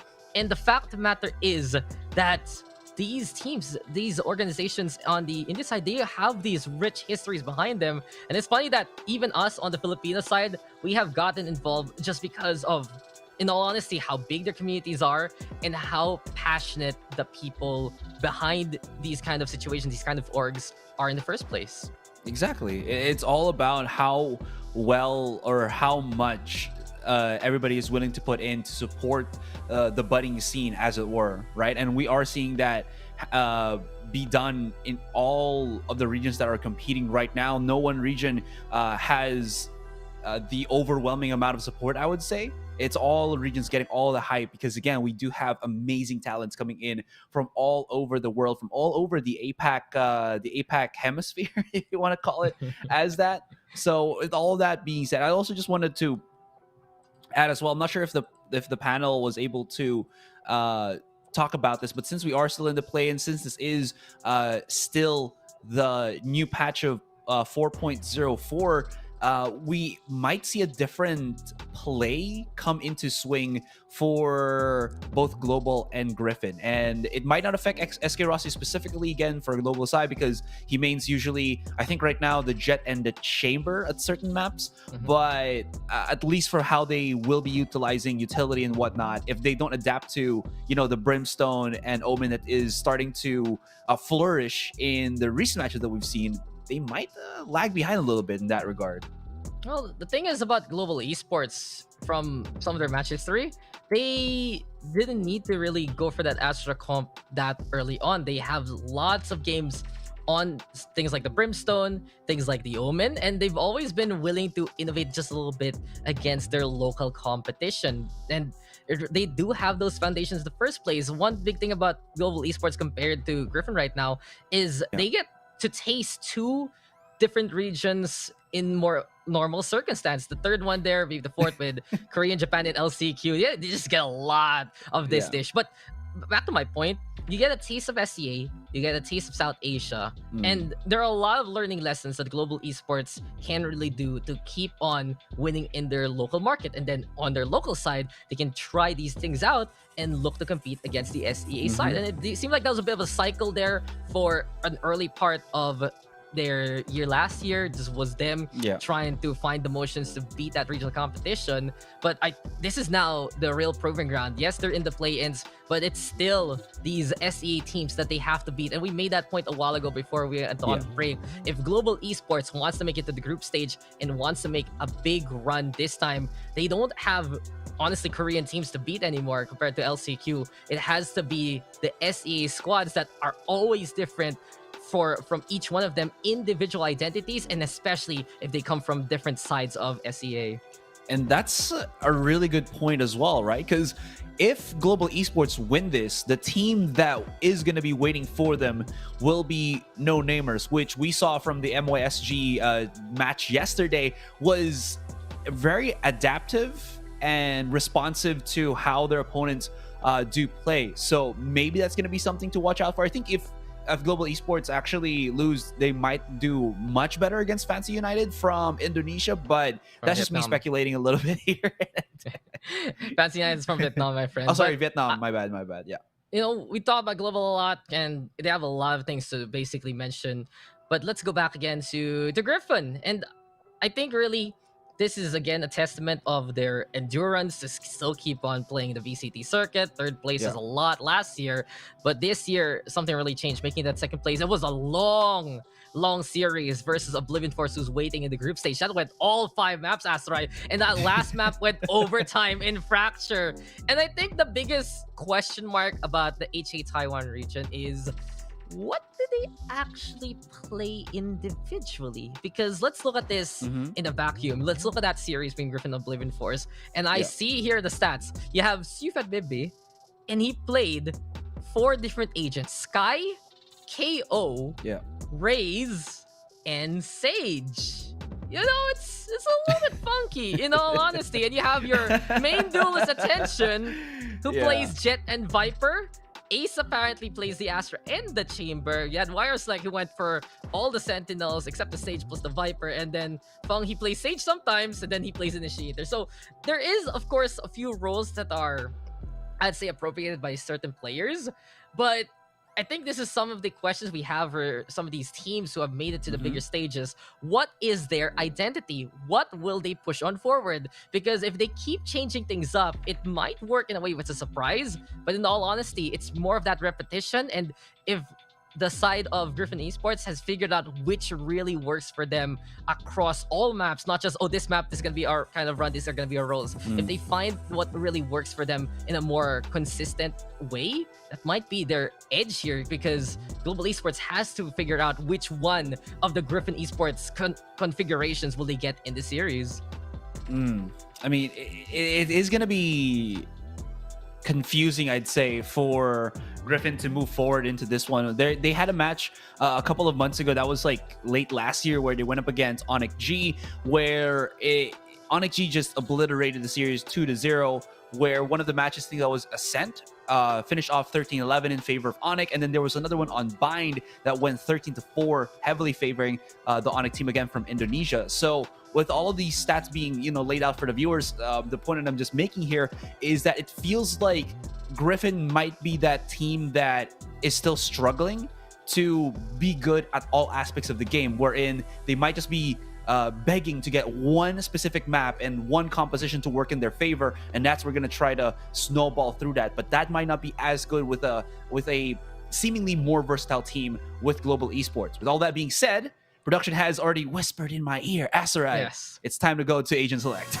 Yeah, we've been begging for this game to start. We've been swapping stories, looking at the stats for a long time. But here we go. Global Esports on the defending side. We got Griffin on the attack. And again, the new Icebox is in flavor. And we see it here. It seems like the Chamber will be brought out by Griffin on Ace. Attention, of course. The man to watch out for on the Jet will be there in that kind of setup. But no more jet lag perhaps for the Jet. SK Rossi. Let's see what he'll do this time. Shout out to the Twitch chat. Jet lagged. I love that. It's good. Oh, there it is. Yeah. Okay. Oh, all right. So we're still gonna be seeing the Viper play down on Icebox. I believe I mentioned this yesterday when I was casting with Tash. Was it? Yeah, on Icebox as well. I think You it was the casted with APH. 2 people. That was me and Tash. You gotta Yeah, pick yeah, one. exactly. I'm pretty sure it was Tash that I was casting with. No, where you're Icebox was played with. Oh, wait, am I wrong? Was that you?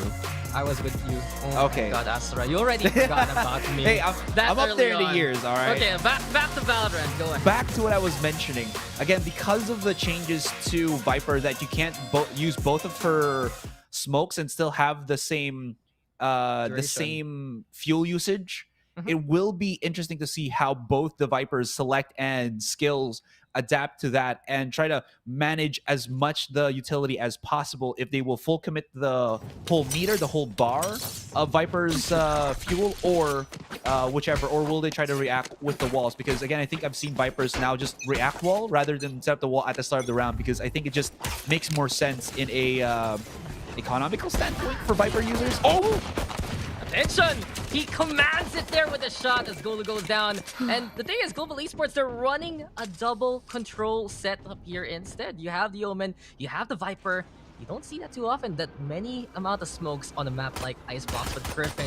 They love this map. You've seen the success. Wire Select also catching out Hella Ranger. And these are the Griffins already looking to swoop on in. Bong also catches out SK Rossi there. So a quick start. And they're not even pushing toward A site as right. They go for B instead. The rotate is real. And Griffin proving that they're looking very familiar on a map like this so far.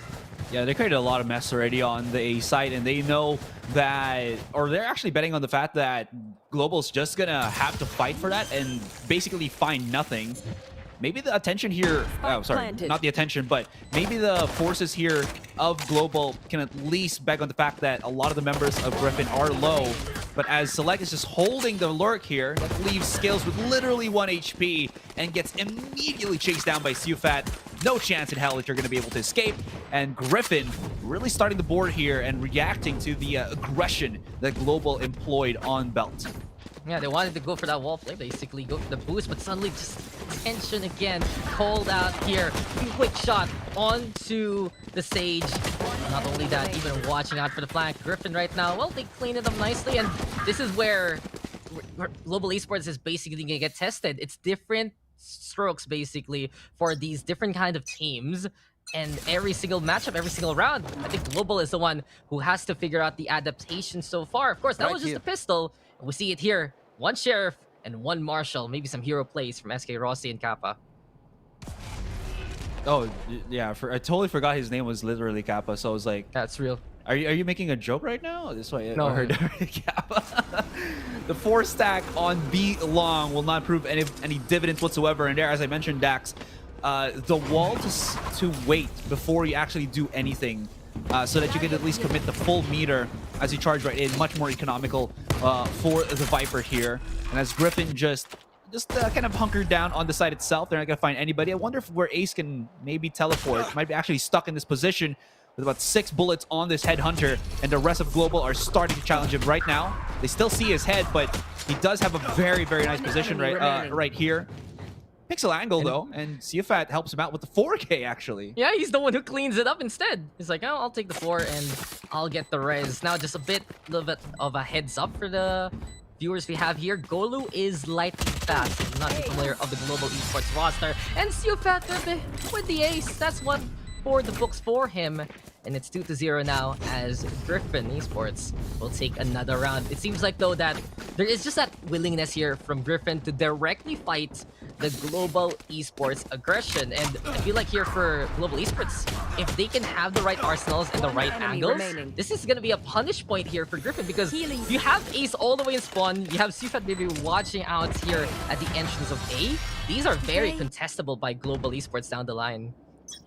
Well, they will be able to contest this now, as they are gonna be fighting fire with firepower. SK Rossi actually buying up into the Spectre. Interestingly, that might not be the best, you know, medicine as is prescribed by the Valorant doctor, but we'll see how that goes. If he can at least find somewhere closer as Griffin are pushing in, he might find some value in that particular purchase of him.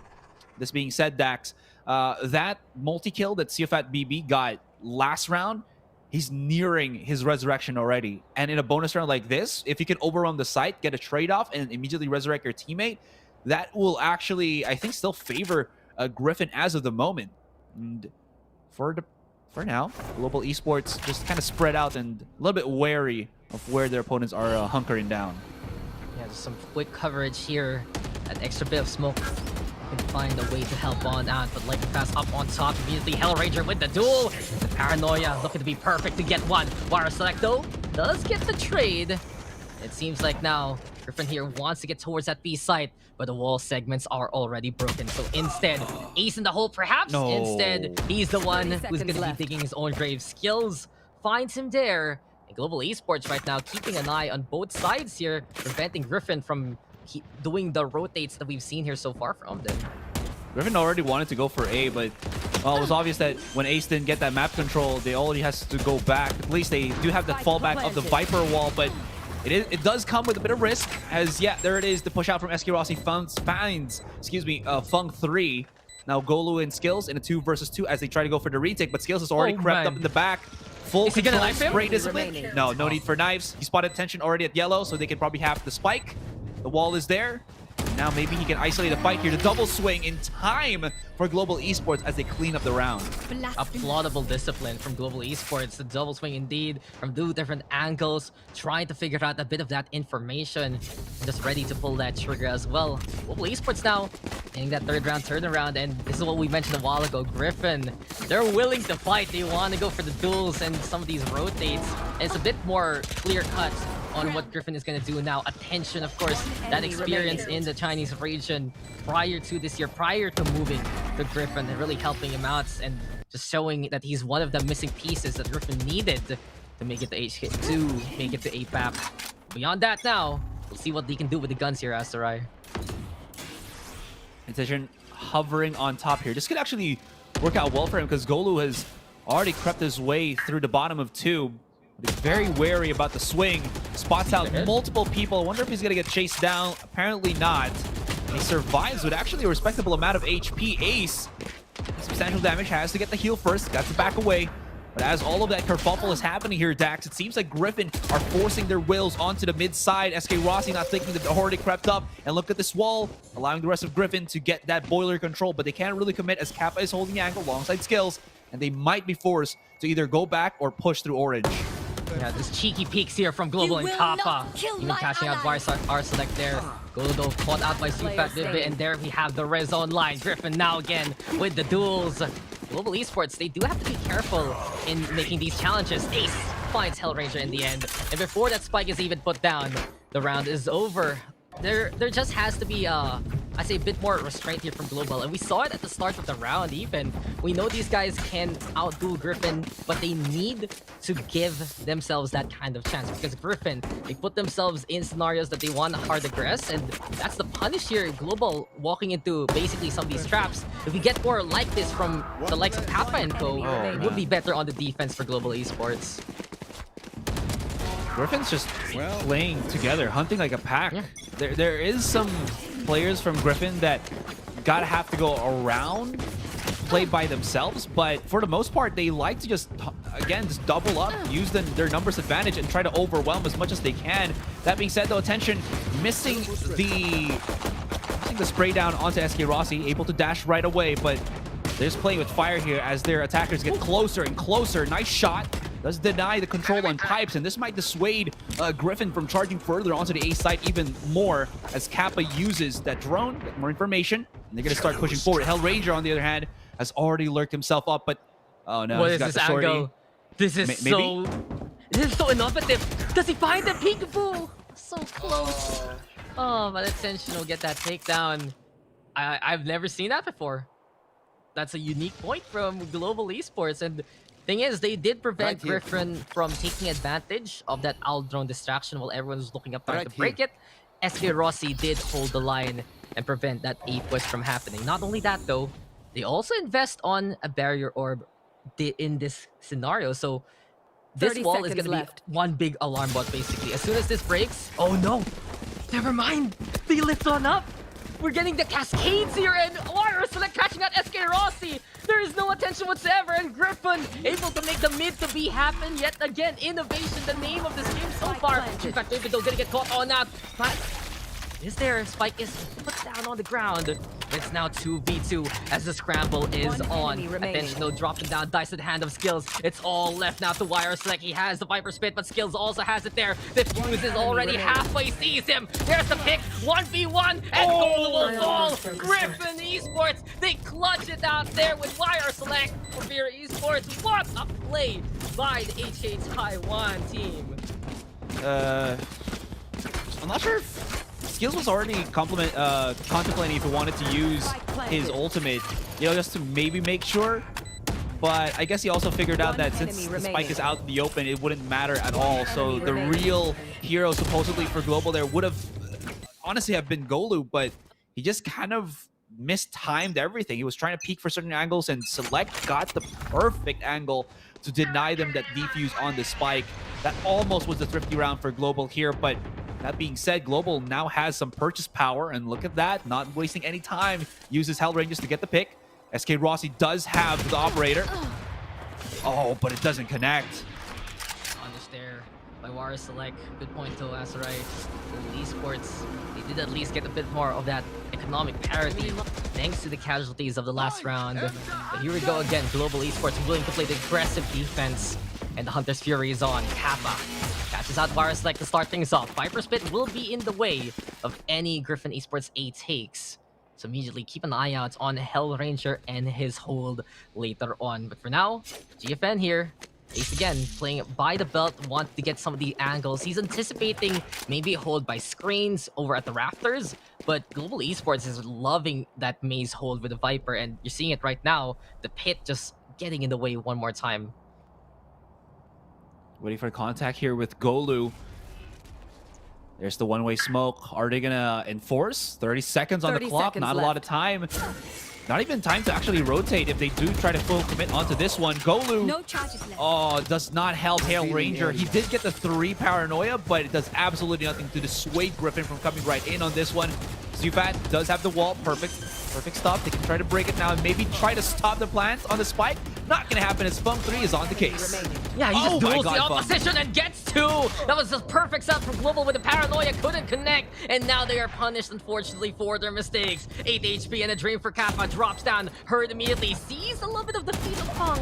Can't get the shot on, and the triple peak is too much to handle. Griffin just soaring high and winning these fights on the fly. It's 5-1, Asarai, and it's such a scrappy game so far. It really has been. It feels like there should be lesser mistakes on, I'd say it, like Griffin are playing this exceedingly well. Like there are some mistakes that is happening right now for Global Esports.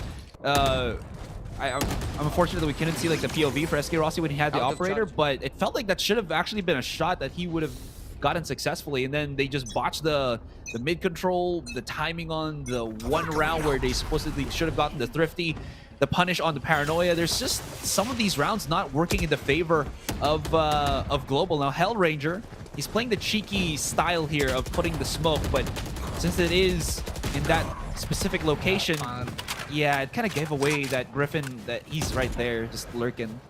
Might have been seen even in the mini-map just a little bit, but the thing is, Griffin right now clearing it out, and the Global on the lesser buy yet again. Does seem like that's a problem. And you know, one strength of the region Griffin is from, and that's a beautiful tap. Attention! Well, you got my attention, good sir. SK Rossi now trying to build. Let's see if he can go for the ace. But back to my point, these guys are really good at punishing these mistakes, and I feel like that's where the HK Taiwan side really boils down to. Look to see who will make a mistake first, who can get that even more potent punish. And attention now, shot by SK Rossi in the face.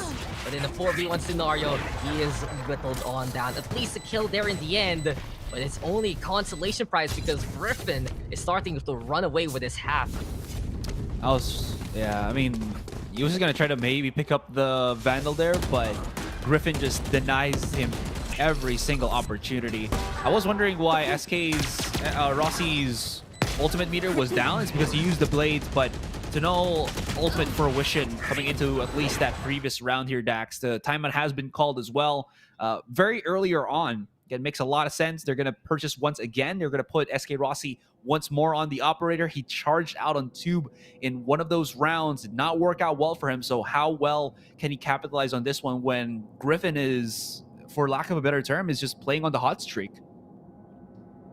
And for global esports, at least you still have some of the pillars behind you. When you have SK Rossi struggling to get the kills, it's either Golu or Skills who actually steps it up for the team, and in this case it's a Viper right now getting those takedowns, at least trying to make some plays with the Viper Spit and more.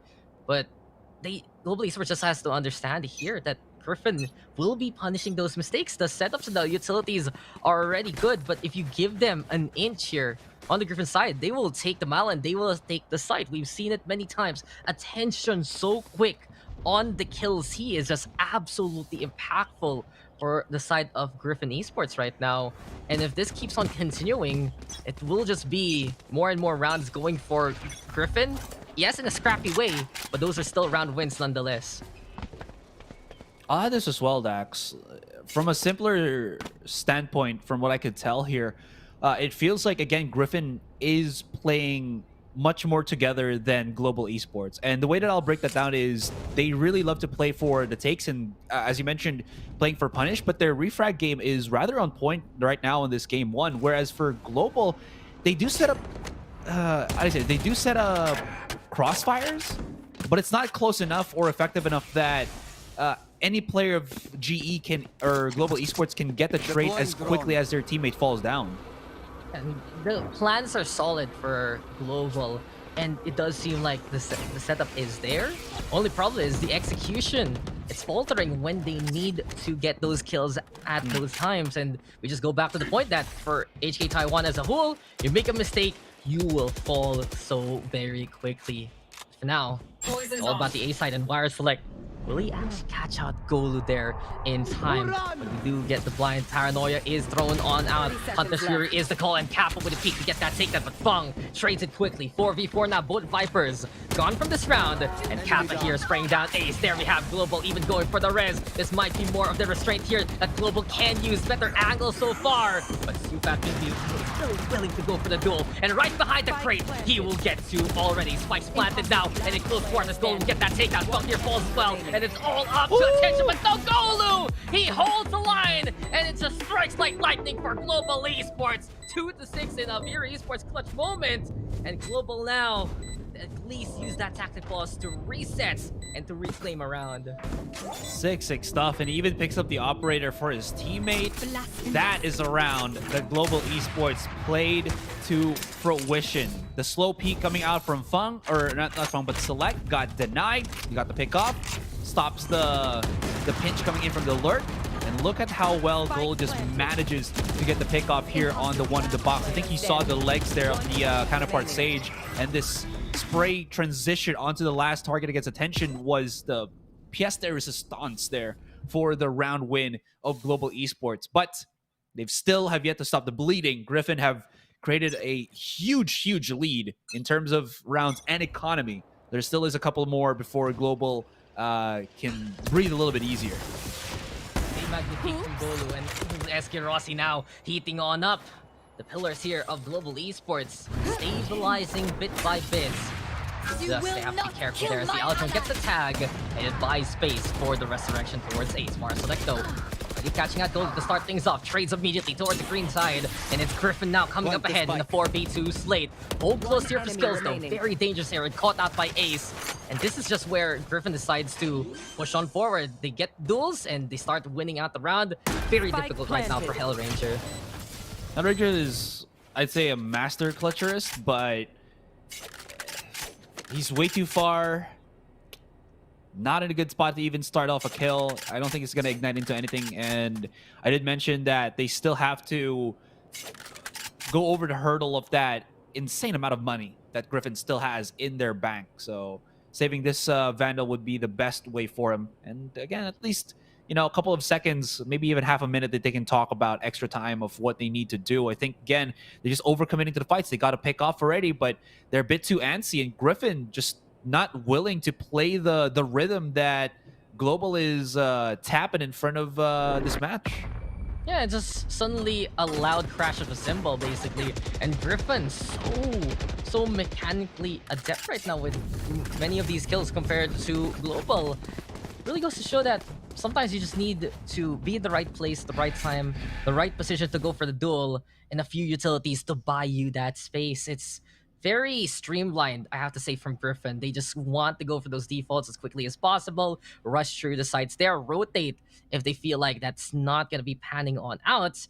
And while Global Esports is showing that they have more of a deeper playbook with some of the angles, it still isn't them winning those clashes. So that's the problem right now of this half. But then again, we'll see what they can do. They have at least a rifle, and they do have the Marshall and SK Rossi. The snipe a while ago was solid. Griffin, though, are hanging back for now. If they can get the catch off to Hellranger, they know that at least one of the only Vandal that Global Esports has in its round is already done. Fung is just making sure that he can clear out all these angles, and they do have time to just chill out and relax for a good moment here, because if they know that they can break or make a push Global Esports to make a mistake, they have Select that has the Viper Spit. It's going to make it extremely easy, especially on this weak buy for Global. And Griffin here, they're respecting Global Esports and making sure that they don't want to get hit by a sudden burst of aggression. But Hellranger, where did that come from? Beautiful angle by the Omen. He's the only one with Vandal. Might scare off Griffin just a little bit. But as the wall is set on up, it's already broken in one segment. But here we go again. Griffin will rotate here as Sarai, and it's always been their playbook. If they get some resistance that makes them defends them off basically on one side, they go to the other. This time they have to deal with SK Rossi. SK Rossi against the world, but well, the world was too much for him to handle. Skills gonna be coming in with the right clicks, only good for one, but maybe that is good enough as the rest of the defenders are now here alongside Hellranger, who again has the battle in hand. Yufat, no more time. Hellranger comes in for the swing. Oh my goodness, simultaneous kills for Griffin as they, how do you say this, thread the needle. 8 seconds on the clock and they still manage to pick up the round. The sync is real, and Global Esports, they might be regretting a little bit on their peaks there. If they could only play the time, maybe just one player contesting that spike plant might have been better. But you could see it there, that the scoreboard just lit up so quickly. Hellranger did come in, tried to play the hero, but every single battle that Griffin needed to win, immediately it happens there, and they get that victory. 8-2. And you gotta respect right now what Griffin is bringing out. Yes, it's a part of their game plan to rotate, but they stayed away from the Vandal, punished the Marshall instead. And here they come again, but the Operator out here for Global. Maybe just a bit of our adjustment to try and go for that 4-8 scoreline here, Asarai. Ross is still on the Operator once again. He's only gotten, what, like 1 kill per Operator purchase? Not really the most econ of ratings out there, but it only needs just the one, right? There you go. That's the first ignition. Hellranger follows up, or did get another. And he is assisting SK Rossi here. This is what we were kind of missing a while ago. They need to just double up first. Have their star players, Hellranger and SK Rossi, working together. And for the first time in a good chunk of rounds, they finally find it. Yufat, though, tries to look for a pickoff on mid. If he can get 2 kills, he will have his resurrection up. Yeah, safety net of security, and you also see that there's space there for SK Rossi to start lighting up the scoreboard. That's 2 for the Operator, and we've seen him get those single kills over at the yellow box for quite a while in this game. 30 seconds left. This just might be bit better here to try and define the tempo of the round. And Golu now just erratically looking on the round, trying to see if this Poison Cloud will have any members here of Griffin. And we don't see this too often for Griffin. They decide to push through the tube, and they do want to circumnavigate the global esports defense. Wall is up, and right up on top, the Viper Spin is there, but SK Rossi dueling, buying time, but it's not going to be in time. There's Sufat maybe with 2, but I think they clashed. Oh, there is going to be... Oh, no. That was so close. Even I had to just watch it there.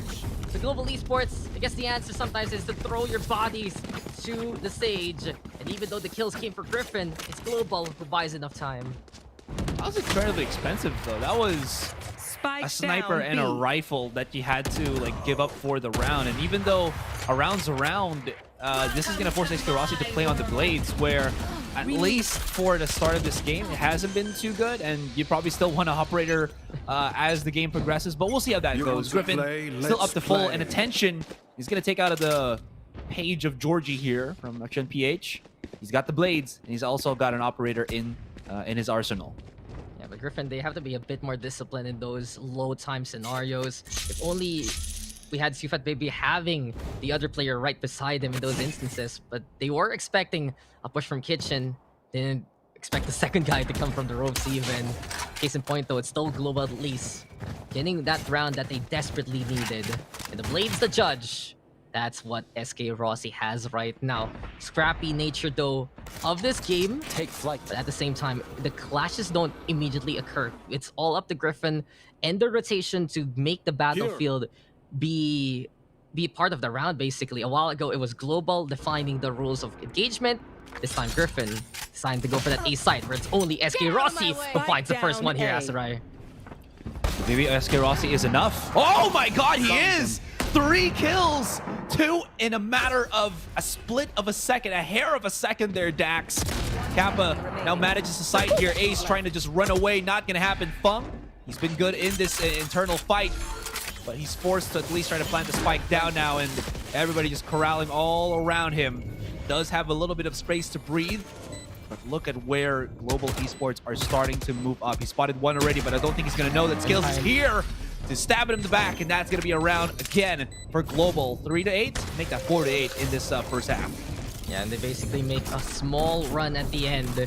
And with SK Rossi starting to heat on up, things might be better as we move to their attacking side. I think this is where Griffin's really going to be tested. On their attack, it does seem like they're a lot more, I'd say, accustomed to the situation. The scrappiness overall is where they really shine. And the angles that they take is just beautiful to duel the side of G. But look at that.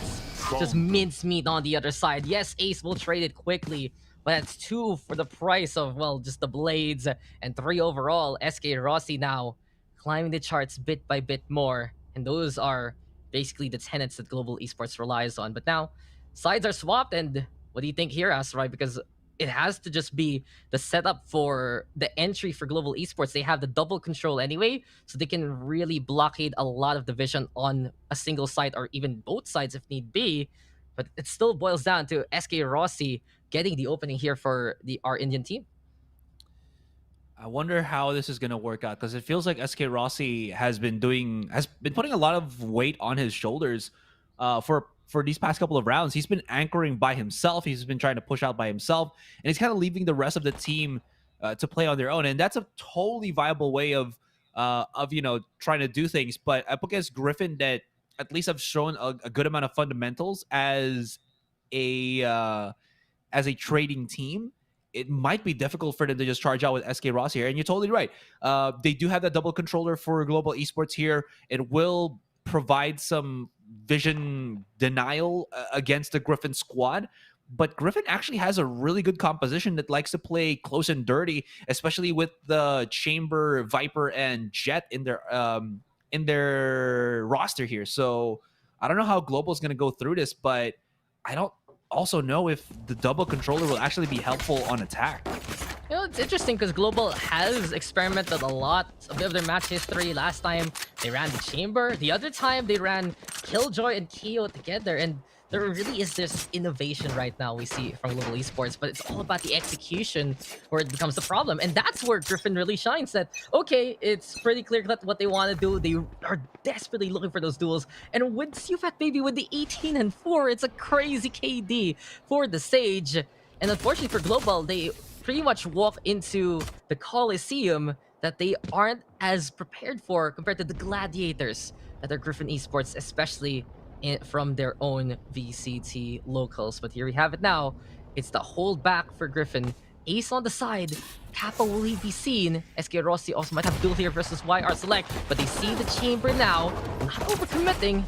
Global Esports a little bit more on the, well, wary side, but Sufat Baby still gets the first kill anyway. Oh man, SK Rossi was a bit of trouble there. I think they figured out that both of the controllers were just hiding somewhere. Wall will be at least there, as well as the plan on the spike, so it's all going to be about that retake. But Griffin are just priming right in, and SK Rossi not hitting the shots that he needs to be able to clear things up. Now he does. Kappa and Golden to follow up as well. This is beautiful for the attackers, as only Select 2 remain. Never mind, he's done. We got our pistol, and Global Esports come out on top. Yeah, there you have it now. Global Esports, they can really set themselves up for those ace sites. And we mentioned that Griffin might have a composition to deal with this. They have the Sage to be a bother. They have the Chamber, those trademarks. They will slow down the Global Esports assaults. But if Global wants to get these duels and they want to fight Griffin at their own game, it's all about them setting the engagement in itself. And that double control, it's already panning on that, them getting in position, going for the takedowns, and really just swarming all over the site. That's a big strength here that Global Esports can bring to this fight.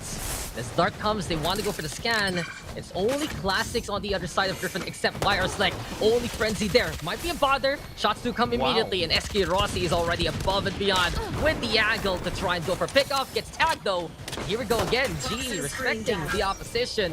Global will back on the way just to not get caught up in the crossfire. But Ace finds two! The Headhunter with the clashes, with the shots, and Griffin now feeling that they can sink their fangs on Global Esports here. False sense of security there to think that there's just one opponent right across the ping of the dart. Well, they still will be fighting against weaker targeted Griffin players here, only on pistols. The double up was a nice idea, but it's all about Ace and Select now. They could go back if they wanted to, because now they know that the wall as well as Select was spotted here even like around 20 seconds ago. But I think Global Esports is betting on the fact that maybe somebody's going to hold for the lurk. They still have the numbers advantage. And again, they do have time on their hands. All they have to do is wait just a little bit. Left. But they've spread themselves too thin, Dax. It's not this good. Oh my goodness. This is not a sandwich that you want to spread too thin. You got to have as much filling as possible, but it's not looking too good. SK Rossi now to 29. Oh, he spotted one already, but behind in a rock and a hard place. Exactly. And the time, he can't even get that spike. Left. Low HP though on Ace, low HP on SK Rossi, and he's trying to figure things out. Shot doesn't connect, goes after the Viper burst in behind, dashes on the way. It's a duel, yes, but Griffin cannot hold the line. Global Esports with a very sports clutch. SK Rossi, the Hunter, decides to just take matters on his own hands. And what a chase down by SK Rossi. All right. I'll probably be called out on this, but that was a very, very messy round for Global Esports. They should not have gotten that close to losing the round itself. Ace was fantastic on the Griffin side. He got, what, 3 kills with the Headhunter? So good. SK Rossi, if he didn't go above and beyond, that would have been a loss and a very, very awkward set of rounds that Griffin would have had easy coming into the next. Oh, man. Confidence from Ace. That could have been a win, even if only Ace was just there to watch out for that peak. And couldn't run away in time, unfortunately, there. Global now, they know still that Griffin is feeling very, very hot on the shots. And you get that chamber to start things off. That's a bit of a problem here. Overall, though, in that last round, Asarai, you can see for Global that they did do the right things at the start. I love that wide swing there from Skills, just mowing down the competition, but he decided to go for a slower play instead. And Griffin will take advantage of that, get into direct combat. Griffin will love to see it and would love to win it. The 5v4 now, the pace of Global Esports now slowed to more of a crawl here. Oh yeah, they don't have a duelist anymore to just help them charge right into the site, and that's SK Rossi's job to again be able to get them that information. Skills can't push through because I think he did spot the trademark right behind him.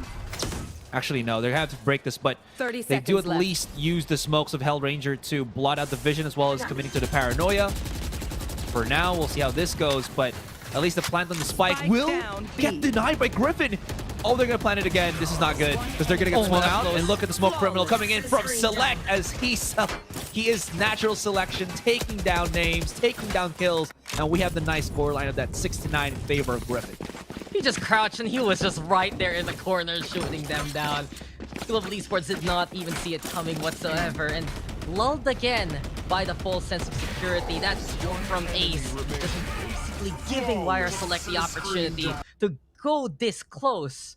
And really the cheeky angles and the cheeky plays from Griffin bothering Global Esports overall. That's the problem right now for Global. They have the plans, but when something is thrown immediately into, well, a monkey wrench basically, to bother whatever they want to do, that's a bit of the problem. The wall is up and see, SK Rossi did not even expect that one to come. Lesser buy, sure, eco round, yes, for Global, but it's still Griffin willing to do ambitious things for this kind of game. Headshot. Well, tension.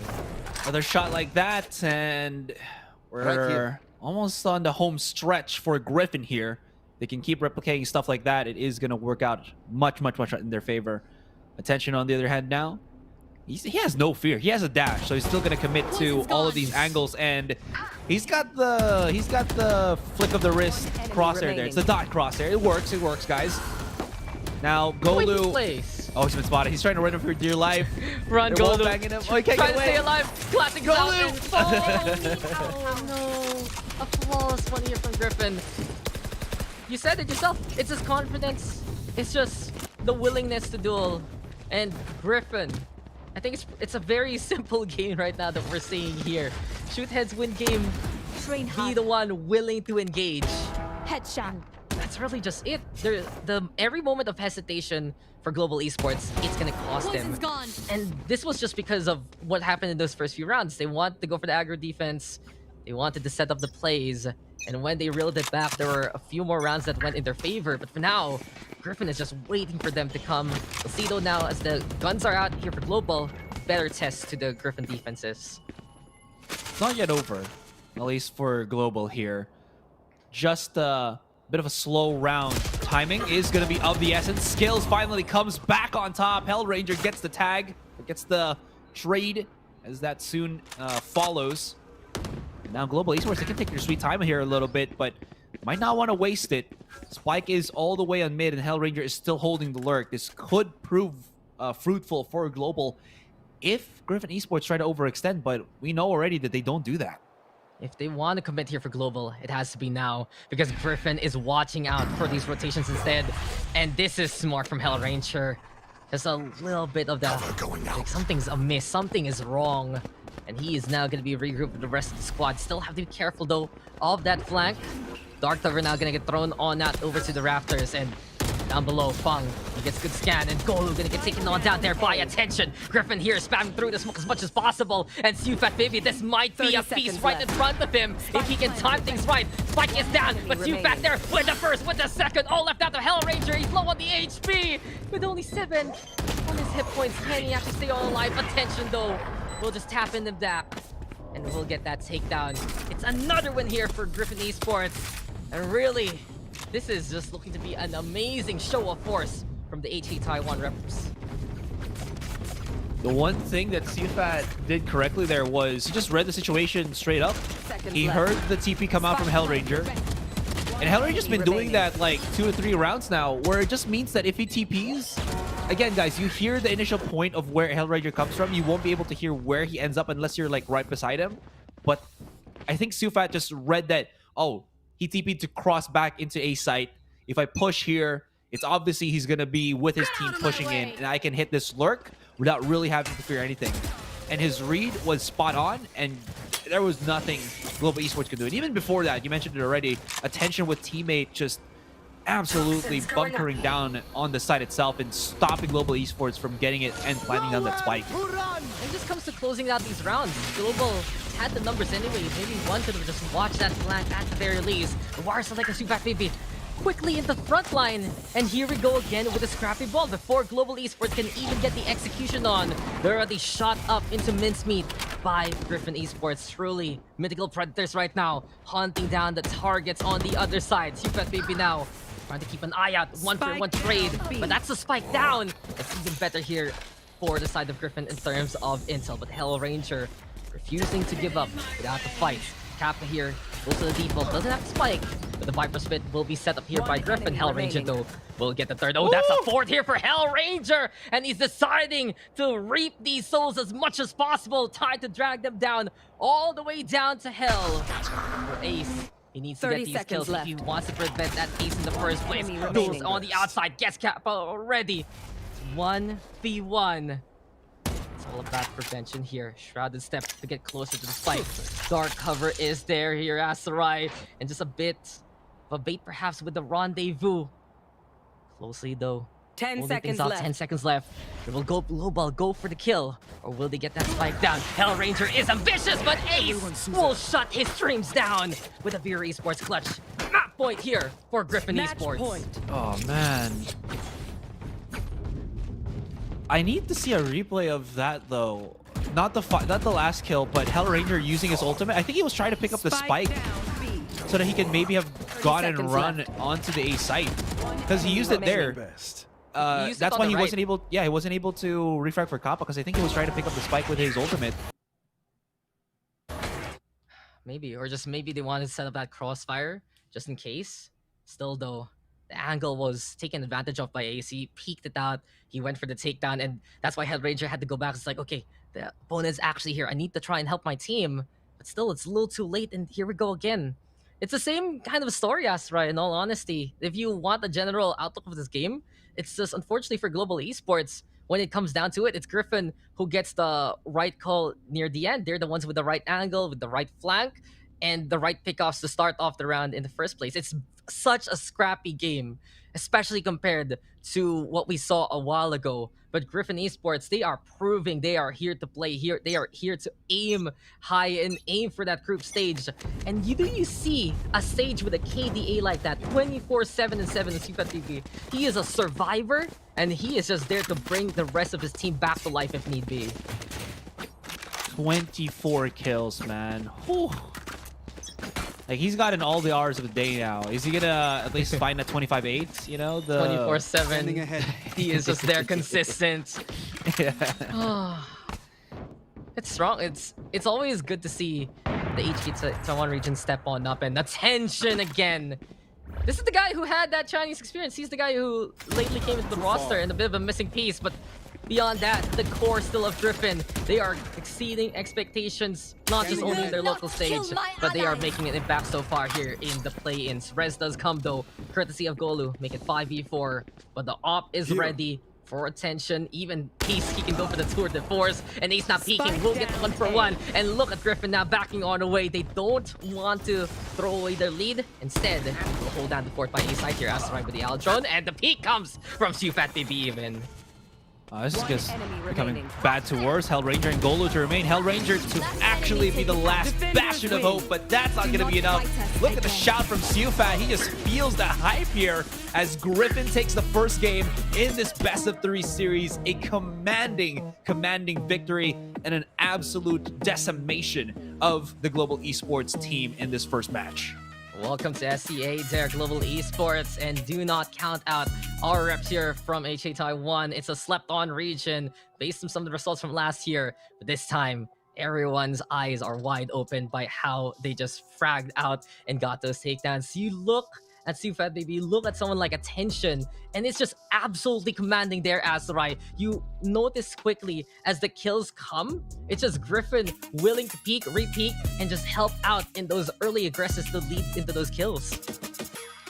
We'll see how these leads will be leading into the next game on that second map, because this is just stats that we do not see Global Esports play around with That being said, they haven't had the best track record in Southeast Asia matchups, but people might argue, I think the panel brushed up on this, that it could be the ping difference, but now that they're playing in Singapore, nothing is left to the imagination anymore here. Dax for Griffin Esports. Again, we were mentioning how we're not as in tune with the Hong Kong, Taiwan region as with the other regions right here, but they are proving a mighty fine case that they are not to be pushed aside, to be trifled with, as Attention and Sufat BB definitely the heroes of this one. That being said, Ace as well has been hitting some nasty shots on that chamber. Yeah, the chamber, the headhunter is just getting maximum efficiency. 100 creds for bullets. Well, he'll take 2 as much as possible and go for the takedowns.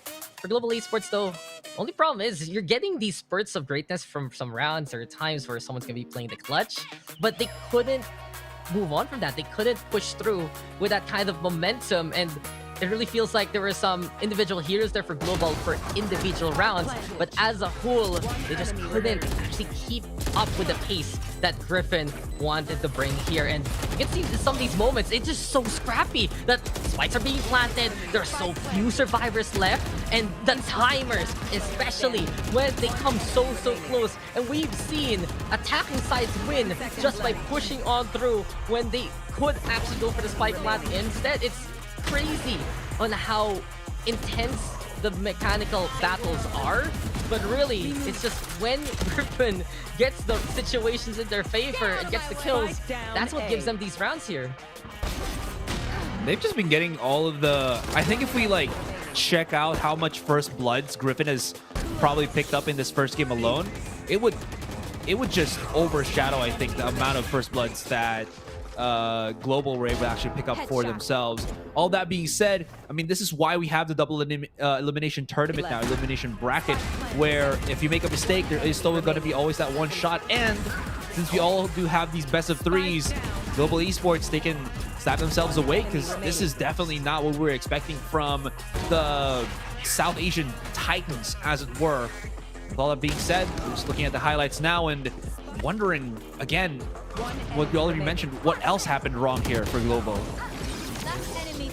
It's more of really what Griffin did right at the start, and then unfortunately, you mentioned it, the end there, where for Global Esports, he just couldn't get that job done. And well played there by Griffin Esports. It was pretty clear cuts on the battles, and in this battlefield, Icebox will be won out by Griffin Esports. We'll be going for another break, and when we return, it's still more to come. Best of 3 anyway between Global Esports and Griffin Esports. I'm Dax here with Astray. I'll see you guys for more of VCT APAC.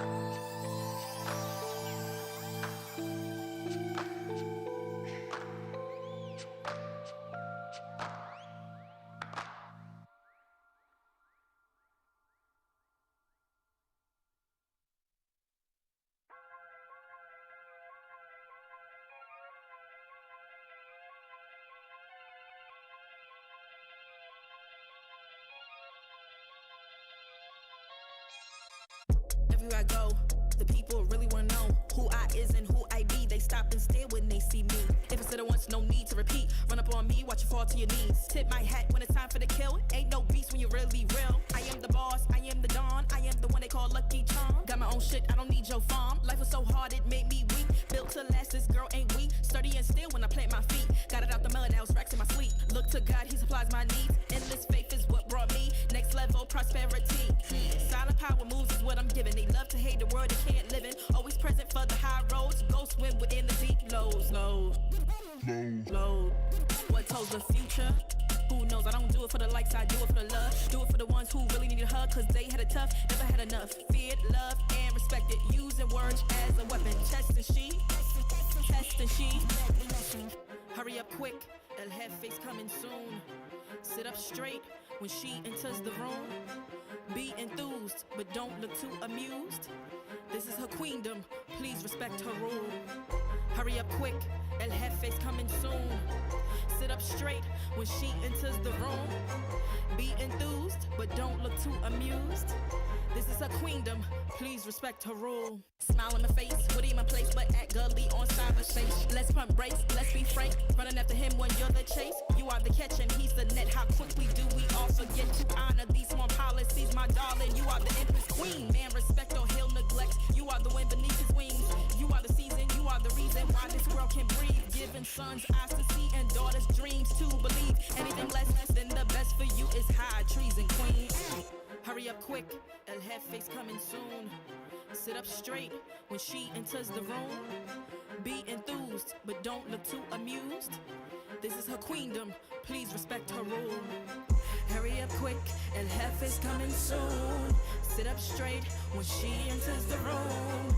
Be enthused, but don't look too amused. This is a queendom.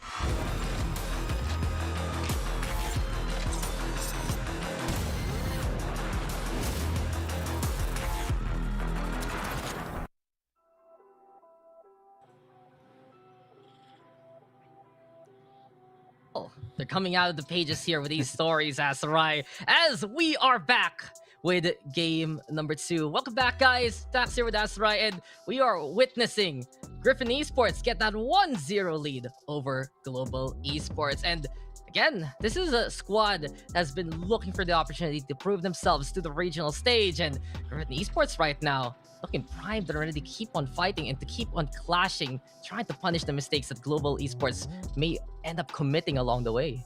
Yeah, Sufat Bibi at the helm, getting so many multi kills each and every round. That means that when they have like a Sage, you can always have his ultimate up and running to get those resurrections and again just equalize whatever Global Esports were willing to trade for. But it always seems that they never really needed to do so because there was I guess we just have to say it, Dax, there was a lot of hiccups there for the Global Esports team. It felt like one player wanted to do one thing and the other player wanted to do a different thing. And it just did not work out against Griffin Esports that were playing very, very coordinated, especially on that first map. Yeah, it might be right individually, but is your team there ready to back it up? Is your team prepared for that kind of play? And it felt like the problem for Global Esports was a lack of sync along the way, especially for a roster that has been together for so long already. In the meantime, well, Griffin Esports, we did tout them to have that core still intact, a new addition, yes, here in the form of attention especially, but beyond that, that teamwork, just the synchronicity really of Griffin Esports was one of the biggest reasons why they could keep playing their style. And many times if you just look at the scoreboard, it's either one after the other, or in specific cases it was simultaneously them getting the kills. And I think that was the biggest indicator of how close they played with one another. Man, it really was. They just had trades after trades after trades, and again, we weren't really expecting this too much from Griffin Esports, but not because we didn't have faith in them, but because we just didn't have that much data. But now, at least pertaining to that one game, we can see already that there is that how do I say this, polish on the Taiwan Hong Kong region, and it is looking really good and well enough that it can again face up against some of the South Asian teams that have joined here for APAC LCQ. That being said, though, that was Icebox. This was a map that historically Global Esports just does not play well. They got 13-0'd here by Paper X way back during APAC LCQ. And maybe the curse still lingers. But coming into this Haven map, different regime. We'll see how that follows through. Yeah, it's been a struggle for Global Esports on Icebox. They haven't won Icebox at all for the whole year so far, losing twice to Velocity, once to Enigma. But you mentioned it, we're now moving into our second map. And once we get into Haven, that's where we've seen Global Esports succeed on the world stage, where we've seen them in the LCQ pop off, go for amazing plays for the likes of SK Rossi and more. And I really feel like that it's a map that, since Global Esports is more tested, especially on the global stage right now, it can help them out immensely in making parity against Griffin.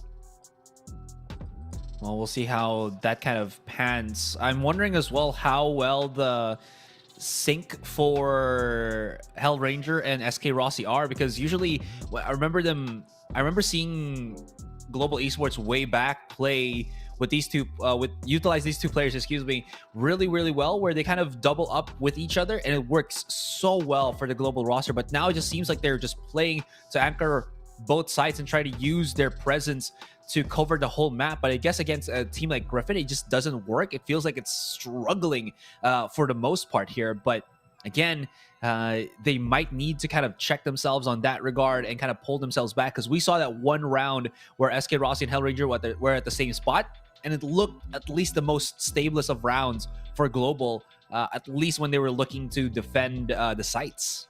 Yeah, and just hasn't that been the problem of Global Esports, that adaptivity against a different kind of playbook? With their struggles in SEA are already put in the statistics in the first place, and the fact of the matter is they're seeing Griffin Esports play in a style that they don't expect, that they don't really have the answer from the get-go. And instead of trying to adjust on the fly as a team, they have these individual answers to them, and they can be right if they only get the follow-up. So that was the big problem. You gotta give it to Griffin, and you can really see that this is a squad that has many different faces, but one that always has their fangs bared all freaking time. I just can't believe that you have someone that effective like Sufat Baby. He can play whatever the hell he wants. We've seen his agent pool to be vast. And looking at some of the stats from the last game there, I think he had around a 95% kill participation, basically. He was always there to fight Global Esports. He was always a factor in pretty much every single scenario. Well, the factor is now we're going to be getting the agent select, and let's see what these guys are going to bring to our second map. Haven, the 3 site map. No, there's no such thing as site map. We'll see how this. It's a different kind of word. Yeah, I know, right?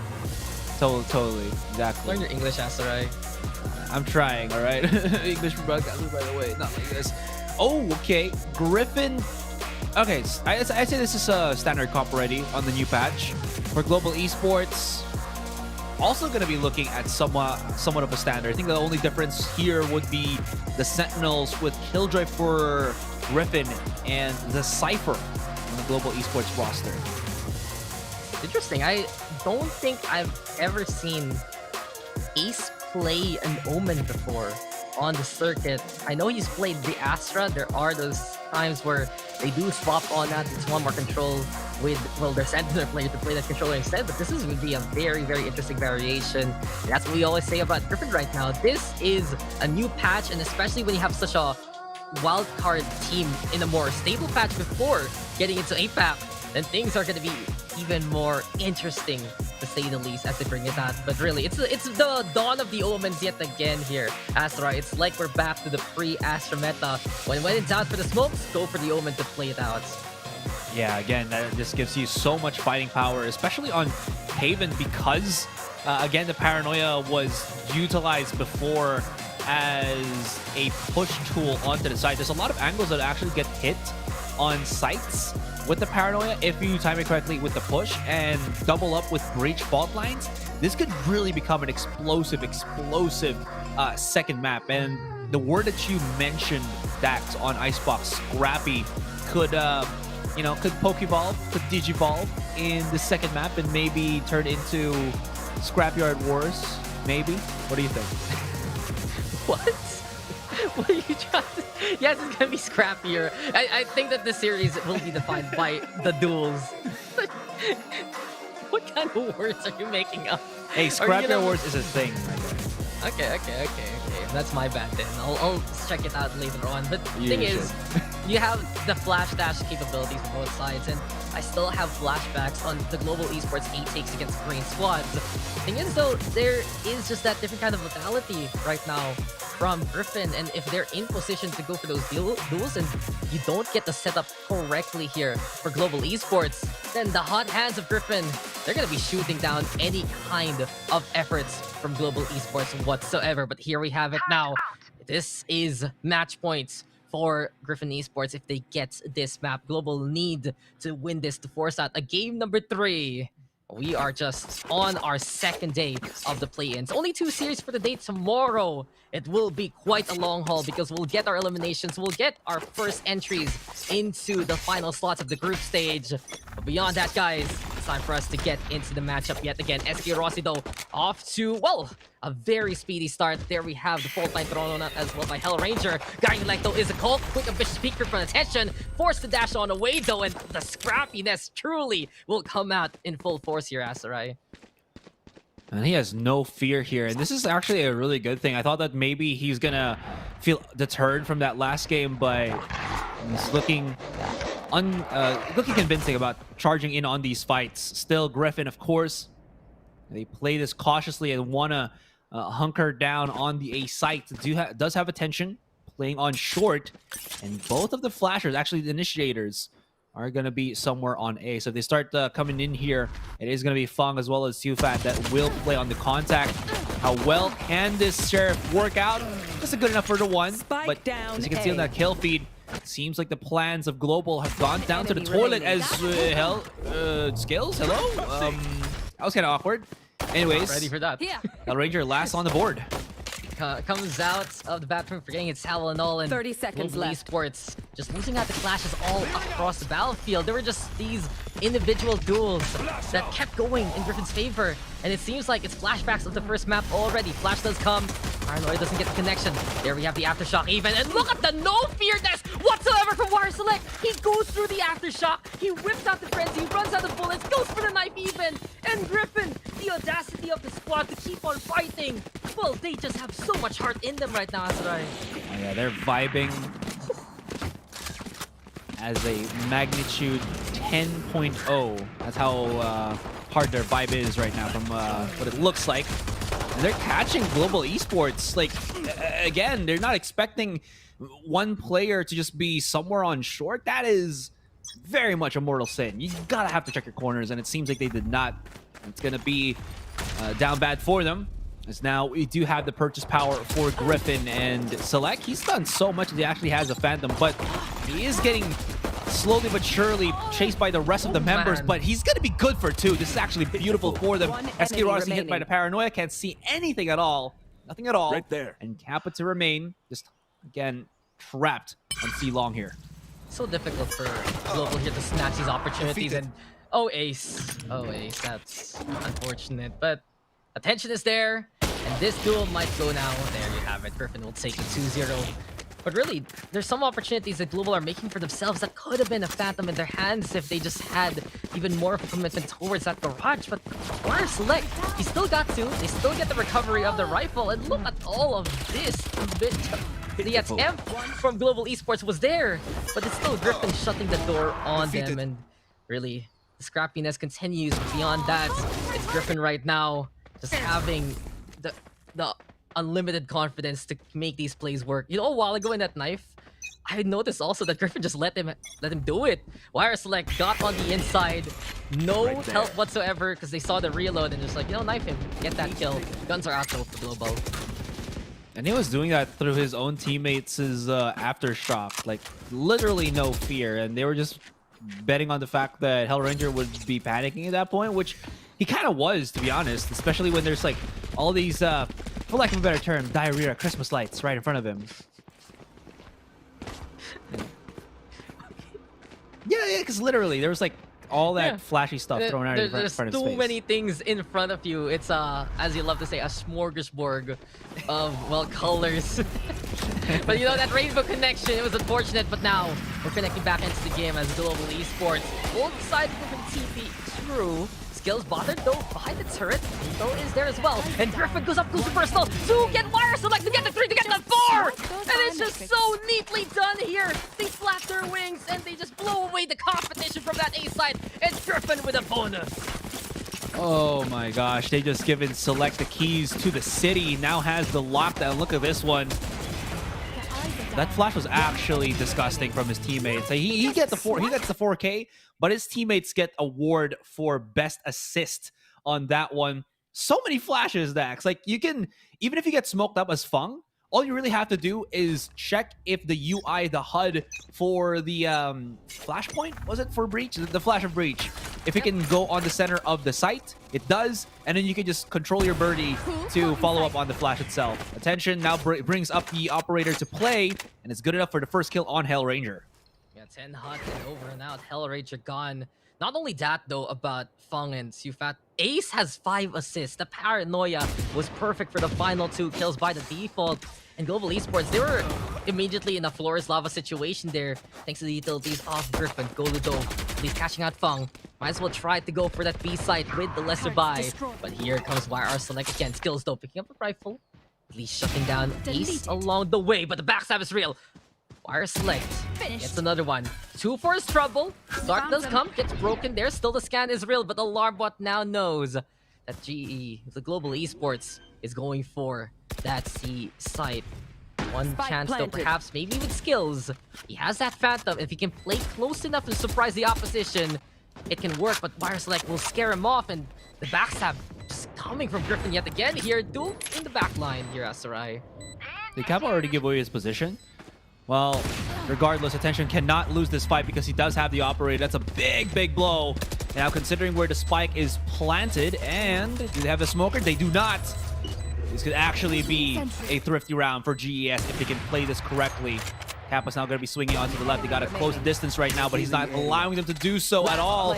Nothing at all. Sufat, good for the kill. Knows that one is onto the corner, but has to have the spike. Not going to happen whatsoever. And GE, not that GE, the other GE, Global Esports, finally gets themselves a round on the board. Every single round, GE wins. We don't know which one, though. But Global Esports, that was a crucial kill from Kappa. He came in clutch for the team, even hit the shots onto YR Select there. And that was just enough time. I like the foresight here, though, for Global Esports.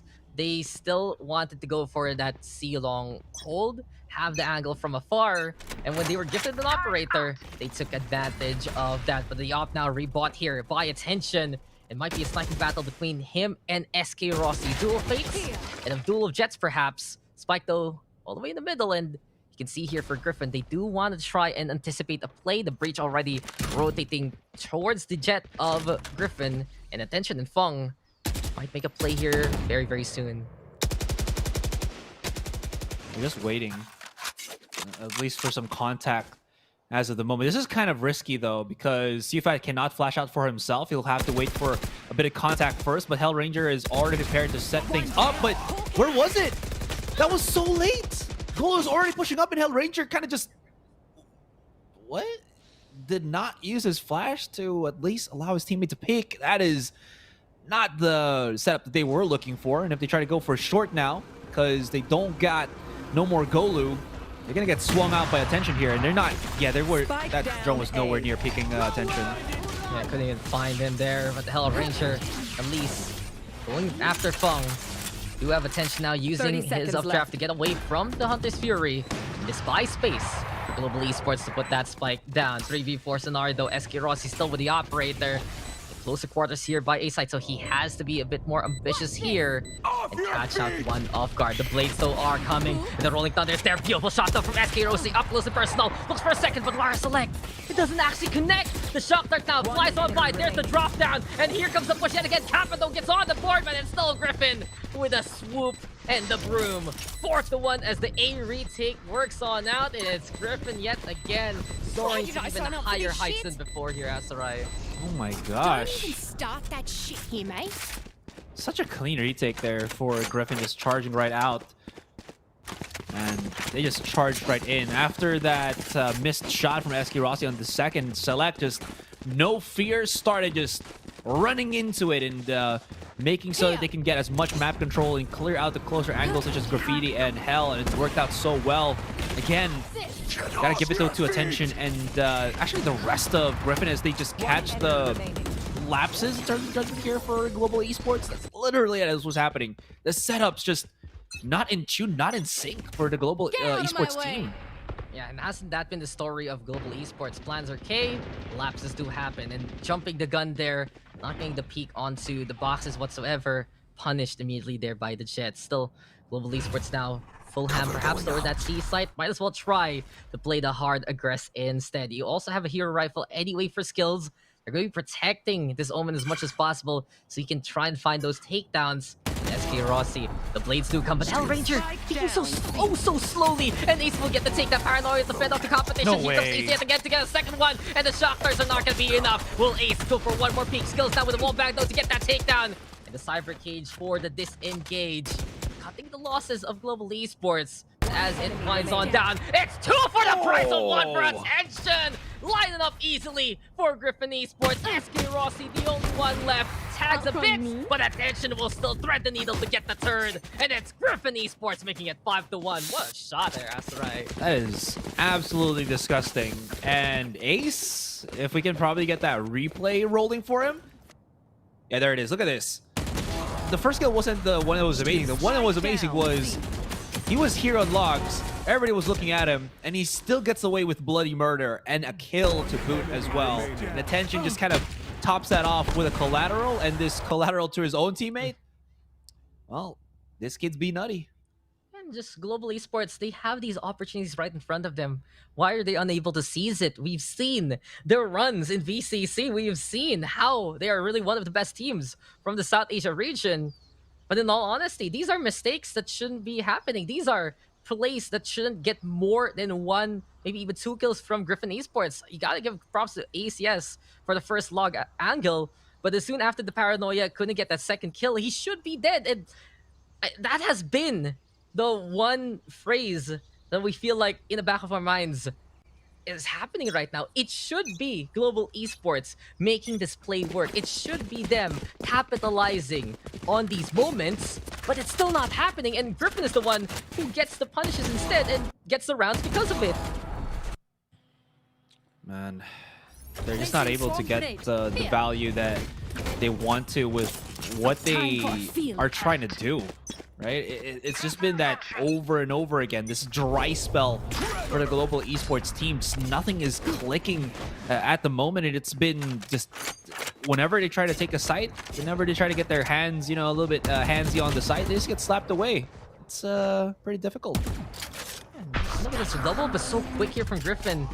That lovely Global Esports is able to back on away. They're so willing to fight it out. Skills, though, deciding to take command of that A site up the tower and might get the angle here. Drop down, though, but still can't get the kill finally. SK Rossi is there. But these precious microseconds that allows Griffin to retool their plan. They can really be deadly if they pile on up. Spike, though, planted. SK Rossi with another one. And things are looking better here for Global Esports. Fong, though, catching out Hellranger in response. SK Rossi now playing it close yet again. Worked out to the operator a while ago. Does so this time with the rifle. 3 already. Make that 4! And the SK Rossi show hunting down the targets. All left now to shoot at Bibi. Can he prevent SK Rossi from getting his ace? There's the confidence though to peek it out anyway. The Cypher goal will go down, but Skills will track him down and get that takedown. Finally, a more convincing round here from Global Esports, finding that small nook to go in with it from the shadows and using it to take command of the site.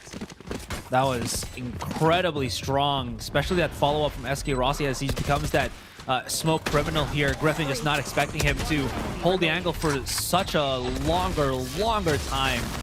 And he gets the value off of it. But yeah, definitely ignited by Skills, who literally just went up onto heaven, and Griffin just let it be. just gave out the site. Yeah, they just let it be because they didn't have anything to kind of cover for that high ground. Well, if Global Esports can get in a place that they're not supposed to be in, apparently they're not going to get caught out, and that can be their engagement point from there. But Ace up top, drops on down. Might be a little too ambitious though with that fall. And will Golu get that kill? Yes, he does. Making it 5v4. C-site now. It's going to be the place to be. Wide open here for Global Esports. And they also have the trip parts to try and at least fortify those lines. But ultimates are abound. Seekers and the Rolling Thunder to scare off Global Esports from setting up on the site. This prevents the spike from being planted. There is a bit of navigation here from the Killjoy of War Select.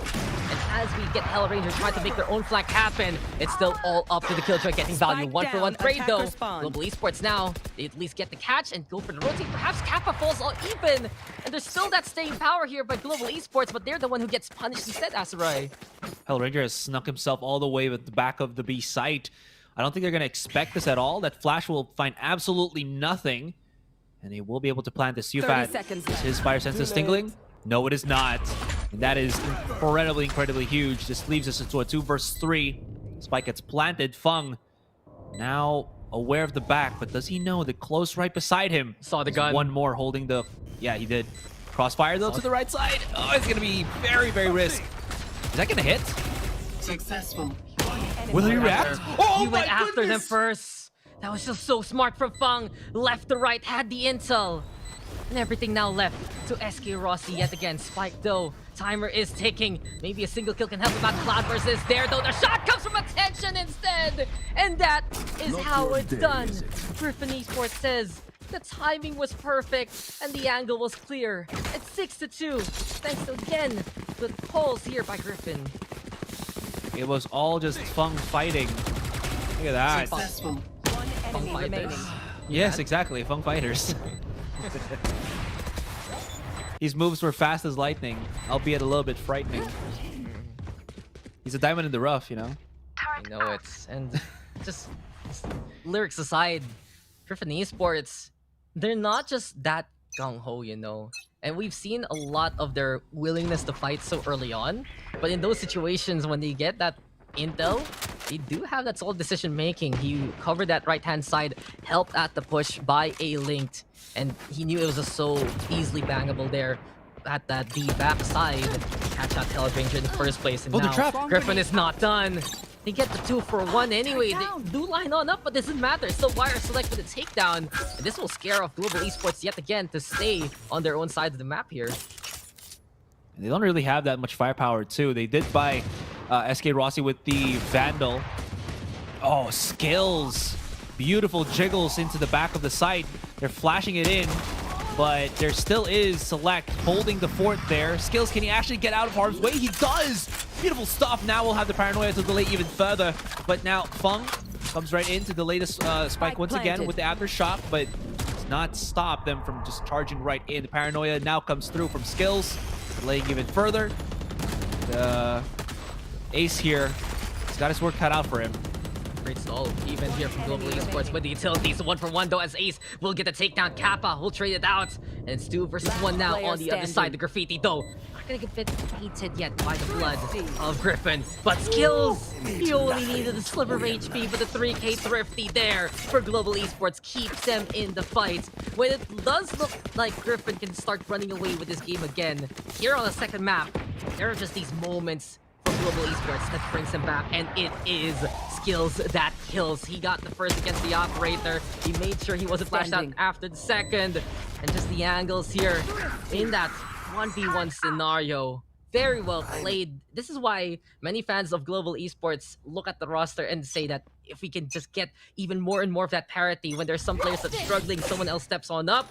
That's a case in point here. Skills right now giving Global Esports more of a breath of life coming into this game.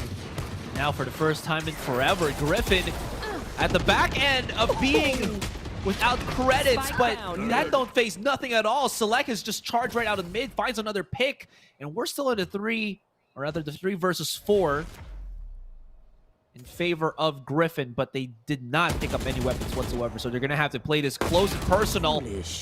It's not going to work. Ace, probably be a bit cheeky, but again, it will not happen at all. Look at the 3 members remaining from Griffin. Stopped because of this tripwire. They cannot commit to this one. Maybe Kappa comes in and drops a spike, but that's not going to happen as well. Yeah, it was like, it's just like, can I actually get under this? It's not gonna happen for sure, but he wants to try. He wants to get as close as possible. And Global Esports, if they decide to go towards that C site, they are gonna get hit by some criminals there waiting by the alleyways. But then again, Global now unleashing the fault 30 line. seconds left. This is gonna be the right call. Go towards that A site. They're running out of time anyway. Griffin is just scaring them off your ass, right? But beyond that, it's Global again, taking advantage of the situation here. At the very least, so okay, Rolling Thunder on nothing. The turret got bounced though. Well, they won't find anybody here on the site itself, so they don't know. That's the thing. yeah, that's true. They were just being safe.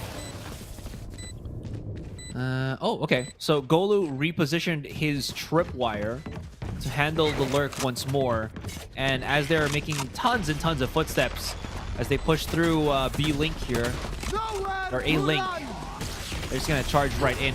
Attention does have the updraft. Actually gets tagged, I think, by the fault line, so he's still gonna have to charge into this one. Taps the spike, wants them to try to aggressively peek this, and he's coming down with a fury. Oh my gosh! Sufat! Woo! Again, Sufat comes out of the woodwork to save his team behind over and over again, Dax. It's happened in Icebox, and it'll happen again here in Haven. I bit my lip after that one. This is crazy! Sufat, Griffin, look at that left to right! And his face, too, on the camera. His face says it all. It just stopped perfectly. Amazement. And just the mechanics of Griffin Esports. This is just a beautiful shooting range for Griffin right now. And Global Esports are looking to be the targets. What? That was a thrifty for a thrifty, basically. And now it's back to Griffin having a bit more of the advantage. Blades are out, though, and at least there are rifles here for Global Esports. Op now in hand, Cyber Cage to allow them to navigate towards that short side. Still, though, Flash comes in. It's not gonna hit attention whatsoever. Goal falls for free, and now over to the sewer. Who will peek this one? Who will challenge the man of the hour attention? Pippin though hit by SK Rossi. Dash on in. Cloud versus there. SK Rossi now slicing, dicing, and cutting up the members of Griffin towards that A side. Incurred the wrath of SK Rossi here. Oh! That looked like it should have actually hit, but it did not. Fung has activated the ultimate. It did not face SK Rossi, but what it did was hit the rest of the team of Global Esports, where Select was lurking in the back. Picks up a nice little 2K. He's backing away. Doesn't want to give Skills any form of map control right here. Skills can try to just move through as fast as he can, but Select is on the prowl and will try to look as he tries to make waves across here. Oh, he does. Skills does damage. 30 seconds left. Still a precarious situation here for Global. And overall in that round, Griffin at least able to unleash that Rolling Thunder in time. You mentioned that the right click might have supposed to connect. Just didn't happen. And because Fung was able to use that Rolling Thunder, it prevented Global from pushing towards the site and putting that spike down. Now all is left to Skills. He has that from the shadows. Wants to play a cheeky angle if ever. Dark cover gonna get thrown on out. Where does he go? Right behind Fung. Now he knows. And Ace busy with the dark cover. Wrong hands, wrong utilities. Doesn't have the gun out. And it's 1v1 now. Time is ticking though. And Fung will be seen. Skills again. Able to get those kills. And the Vera Esports clutch goes to Global Esports. Skills right now. He is coming in clutch truly for Global Esports. When they need him in these situations, he is there for the team. Always with the low HP, he makes it work time and time again. He really has stepped up here for Global, and this could actually make them a great argument of just being able to push this into a 7-5, which is, I'd say, a respectable round ender for the first half. We'll see how that kind of pans out. Attention already charging right in, gets blinded, so he can't go much further than where his Cloudburst is. This means that Global Esports can now just do whatever the heck they want on the A side. Escarasa takes some damage, but again, he loves to go for this push. He loves to just play close inside that smoke. I think now Griffin are very much wary of it. Aggressive plays have won the hearts of many of his fans, and just the willingness to fight. It's not really getting them the round wins as much as he would like. Seekers are out though. Lockdown is there, and Griffin now unleashing all they can towards this A side. 4 of them, 3 of them rather. Only the rifles. SK Rossi gold though. There's the 3K that we need for the side of Global. Hellraiser on the board. Scrappiness yet again. All left now to attention. He will back on the way for a bit of a reset, but SK Rossi does his job and gets in the face of adversity. 7-5 and more manageable now for Global to try and make that comeback happen. Smells blood in the water. Interestingly enough, for Select there, he was he afraid of being countered by the Aftershock as to why he put the lockdown very, very far from the regular spot that you put it? Because usually the lockdown would be licking up until A short, but it was not even reaching the middle of the A site. So I don't know if that was a misclick or something, but it really didn't phase Global Esports when they saw the radius of that ultimate of his. And because it was so close to the side of Griffin rather than Global, you could see as soon as it was gone, they got back the graffiti position. And as soon as that happens, Global just easily mows down the entry points there of Griffin Esports. So we are seeing Global Esports get back into it, but you still got to give props to Skills overall. This has been one of those games again where he's the one who can be reliable. Yes, SK Rossi is at the very top, but who's winning the rounds here for Global Esports? It's that Omen. And they say it there in the VCC side, the South Asian side, that if it's not SK Rossi who's able to make the plays for Global Esports, it's either Golu or Skills. And man, this Omen, I'm just giving absolute props to those moments where he understands where to garner that intel and just how to play these spikes well even. 100%. He just... it seems like his game sense is working in overtime, and it has allowed a lot of clutch factor rounds here for Global Esports to keep them afloat, as you were mentioning it. That being said, is that actually going to be enough? It is close, but is this the saving grace here for Global Esports to push this into a third map? With all that being said as well, SK Rossi is not doing too bad here. Riding on the hype that his teammates are giving to him. He's actually able to follow through all the utilities. It doesn't seem like he's just charging in by himself anymore, and he's working with the utilities of the initiators, which is at least panning out incredibly well for the Global Esports star player. They got more space in the last few rounds of that first half, and it was case in point because SK Rossi was able to navigate through the utilities anyway, but he wasn't taken down early on. So at least Global there, able to make sure that they had more of the map to work with. Griffin, though, still very scary. Wire Select and Attention absolutely popping off in this game. Big players really in this series. Just let's not forget, Sufat BB. That transfer, it will be remembered for a long time and how it was just played. But here we go, Asarai. Let's go for the B sites. And Griffin now, the combat is their game. And they're looking to take some nays on the Global Esports side. Hellranger has to back on the way. Attention though, stunned on up. And just a clutch moment there for the Breach to save his own life.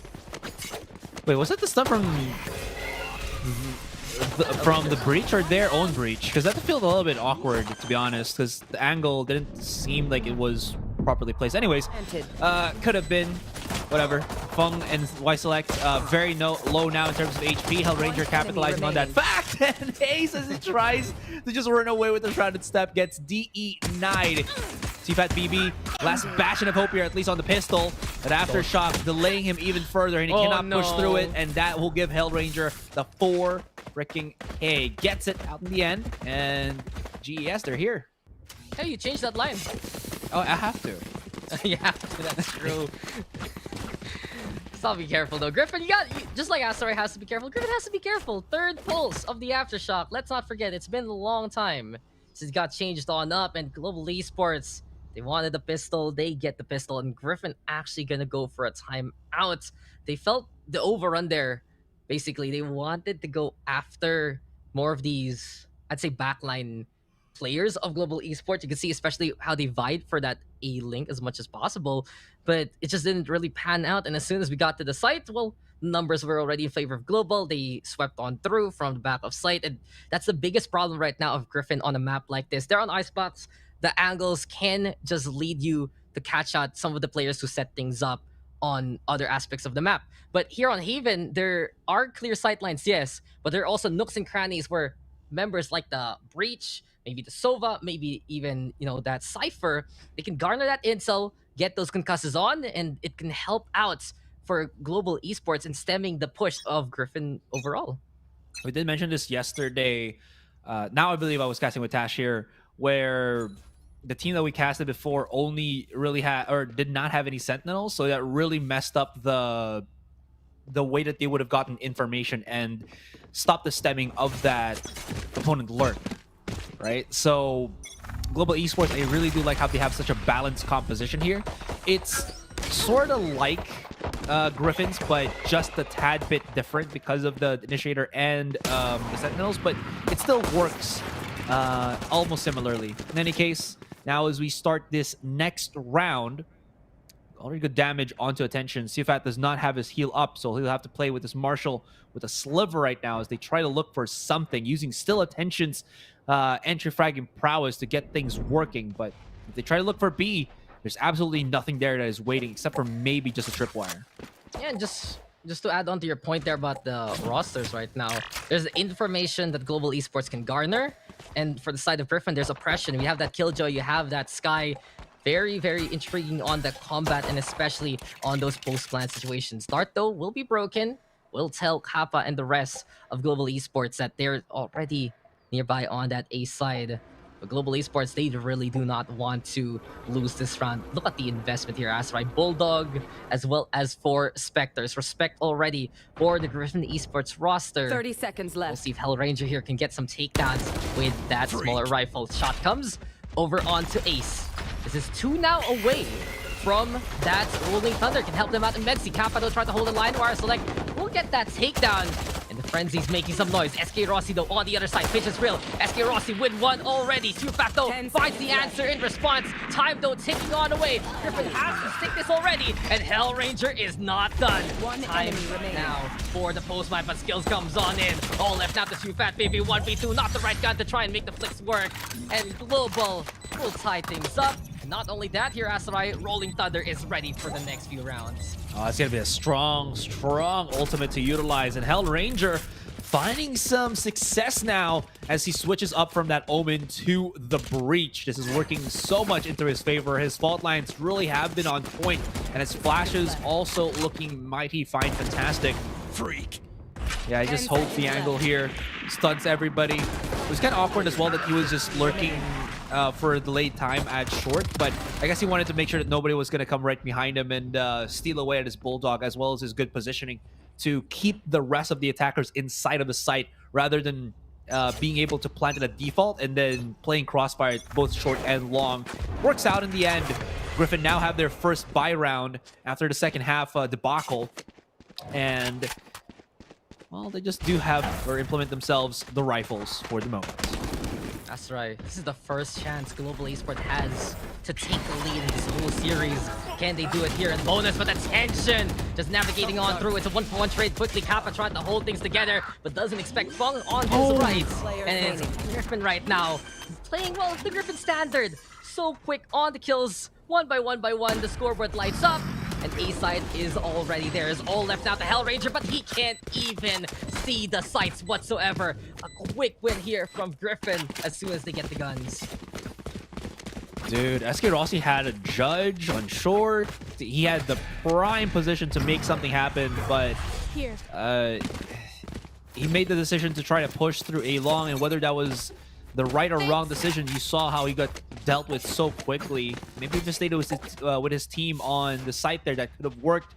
He would have not have known, but he tried to prolong the tried to lengthen the distance of the judge as he was trying to push through on long there, and got spotted, I believe, by Sufat BB, and that's the guy that you want to actually be facing against SK Rossi here, because on that Icebox map, he's been winning all of the duels that they've had. Grounded. Oh, there's another duel. This time it's by attention. How did he even find that frag?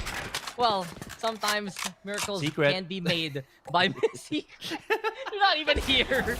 No, I was just about to say miracles are made by Mitts, and this is just another mythical approach by Griffin. But sure, the answer's secret. Don't tell me. You know, don't let me know. Don't let the audience know what's going on. But Select right now, pressing start. Skills goes down. And this is just Griffin looks to mow down the competition one more time. Hell Ranger, though, will at least get a kill. And Griffin, they're not that bloodthirsty to wait.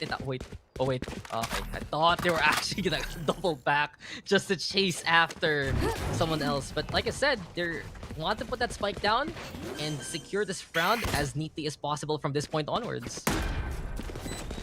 They've given Feng the plant as well, so that means that they have both of their initiators with ultimates. Kappa's used his recon dart, so that would just alert the rest of the Griffin squad where one player is. And I mean, Kappa's just making so much noise. Well, let's see how this goes. I think they're also preparing for Golu to maybe intercept one, but he's not going to find Diddley squat, equipped with the Marshal and the Sheriff. Maybe he can make some waves here, but he doesn't have a lot of time. As he tries to wiggle his way through short, Ace finds the final kill to give Griffin another round. Yeah, and the announcer said his name, Team Ace. There you go. Team Ace. Team Ace. Love it. You can rarely make this kind of jokes with these kind of things. But this was a shot. And I am amazed. That was it. That was pretty much the biggest highlight of the round. Besides that, though, at least Global Esports navigating around the map to, at the very least, try and bother Griffin and maybe some of the exits. But this now, for Griffin on the attacking side, it's looking pretty scary here. Also, hey Ace, what happened to you? It's SK Rossi, man. That's what happened. Man. Yeah. That's what happened. I was about to say Griffin, they look very ferocious. They look very scary on those initial duels on the offense. But that's a really good read right now by Global Esports. Put SK Rossi on that operator. He was starting to warm up. They're on Icebox. Hellranger also with the Rolling Thunder, and Griffin panicking right now to get on away. Unfortunately for Global Esports though, there's no real follow-up to get the peaks on as they back on out in the shock darts. It's a good lineup, and it could have gotten the kills. But GFN, they already were out there in the first place. And they didn't take much damage from that as well. They've healed up because of the regrowth from Siufat. And speaking of which, they still have the 2 Initiator ultimates, which is going to be incredibly good. If they can just close the distance first, Seekers will be a massive, massive help to clear up some angles here, especially when their Smoker is already dead. There, already started using it. He's going to try to clear out the rest of the site here. And attention charges right in through. There was the Recon Dart that spotted a couple, but it's not enough that anybody's going to be able to punish through all of that. Spike will get planted, but that does give the life of Fung here. How well can Attention get this trade? Not well enough, as I believe he was actually blinded by skills, and it's all left into Siufat BB. But can he turn into Siufat AA? Because he's been double A performance in this one. Has to reload, but he stopped the plant, or stopped the defuse on the plant.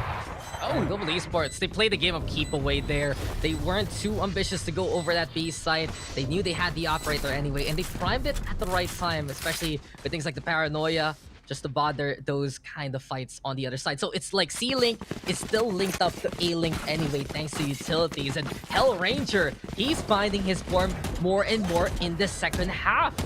You mentioned that a while ago, he had that earlier Rolling Thunder. Siufat did get that takedown onto Golu. But besides that, just the numbers here for Global Esports. And this is now the right configuration to deal with Griffin. It's Griffin who has to find the answer instead. And their, at least, solution here will be that operator in the hands of Attention. Are you going to put Attention on Long to maybe go against SK Rossi? Well, that's not the right Long where SK Rossi is, but... You know, it's they're probably Kappa with the op, actually. Yeah. Oh, actually, you're right. Ooh, oh, Kappa, he lost the op now. That's painful. Yeah. They wanted to make a play there towards C-side. You saw how far SK Rossi went. Here. Seems like he does have the blades available, but giving up that gun. Now it's range advantage here for Griffin. And when Global Esports takes the right step in the round prior to this one, it's Griffin getting the right situation into the next. Could have been a clash. Now it's 5v3. And the Trailblazer will scout things out and notice there's still players of Global Esports towards this A site here. He was not baited at all for that. He just didn't want to commit the whole peak. Pre-firing and everything. SK Rossi, a demon with the blades. And there you have it. Ignites the flames with the first pick-off, but does get stunned with the fault line. Does not have a dash. Gonna have to try to go through this. He actually wiggles one with 16 HP to spare. This can still put a lot of strain for Griffin Esports. They do have 30 seconds. 30 seconds left. Selects Lurk, actually gets spotted out. Now Griffin, they're gonna have to commit a lot more just to make sure that they can get the spike planted down. At least they will. And this is now left into Hellranger and Skills to make this work. But Hellranger is making a lot of waves on Garage here. Skills, the last bastion of hope. He's been good on the first 2 clutches, but won't happen on the third, as Griffin had the 2v1 spray down against him as he wiggles, or as he pushes his way out of the smoke. Yeah, they were initially prepared for Skills in the first place. They were keeping an eye out over by that ceiling from the defense side. And as soon as they got rid of Hell Ranger, it was even easier. But Kappa, he has an ult, but he had the bow and arrow out, not anticipating the push there from Griffin. And attention again, some big impact from him. You can really see that this is a battle of the Jets happening in a more low-key manner. We've seen some incredible plays from the initiators, from the controllers, from the Sentinels, but still at the very top of the scoreboard, it's Attention versus SK Rossi. And since we were teased a little bit there, Asarai, we could have gotten Op versus Op, Attention versus SK Rossi, but Global Esports went for the risky play, blew up in their face, and for Griffin, it's easy pickings in more, I'd say, lopsided scenarios. Yeah, Kappa just didn't get that good position that he was hoping for. He was maybe expecting that no one was going to be checking him, because I think with the Cloudburst, he wasn't expecting anybody to cross, or maybe they were already at short. Whatever the case was, whatever the reason was, he thought that he could throw out his recon dart and get away without getting punished. So that was definitely a big lapse in terms of judgment. A big hurdle for them to walk over through. And now, looking into the purchases, they're going to have another Hero Vandal for SK Rossi. They've done this multiple times already, and I don't know if it's done them too well, but it will be a commitment in terms of the creds for GES. Yes, might be time to believe again in the power of SK Rossi. It's getting dicey though here for Global Esports. They're the ones down the map, and they're the ones seeing Griffin Esports already at double digits. So slower play right now from Griffin. They do not over-engage when they know their opponent has that lesser buy. And instead, the utilities come out to scout out for information. So you've got Bibi, even faking it out. Lockdown is there. But the Hunter's Fury now is the call from Kappa just to break it down. And he did not find it in the first place. So that space created here for Griffin. They can actually go for that A site now even more easier, because that was the full clock now winding down. Still though, Griffin here navigating towards C side instead, Asarai. And oh, Hell Ranger, this is gonna be very precious if he gets that takedown. Griffin though has made a sandwich out of the breach already. He's hearing all the footsteps too. Maybe this garage position will actually work for Hell Ranger, but oh no, he ran. 30 seconds left. He made the footsteps, Dax. He ran and he died. Yeah. That's unfortunate. It does happen. He didn't expect Select to actually have lurked all the way, but that was the biggest reason as to why actually Griffin went back to C, because he did actually got the lurk. Freebie on the C side. Now Fung, he's blinded basically everybody. Golu, okay, he's actually good for the fight, but gets blinded from the back as Ace was actually already lurking right behind him, and Griffin, full control of this situation, only loses Fung in the end. They take a commanding lead in that round victory. That round was a bit of a mess. You'd think they're gonna go one side, the other, and then eventually it does get the proper clear there for Griffin to go towards that C site. But it's really interesting how much space that lockdown actually bought, since it couldn't get the break there from Kappa. And as soon as that happens, Griffin's like, maybe we can go A. But then, okay, the lockdown's broken. Now they're going back to A. Now we can go to C, because our Killjoy is there in the first place. So we just went on a run here on Haven. And speaking of run, Griffin right now, can they run away with this game? 2 more, and they move on to the next one. But SK Rossi will keep them chained to this matchup. Ace goes down, and that's minus smokes here for Griffin already. Well, this hasn't stopped them before from trying to take into a sites, but it really does hamper a lot when you don't have that vision blocker, especially when you're up against GES that do so well with how they do reactionary shooting, especially with SK Rossi. That being said, though, I do like how Griffin is just kind of forcing or compressing where their forces are, so they'll have more impact with lesser numbers. Golu timing on the peak actually gets a pick off, but does go for the 1-for-1 trade.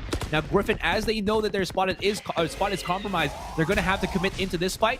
A couple of flashes will not phase Skills here, but they cannot plan, or else it will be quickly punished, as there still is that smoke criminal inside the back of the site. He's been caught. He's been wanted and found. It was a great delay with the paranoia, but it's still Griffin strong arming their way towards the C side. Marcelek gets on the board, and he finds the shot on SK Rossi at the end. What was that? The calm, man, the shot, precision there from Griffin Esports. And now they're on match point here, Asarai. That was last bullet, by the way, from Select. Oh, because Scales went out of the smoke. That's how he got spotted. All right, check this out. He just reacts properly to Kappa there, and then... Oh, 2 bullets, mind you. It's the Phantom. What do you expect? It just comes out that quickly. But case in point, 1 tap, maybe 2 tap. Who knows? But it's still that precise, that courageous, the confidence, Asarai. You only have 2 bullets in the chamber. You're still willing to spray it down anyway. That's the Griffin way.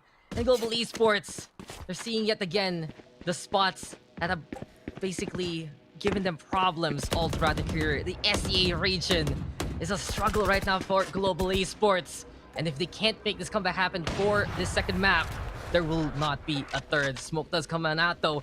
SK Rossi just trying to be sneaky here over onto the right. We also have Kappa coming in close. Seems like Global Esports, they want to make this as tight as possible. Rolling Thunder now with the connection, but it's still Global who can't get the peek out whatsoever. Kappa with a few shot darts. Reconnaissance is there though, but the guiding light is the answer. And the scramble is here, but SK Rossi finally with the first kill in this round. Asarai, ace goes down. His long lurk has been paid for. They've left attention actually to fend off for himself somewhere on the attacker's spawn, as the rest of the Griffin squad were already looking for C, but the timing on Skills as he pushes out with the paranoia actually dissuades them from committing to this fight once longer. Left. And as he puts down the smoke here, they're going to come into the site well and blind. It does dissipate quickly enough. Golu's going to be there on the catch. And they do have, thankfully, Fung with his ultimate to at least clear out the rest. Skill still denies any fact of being able to cross their garage. Finally pits him down. But this would mean that it's all up to attention in how well he can save up Supat BB from getting knocked off, as the rest of GES comes in barreling, waterfalling onto the site. It's not going to work. And Global, they're still here. They're still here in the game. Hanging on, and they did that in quite convincing fashion. I'm a little 50-50 in all honesty by some of their earlier plays here. We do have them contesting A lobby with ultimates to force out maybe some rotations, to force out a bit of panic, but I'm still looking for the kills to be capitalized on. Where are the combos after that? It's Griffin, yes, fending them off with those utilities, but if Global's going to be committing a lot early on, then they better get some results for it. But in that round, SK Rossi did get the takedown, and it just cascaded from there as soon as the C retake was upon us. Teleport though, here for Griffin, and one more try towards that A site. Slowly but surely, whoever Shirley is, gonna try to look to charge in onto this one. No ultimates, all about that hard contact. But they have a plethora of flashes to throw as they want to do so. Kappa is holding the very close angle here, but Griffin sniffs out nothing, gets nothing. And they decide to maybe just hold the fort first and back away. That smoke from Skills and the recon dart actually working in tandem to cancel each other out, interestingly enough. But at least it still does dissuade Griffin from just charging in. 45 seconds on the timer. That's a different kind of chemistry there, my friend. And hey, okay. Global now over here by A site. Kappa looking to hug the corner as much as possible. Could have actually got the shot on attention. He wasn't paying attention, looking at his teammate. But instead, it's time for them to try and bait things out. And over on the right-hand side, Kappa is awaiting. Finally gets the kill. On to attention to start things off. Sufat maybe though with the operator, but Golu only needs the Bulldog to get to. Seeker's there to make some noise. Sufat gets the classic out. It's 3v2 now as we get on site. Skills there with a takedown on the ace. It's all up to Sufat 50 with only 8 seconds left. And it's still gonna be more kills for this guy. No way. 4 already! And Hell Ranger, at least the patience to stay in the corner and to stay alive. What could have been a complete collapse of Global Esports, it's held off by the patience of Hell Ranger. It's 12-10 right now, Asarai. Oh, they're holding on little by little, bit by bit, but it is just so unstable right now how Global Esports are winning, but as you mentioned, man, they have specialized teammates, not SK Rossi and Hellranger, that can make this work. It's Golu and Skills that somehow managed to win out certain rounds in the end. That was Hellranger at that time. Maybe everybody from GS can now participate in the singular player clutches. Everyone gets something, get a highlight or whatnot. True. It's just so breathtaking, and not really in the best way here for Global. You can feel the tension. It's always a situation where it looks absolutely dicey, and good on them to find the clutch, but they're still not done in getting these rounds. Not only that, Griffin now have the rifles here fully kitted for the whole squad. Trailblazer also bothering a few of the utilities, getting that info. But Griffin, they've seen this before, and what we've noticed from the squad is whenever they're not completely sure of the site, they're willing to be earlier on the rotate. Problem is, though, for the past few rounds, Asarai, they have been taking their sweet time, and it's been pressure on their side instead.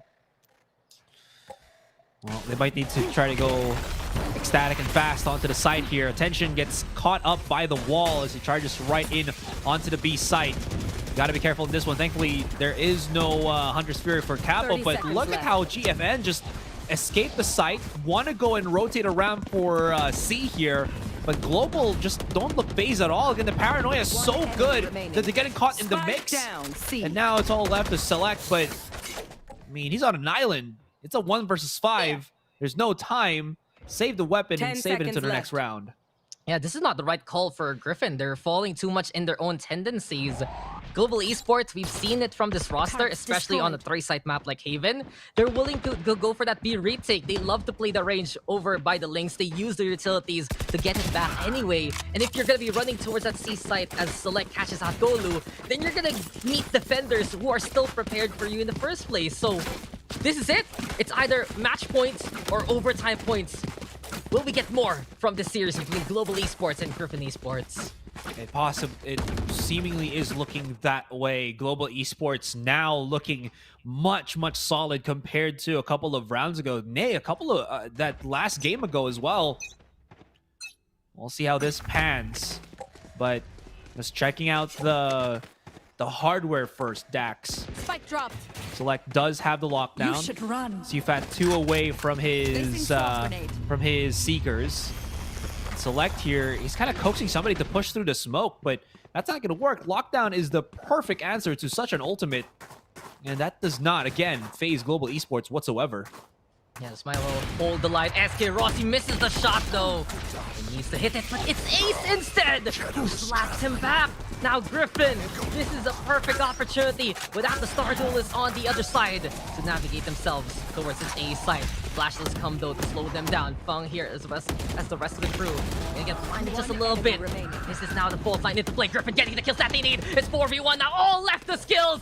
But Hongo Taiwan, they're making a name for themselves here. Skills with 1. Gets a second for the tension again. Commanding it and giving the victory to Griffin Esports. They fly to the next round in a 2-0 fashion versus Global Esports.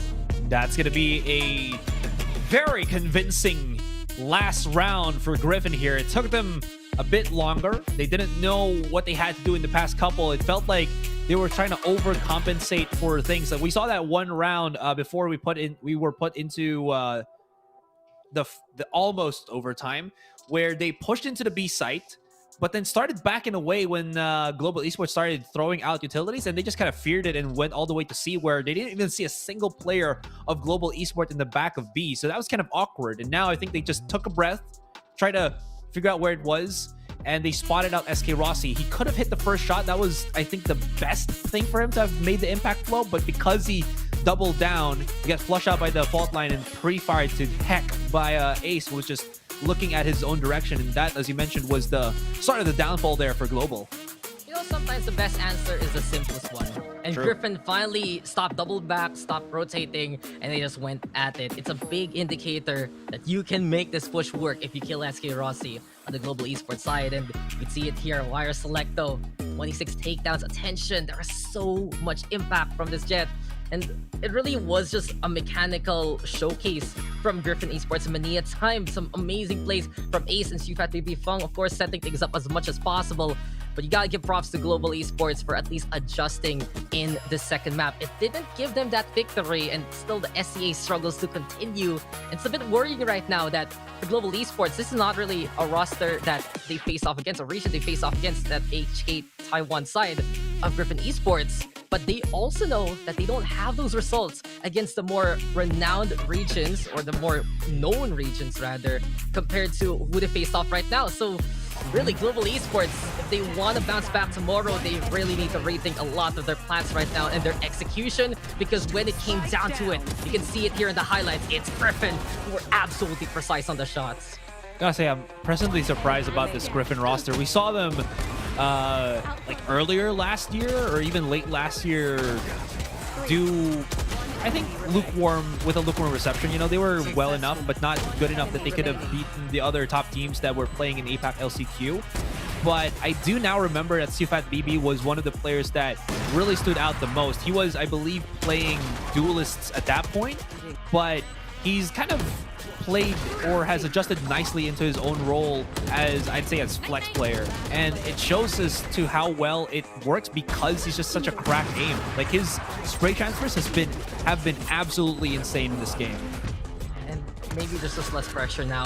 Him having that utility advantage many of the times, that's where he just finds those moments. And sometimes it can be a crack shot, true, but you can't play that entry as well as you would like. So being that second wave, there are just these moments. For Griffin, we always question maybe what kind of configuration we're gonna get. But in terms of the roles, in terms of who's going first, who's going second, they understand that so well. They know who to allow to be the tip of the spear, who is gonna be playing clutch moments like this as close as possible.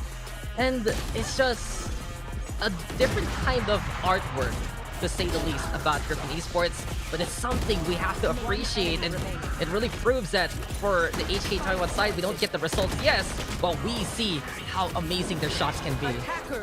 Yeah. Again, Taiwan and Hong Kong as a region, you think that Korea was one of the other countries or other regions out there that are ingrained with esports. Well, these two regions as well are very much ingrained with gaming and esports themselves. I went to like Taiwan before, and their buses are like just stapled with like multiple games, dude. It's crazy. So they really do love and have that intertwined with their culture, and it shows. You know, they really have adapted as well here in Valorant Esports. With that being said, guys, that concludes the last series of the day. We're gonna leave you with the panel after we come from the break. So guys, don't go anywhere.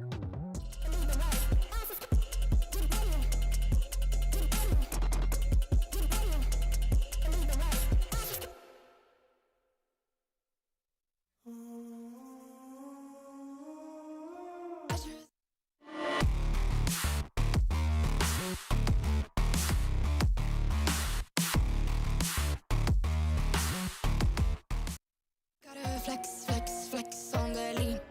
I just wanna rap to the beat.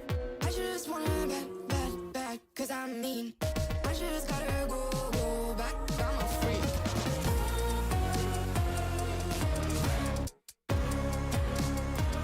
Gotta go. I just wanna rap to the beat. Move of emotion, they drunk at their problems, they always on road and they starting. She knows this cause she's the same. She's trying to stop playing games. Move of emotion, they drunk at their problems, they always on road and they starting. She knows this cause she's the same. She's trying to stop playing games. Where the people at, what they really wanna know? Who's your lovers and who are your bros? Who are the enemies you do keep close? Who are the people that you shouldn't know? Where the people at, what they really wanna know? Who's your lovers and who are your bros? Who are the enemies you do keep close? Who are the people that you shouldn't know? I just gotta flex, flex, flex on the lean. I just wanna rap to the beat. I just wanna back, cause I mean, I just gotta go back, I'm a freak.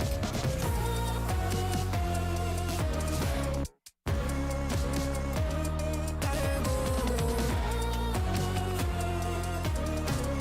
I just wanna rap to the beat. The chains, my vest, my watch, my belt, my cheese, my house, my sneakers, my blouse. I just party hard, topping the one in the chart. I've already won, babe, but then you start. Vixen on ya. Vixen on me. Vixen on ya. Vixen on me.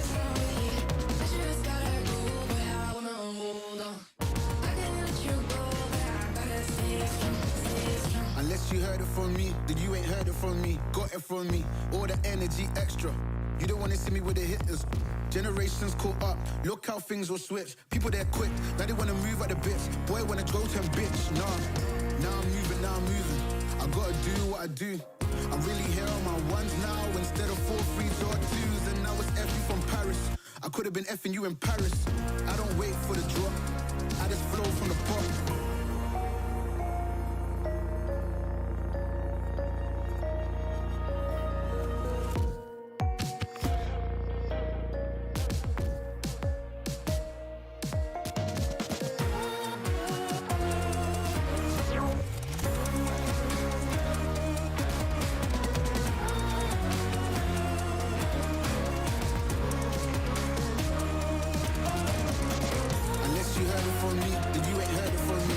From me, all the energy extra. You don't wanna see me with the hitters. Generations caught up, look how things will switch. People they're quick, now they wanna move at the bits. Boy wanna go to bitch, nah.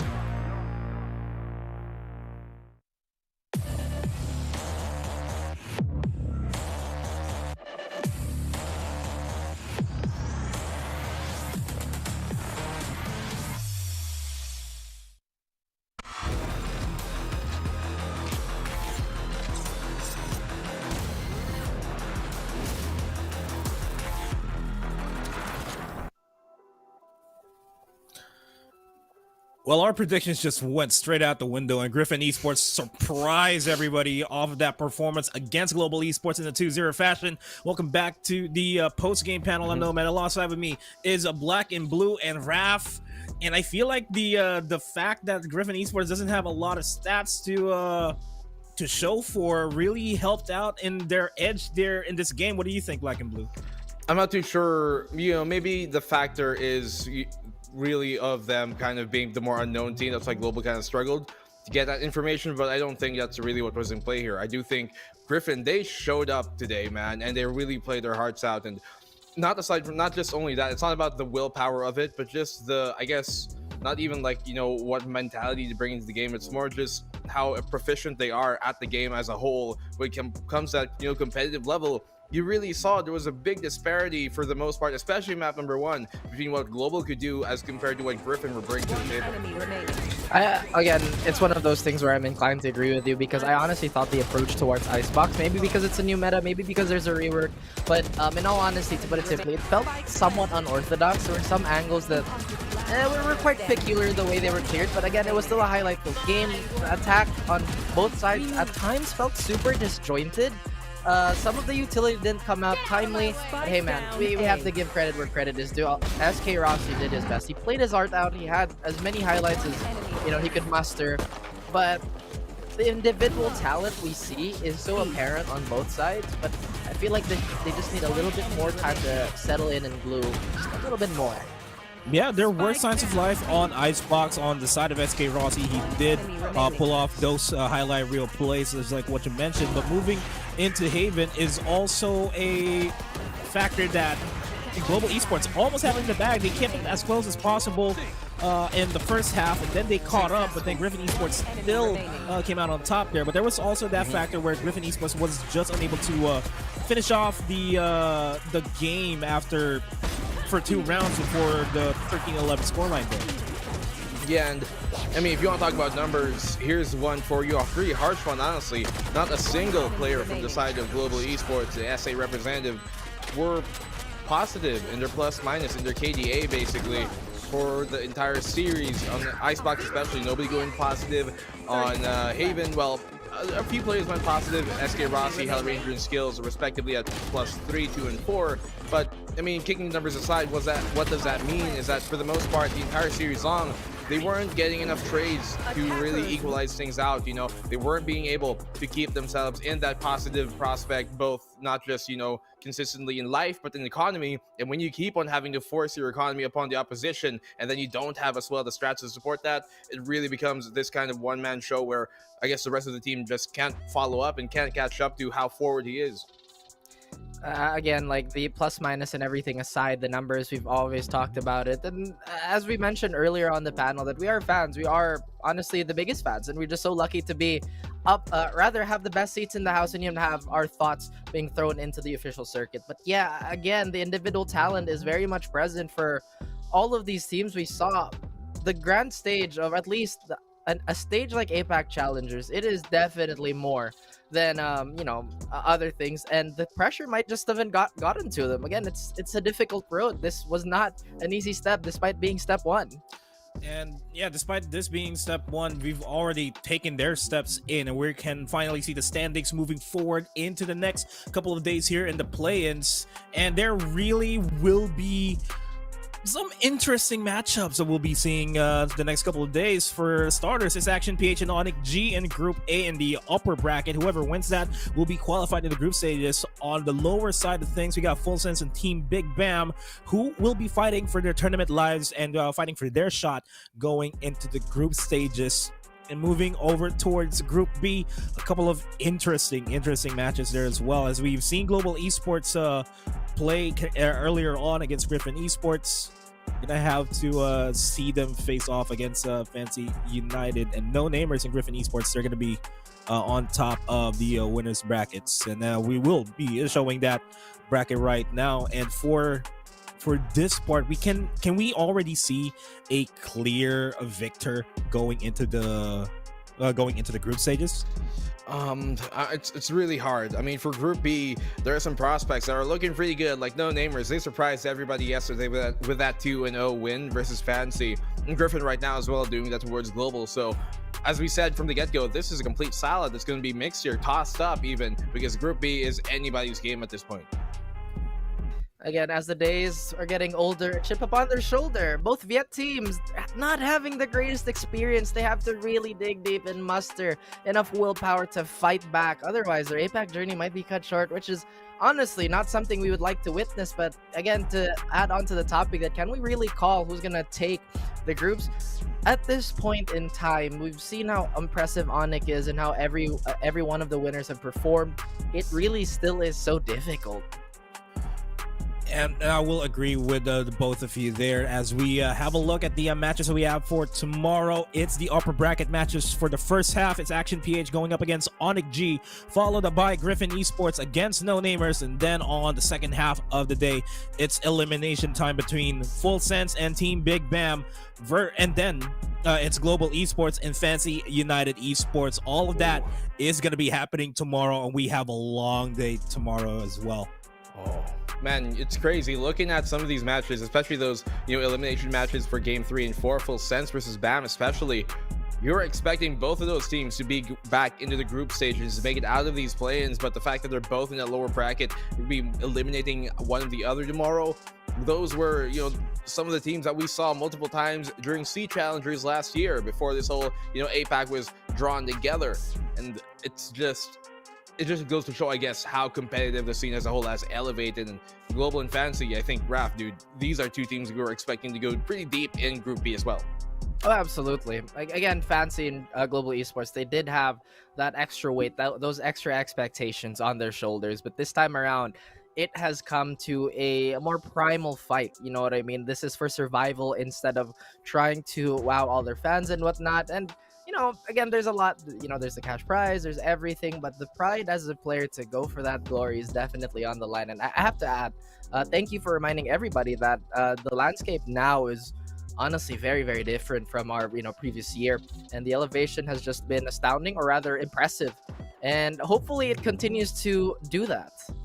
hopefully the evolution of the gameplays of these teams will still evolve. Hopefully tomorrow we see completely different standings, especially for the teams that are in the phase of elimination. But with all that being said, we have to call it a night for today, because tomorrow everything's going to be bright and early. Valorant action will be hitting us all, and we're going to be seeing some explosive gameplays 100%. And on behalf of the English casters, as well as the regional casters that we have all across the Asia Pacific, as well as the production team, I'm Nomad with Black and Blue and Raph. We'll see you tomorrow for more action at day 3 in the play-ins here at the Asia Pacific Challengers. Good night and good fight.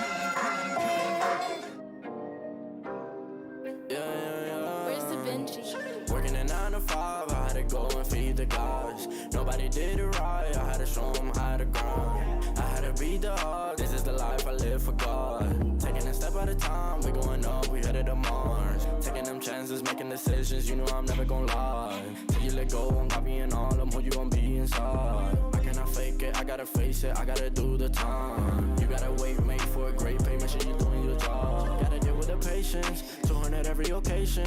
Going to different locations, how they got when I need some direction. Me and Vinci go up every session. Cook it up, yeah, you know it's no pressure. Yeah, you know how we do what we all in. We can slow up and you never catch us. Working a 9 to 5, I had to go and feed the guys. Nobody did it right, I had to show them how to grind. I had to beat the odds, this is the life I live for God. Taking a step at a time, we going up, we headed to Mars. You know my slimes, they came from the bottom to top. Taking the finest, they tryna find us, boy, I know you with the ops. We're not the same, no, you can't compare me, I don't belong in the box. Don't try to play me, no, I'm not friendly, this is everything I got. Ain't no playing around, this is no playground. It no matter, I do what I say now. I'ma go give them something to say now. Got them stuck on my back like a spray ground. See, easy, don't gotta complain. I'm a shooter, got eyes in my vein. They said that I would never make it, they thought I was crazy, they said I'm insane. Working a 9 to 5, I had to go and feed the guys. Nobody did it right, I had to show them how to grind. I had to beat the odds, this is the life I live for God. Taking a step at a time, we going up, we headed to Mars.